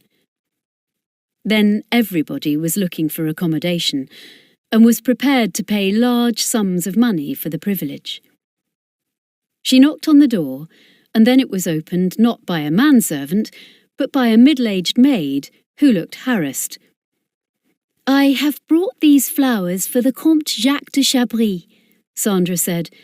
"I wonder if I could put them in his room, so that they do not become disarranged." The maid obviously assumed she was a servant like herself. She jerked her thumb towards the staircase and said, "Front room, next floor." As Sandra walked into the hall, the maid shut the front door behind her and disappeared down into the basement from which she had apparently come. Sandra wasted no more time. She hurried up the stairs and opened the door of what she guessed had been a drawing room, and found that she was not mistaken. It was not a large room, but there were 2 windows looking out on the crescent, and at the far end there was a sofa and 2 armchairs, besides a couch against one wall, which she guessed could be made into a bed at night, but now had several cushions on it. She glanced around, saw quickly what she was seeking, and walked towards it. It was a bureau, and as she reached it, she realised it was exactly like one that had belonged to her mother. The front was closed, with 3 long drawers beneath it. It was not locked, and Sandra pulled out the 2 supports for the writing top and pulled it down on them. Inside, it was exactly what she had expected. There was a small cupboard, and in front of it a silver ink pot, and on either side of it were pigeonholes for cards and writing paper, and below them 2 rows of miniature drawers. She was, however, certain that these did not hold what she was seeking. In her mother's bureau at home, there were on either side of the small cupboard delicately carved pillars of polished wood that appeared to be just for decoration. When she had been quite small, her mother had shown her that when these were pulled out, they were hollow, and were therefore a perfect place in which to hide anything the owner wished to be kept secret. Sandra had been enchanted with the idea, and it had amused her to write little notes to her mother, which she slipped into the secret places where she waited for her to find them. Quickly now, she pulled out the small pillar on the left-hand side of the cupboard, but one glance told her that this was empty. Having put it back into place, she tried the other side. This, for some reason, seemed to stick, and she guessed whoever had put it into place had pressed it in very hard. She looked quickly for something with which to prise it open. She saw a letter opener, which had a blunt end, but beside it there was a long, thin pair of scissors with sharp points. Carefully, so as not to scratch the wood, she inserted them into the top of the pillar and a second later it moved enough for her to pull it out. She put her hand inside, and with a little start of excitement realised that pressed right down in the secret hiding place was a piece of folded paper. She took it out, and one glance told her that it was the list of names the two Frenchmen had talked about on the beach. Quickly, she tucked it down the front of her gown. She was pressing the pillar back into place when she heard footsteps outside the door. Hastily, she picked up the scissors again and started to rearrange the roses in the bowl as the door opened. She thought it might be the maid coming to discover why she had taken so long. Then she was aware that there was somebody standing in the doorway looking at her, and she turned her head. As she did so, she found it hard to breathe and felt as if her heart had stopped beating because it was not the maid who stood there, but the Comte. He stared at her incredulously, and with a superhuman effort, she managed to smile at him. "I saw you pass the house," she said, "so I brought you a present of some flowers and a note." "I left behind something I wanted," the Comte explained, "but I can hardly believe you are here." Sandra snipped off the end of the stem of one of the roses she had taken from the bowl. I am just leaving," she said quickly. The Comte set his hat and cane down on a chair and walked towards her. "There is no hurry." "You must read your note," Sandra replied, "and I must go back to Kyle House. Her ladyship will be expecting me." "I can read the note later," the Comte said. "And now that I have you alone, I have a great deal to say to you." "You must excuse me, but I have no time." As the Comte drew closer, she suddenly felt very frightened. I must go," she faltered. "I said there is no hurry." As he spoke, he put his arms round her, and she realised with a sense of horror that he intended to kiss her. "No, no!" She tried to struggle away from his grasp, but he was holding her with a strength which made her feel as if she was his captive. "You are lovely, so lovely," the Comte murmured in his thick voice, "but I would be a fool to lose you now you are here." "Let me go!" Sandra cried frantically. He merely held her closer still, and now his lips were seeking hers. She felt revolted by him as a man, and knew also it would be sacrilege if he kissed her lips after the rapture and ecstasy the Earl had aroused in her. "Let me go!" she cried again. "Never!" the Comte answered. "You excite me, and I want you. I may never have this opportunity again." He was now kissing her on her cheek, and she turned her head frantically, trying to twist herself out of his arms. It was all the more difficult because she was wearing a cloak. Equally, she was terrifyingly aware of how strong he was, and the thickness of his voice told her, innocent though she was, that he was passionately aroused. Suddenly, in a voice that was even more terrifying than the way he had spoken before, he said in French, "Tiens, why should we play games?" As he spoke, he picked her up in his arms, and she realised with a sense of shock that he was intending to carry her to the couch, which she had noticed was against one wall. "No, no, no!" she screamed. Then, realising how helpless she was, without even thinking, she struck at him with the scissors which she still held in her right hand. They seemed to sink almost too easily into something soft. As the Comte gave a cry and dropped her, she realised she had dug them into his body through his tight-fitting champagne-coloured pantaloons just below his waistcoat. While she struggled to find her feet and save herself from falling on the floor, the Comte put both hands over the scissors, which were still sticking into him. As they clattered to the floor, there was a crimson stain growing larger on his stomach. "Mon Dieu! Je suis mort! He shouted. With a cry of fear, Sandra rushed away, leaving her cloak behind her, and, opening the door, ran down the stairs. The Comte, on entering the house, must have left the front door open. She ran through it and down the Royal Crescent towards Kyle House. Only as she turned the corner did she see coming along the Steene somebody on horseback, and knew with a relief that seemed to sweep over her that it was the Earl. Regardless of what he might think, she ran towards him, not knowing how dishevelled she looked, just certain that he would save her. As she reached him, breathless with the speed at which she had run, he asked, "Sandra, what has happened? My darling, what has upset you?" Her breath was coming between her lips in gasps as Sandra reached his side, and she put one hand against his horse to steady herself. I think I have killed him. That is what he said," she managed to stammer. "Killed who?" the Earl asked sharply. "The Comte." "But why? Where is he?" Because it was almost impossible to speak, Sandra slipped her hand inside her gown and drew out the list she had taken from the secret hiding place. I went to his room to find this." "You went to his room?" the Earl repeated sharply. "How could you do such a thing?"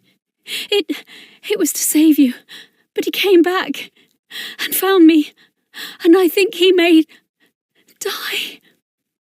The last words seemed to fade away, and as if the Earl realised she was on the verge of collapse, he swung himself down from the saddle. He took the note she held out towards him, and without looking at it, put it in his pocket, before he put his arm around her shoulders and said, "It is all right, my precious. Leave everything to me. Go back to the house and lie down."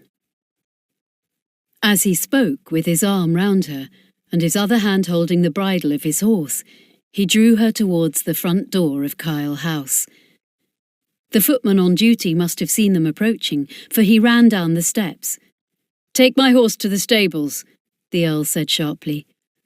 As the lackey hastened to obey, the Earl picked Sandra up in his arms and carried her.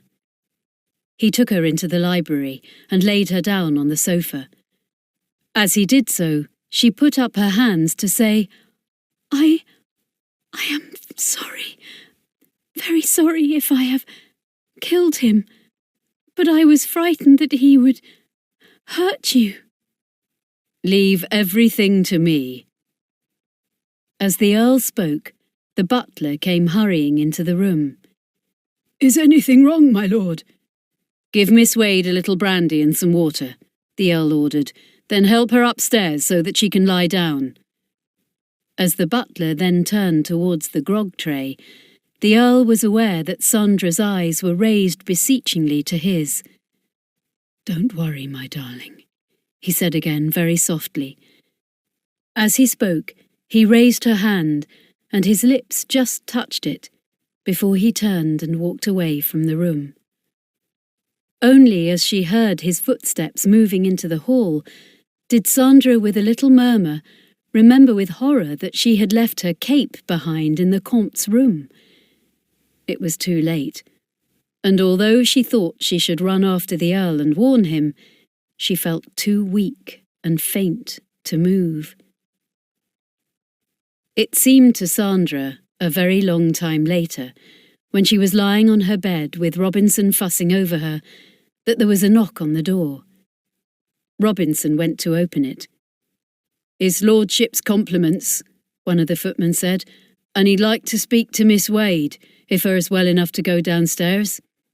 Sandra sat up. "I am well enough," she said quickly. Robinson would have been very insensitive if she had not seen the sudden light that came into her eyes and heard the lilt in her voice, which before had been listless and limp. "Tell his lordship Miss Wade'll be down in a few minutes," she said to the footman. Then, as she shut the door, she said in the tone of a nanny who thinks her charge is doing too much, "You'd do better to stay where you are till luncheon time." No, I must go down," Sandra said.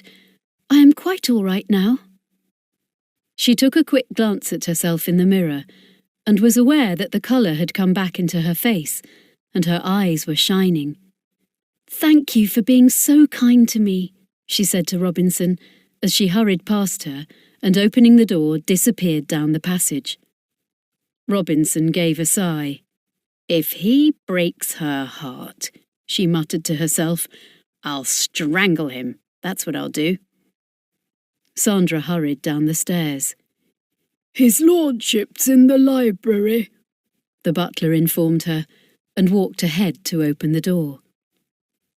As she followed him, the joy that Sandra had felt suddenly evaporated, as she wondered apprehensively if the Earl had found the Comte either dead or dying, which would undoubtedly cause a great scandal.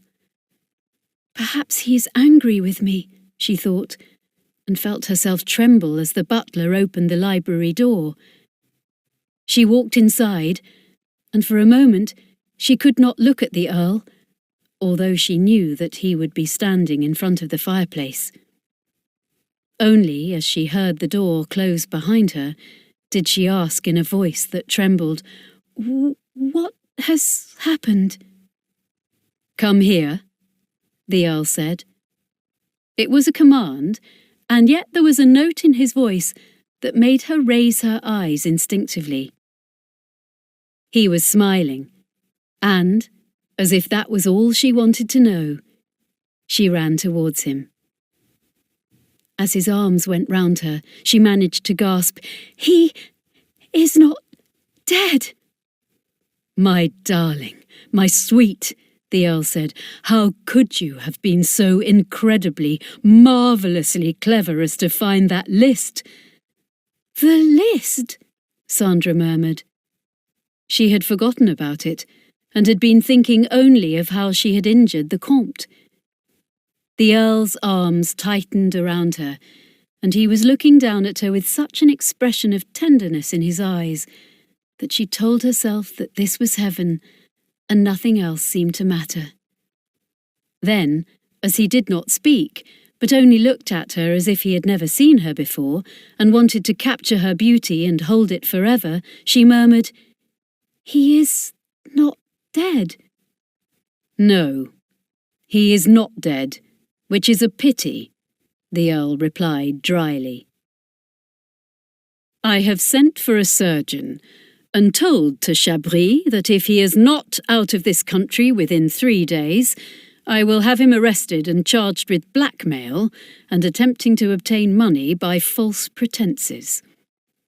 Sandra was hardly listening, but only thinking that if she had not killed the Comte outright or injured him mortally, there would be no scandal. I was so frightened." "You will never see him again," the Earl said, "and he is lucky that I did not kill him. It was crazy of you, my precious one, to go to his room." "I saw him go out," Sandra murmured, feeling the Earl was criticising her. "I wanted to find the list I heard him talking about early this morning to his friend, when I was sitting below them on the beach. They did not know I was there." "The list," the Earl exclaimed. "That is what matters. And now I can tell you why the Comte needed it." He gave a sigh that seemed to come from the very depths of his being. "In the list," he said quietly, "was the information that I am a free man. And so, my darling, I can now ask you to be my wife." Sandra looked up at him in astonishment. But how? I don't understand." "The Comte intended to swindle a lot of money out of me, and it was a clever plot," the Earl said. "But my darling, all that matters is that you are mine, as you were always intended to be." "But how? Why? Please explain to me," Sandra begged. He knew he must tell her what he had learnt. At the same time, he was impatient to kiss her. So the Earl said quickly, De Chabris and his friend had the bright idea of extracting money from people in England who had relatives in France. They therefore made a list of men like myself who have French wives, and like Ludlow, who has a daughter interned in Lyon. He paused before he continued. They discovered a number of other rich men, who would all be likely, in order to help their relatives in France, to trust them with considerable sums of money. Listening, Sandra wondered how this could mean that he was free, and, as if she had asked the question aloud, he said quietly, "The list contains the information that my wife died over 18 months ago, but de Chabris, although knowing this, intended to persuade me to give him money on the grounds that she needed it desperately." Sandra gave a little murmur of horror, but she did not speak, and the Earl went on. "I compelled him to confess exactly what he intended to do by telling him that only if I heard the truth would I allow him to go free and travel back to France the way he came. Otherwise, I would have him taken immediately to prison." "Then he will not dare to approach anybody else?" "Not now that I have his list in my keeping." The Earl's arms tightened as he added, "It was very brave and very clever of you, my dearest one, but it would have been far wiser if you had told me what you suspected and let me deal with him." "You might not have found the list," Sandra answered, "but I was praying that I would." "Your prayers have been answered anyway," the Earl replied, "and as you told me, we were meant to find happiness with each other, and I sincerely believe that is our destiny." As if he could not waste time in saying any more, his lips found hers. As he kissed her, Sandra felt not only the fire on them, which told her how much he needed her, but also a reverence that told her, as he had said at the farmhouse, that he worshipped her. He kissed her until she felt that once again he was carrying her into the sky, the world was left behind, and she could hear the angels singing. "I love you. I love you," she murmured as he set her free. "I adore you, my lovely one," he said. "And now we are going to waste no more time."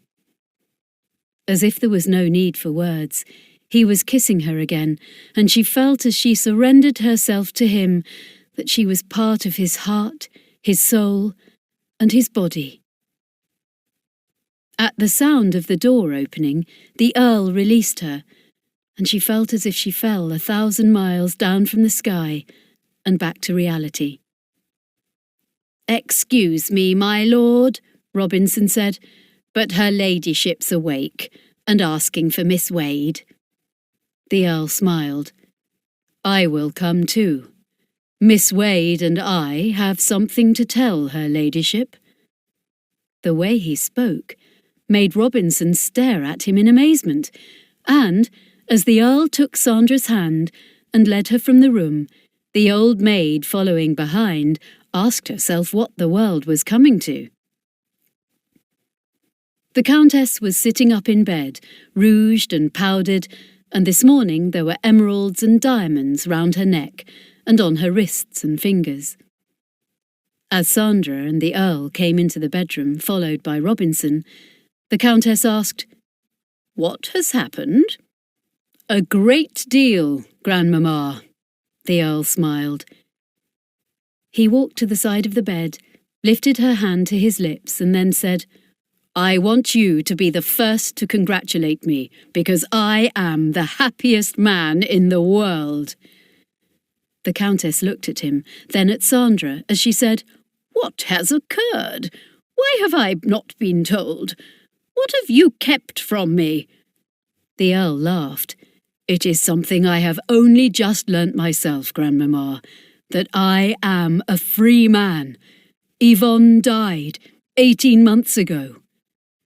The Countess stared at him before she asked, "You are quite sure of this?" "Absolutely certain. I have even learned where she is buried, and that she had a large funeral, and the service was performed by the Bishop of Paris." "I suppose there was no chance of our being informed?" the Countess remarked bitterly. "None, and I should not have known it even now, but for the cleverness of Sandra." The Countess grinned. "I might have known that you would have been involved somewhere in this, my child. Now tell me everything." Shyly, because the Earl's eyes were on her face, Sandra explained how she had been unable to sleep and had gone down to the beach to overhear the Comte and his friend talking above her. The Countess made a little sound of disgust, and Sandra went on to explain, blushing a little, that the Earl had asked her to go riding. When they were in the farmhouse, he had said he must go to France in disguise to find out what had happened to his wife. "That was a ridiculous idea," the Countess exclaimed. "How could you even think of taking such a risk? If you were caught, you would be guillotined."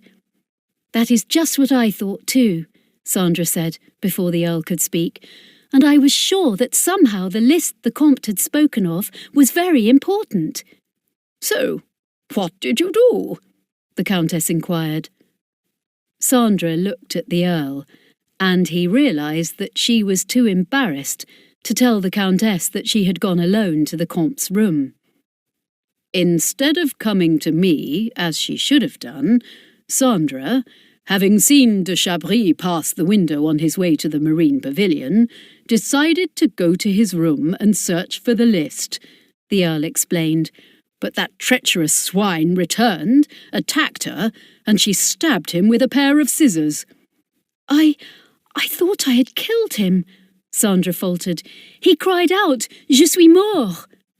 "You could have done the job properly while you were about it," the Countess snapped, "but I suppose he's alive and kicking." "He is suffering a great deal of pain," the Earl said with satisfaction, "but he will be well enough to leave England, as I have ordered him to do by the same route he came." "He was, however, able to tell you what you wanted to know?" the Countess asked.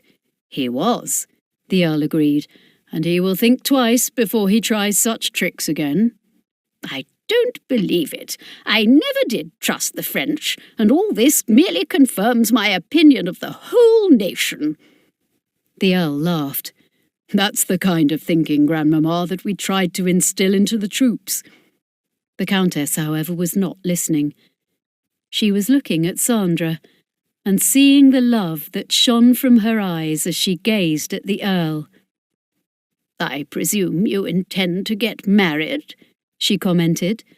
"As soon as we can," the Earl replied. "As I have already told you, Grandmamma, I am the happiest man and the luckiest in the whole world." He held out his hand to Sandra as he spoke. "How soon will you marry me, my darling?" he asked. "And I presume your relatives, if you have any, will have to be notified." Sandra gave a little cry. "I must tell you now who I am." "There is no need for you to tell me," the Countess said. "You are the granddaughter of Sir Alexander Montgomery Soames and the daughter of Lord Blackstone." Sandra looked at the Countess in astonishment. "How could you possibly have known that?" The Countess gave a little laugh. "I looked up your grandfather to see how old he was in Debrett's book of titled and distinguished personages, and it informed me that his only daughter married Lord Blackstone, and their daughter was christened Sandra." "So you guessed?" Sandra exclaimed. "I could not believe there were many girls called Sandra, and your reference was written on your grandfather's writing paper, but I doubted if he wrote it himself." I confess I forged it." The Earl put his arm around her. "A criminal offence," I shall constitute myself your jailer and keep you in prison for the rest of your life." She looked up at him, and as her eyes met his, she said almost beneath her breath, "That is what I want." "I also suspect the reason you ran away," the Countess went on as if she did not wish to be interrupted, "was that you did not get on with your new stepmother." "That is very, very clever of you, ma'am. But please, must we tell her where I am? She will be so very angry that I am being married, and even angrier that I have dined with the Prince Regent." The Earl laughed. "When I think of how I have tortured myself with 1,000 possible reasons why you should be in hiding, I admit I never thought of anything so traditionally part of a fairy tale as a wicked stepmother." Sandra turned her face against his shoulder. "I am sorry I had to lie, when you and your grandmother have been so wonderful to me, and I felt ashamed every day that I deceived you." "You did not deceive me for long," the Countess said, "and the important question now is where you can be married and how soon." The Earl looked down at Sandra, and there was an expression on his face that his grandmother had not seen for many years. "I know what I would like to do," she said, "but I am afraid to suggest it." Sandra moved a little closer to him. Could we not just be married very, very quietly and tell everybody afterwards?" As if she felt that she had said something wrong, she added quickly, "But only if that is what you want." "I might have known we would think alike," the Earl said. "Of course, that is what I want." He looked at his grandmother. "Please help us, Grandmamma.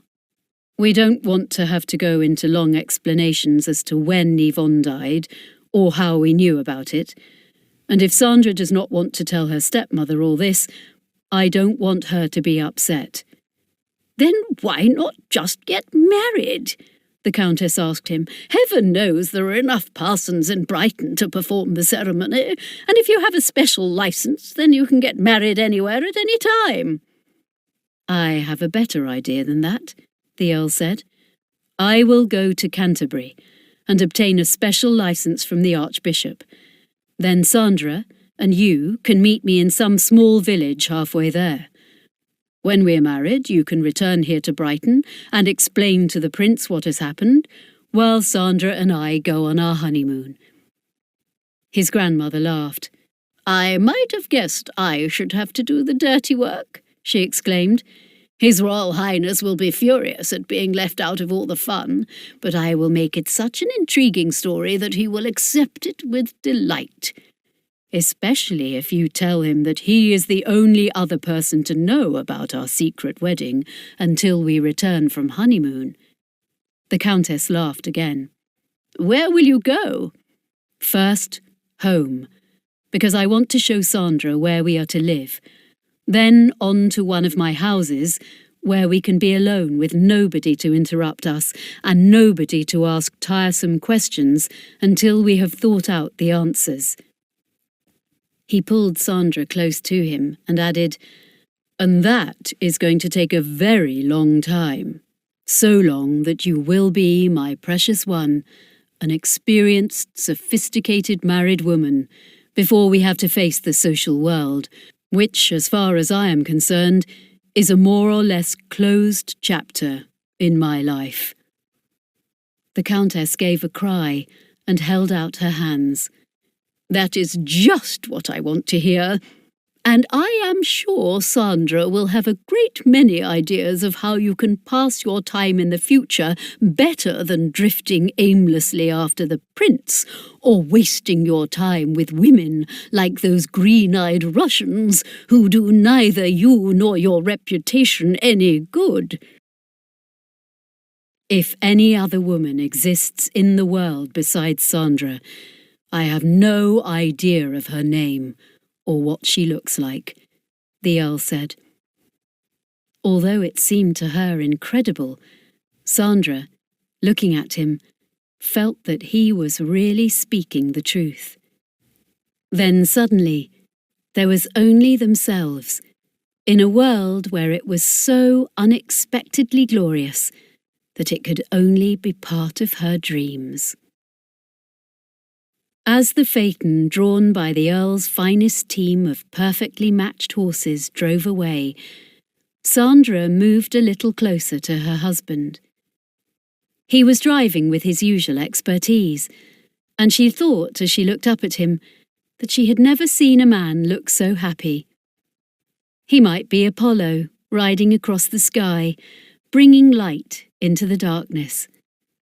It was what he had brought her as they were married in the small grey stone church with only the Countess and Robinson as witnesses. She had thought they were enveloped by a light that came from their souls and was joined with a celestial radiance.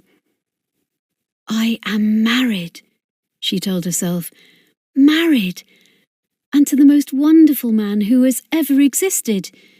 It will be impossible for anyone to be happier than we will be." As if he knew what she was thinking, the Earl looked down at her before he said, "Now our life together really begins. We are leaving behind the old and travelling towards the new. And my darling, the only thing I want is that I should make you happy." "I am happy," Sandra answered. "I was just thinking that nobody could be so happy and yet be alive." "I am very much alive," the Earl said, "as I will prove to you when we are alone." The way he spoke and the yearning in his voice made Sandra blush. They had a long drive across country, but she knew that at the end of it they would be together and that there would be nobody to interrupt them. No demanding prince for the Earl, or duties for her, except to make her husband happy. It seemed incredible how in only 2 days her whole life had changed. After they had talked with the Countess, the Earl had left immediately for Canterbury, and a groom had arrived back late in the evening to tell them where they were to meet him the next day and stay the night. It was a house belonging to a friend of his, who was away in the north, but the Earl had been such a frequent visitor there that he had no difficulty in more or less commandeering the house for the night. There were servants to provide them with a delicious dinner, but Robinson put the Countess to bed the minute they arrived, so that she should not be overtired by the journey. "I would like to stay up and dine with you," the Countess said. "Not that you want me, but it makes me so happy to see you together. But of course, I want to look my best for the wedding, so I am allowing Robinson to bully me into having dinner in bed." "We will come up and talk to you as soon as we have finished ours," Sandra promised. They had gone up to the Countess's bedroom hand in hand, and she said, "If you two look much happier, I shall not need any candles to light the room with." "If we are happy," Sandra said, "it is because you were kind enough to take me as your companion. If you had refused, I would never have met Willoughby, and I might then have had to go to Bedfordshire to live with my great-aunt Matilda." "Don't frighten me," the Countess begged. "I lay awake last night thinking that same thing myself, and how we might never have known until the war was over that Yvonne had died." "We have been incredibly lucky," the Earl said in his deep voice, "but Sandra does not believe it was chance, but fate, or rather God, that brought us together, because we are each the other half of the other. Even the ceremony tomorrow will not make us very much closer than we are at the moment." "I know what you are trying to say to me," the Countess smiled. But now, Sandra was thinking that when she was alone with the Earl tonight, they would be closer, and it would be very, very wonderful. She felt herself blush as she thought of it, and the Earl said quietly, "If you look like that, my precious one, and think such things about me, I shall find it difficult to drive, and we shall have an accident." "You are not to try to read my thoughts," Sandra protested. "I want to read them. In fact, I will not allow you to have any thoughts or secrets from me. We are finished with secrets, you and I shall never allow you to hide anything from me again." "I shall not want to," Sandra promised him. It was difficult not to feel shy, later in the evening, when they had dined in the magnificent dining room at Kyle Castle, where generations of the Earl's ancestors had entertained everybody of importance from the king downwards. The servants, wearing the Kyle livery and powdered wigs, had left the room, and now they were alone at the table, which was decorated with white orchids. The lights were extinguished, except for 12 tall candles in the huge gold candelabra. The Earl lifted his glass. "To my wife," he said softly, "the most beautiful of all the Kyle countesses, who will forever and always be the queen of my heart." "As you are the king of mine." He looked at Sandra in the light from the candles, and she could see the fire in his eyes as he said, "I just cannot wait any longer, my darling. I feel as if I have already waited 1,000,000 years, and I have climbed the highest mountains and dived down into the deepest depths of the ocean to find you." He rose to his feet as he spoke, and Sandra rose too. They walked together slowly towards the door, and she found it impossible to look at anything except the man she loved. His castle was large and magnificent, filled with treasures, and exactly the right background for him, but she felt there would be plenty of time in the future to explore it. Slowly, with the dignity that was habitual of him, the Earl led her across the marble hall and up the gilt and crystal staircase with portraits of his ancestors looking down at them from the walls. Because she was so closely attuned to him, Sandra's intuition told her that now, while he moved as if conscious of his own significance, he was not thinking of himself, but of her. This was his triumph. This was his victory over everything that had until now prevented him from finding the true love he had always wanted, the holy grail that had always eluded him.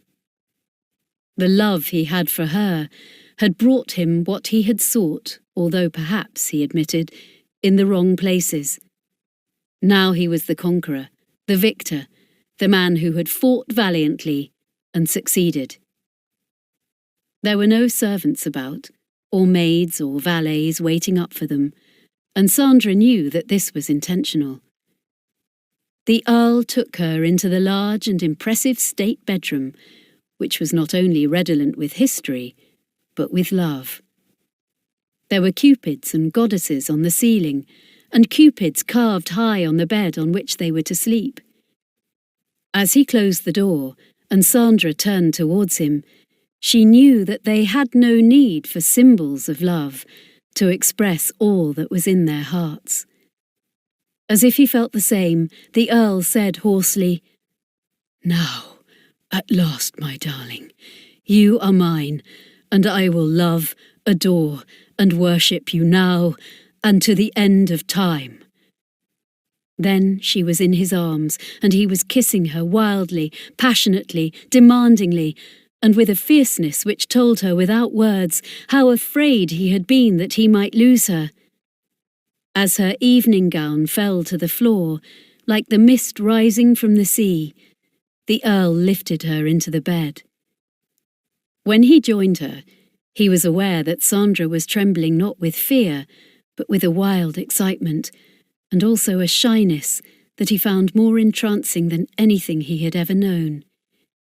He took her into his arms, and his lips were on her forehead as he said, "My precious, My darling, I would never do anything that would frighten you. I could not bear you to be afraid of me." Sandra looked up at him, and he saw the light in her eyes. "How could I ever be afraid of you now?" she asked. "I love you, and it is so perfect being your wife that I am only afraid that I might disappoint you." "You could never do that," he answered. "You are everything I ever dreamt of when I was a boy, which I found in the books I read, the music I heard, and saw in the pictures which fill this castle." He paused, and she felt his lips moving sensuously over the softness of her skin before he went on. "I now know why every woman who came into my life disappointed me, so that I quickly grew bored." "Why?" "Because they were not you," he replied. "And now I believe, my adorable, perfect little wife, that for every man there is an ideal in his heart that is perfect, and for him part of his soul. He seeks for it, and when he does not find it, perhaps he gives up." He kissed her eyes before he went on. "But when we were married quietly, in that little church, I knew at last I had found what belonged to me, and I can never be grateful enough to the God who gave you to me." Because it was something Sandra had never imagined that the Earl might say to her so seriously, and with such depth of emotion in his voice, she felt the tears come into her eyes. Yet, because it was impossible to tell him how deeply he moved her, she could only say, "My darling, wonderful husband, please teach me to love you as you want to be loved. Please never let me disappoint you, or lose you." As she spoke, she could not help the tears overflowing and running down her cheeks. The Earl looked at her for a long moment in the candlelight. Then he kissed away the tears, and his lips were on hers. At first he was gentle, tender, and there was something sacred, as if he dedicated himself to her service. Then, as he could feel the sublime softness of her body as she quivered beside him, as he knew her lips, soft, sweet and innocent, were different from any lips he had ever kissed, he felt the blood thundering in his temples. Flames were rising within him, and he knew that while he wanted Sandra as he had never wanted another woman, the fire of their love was spiritual. He held her closer and still closer until their hearts beat against each other's. Then the light that had enveloped them in the church was blinding, and their love carried them into the heart of the sun. As they touched the heights of ecstasy, which was part of the divine, they became one, not only in mind, heart, and soul, but also with their bodies. One man and one woman, complete as God ordained when He first created them. Thank you for listening to Secrets from Love by Barbara Cartland,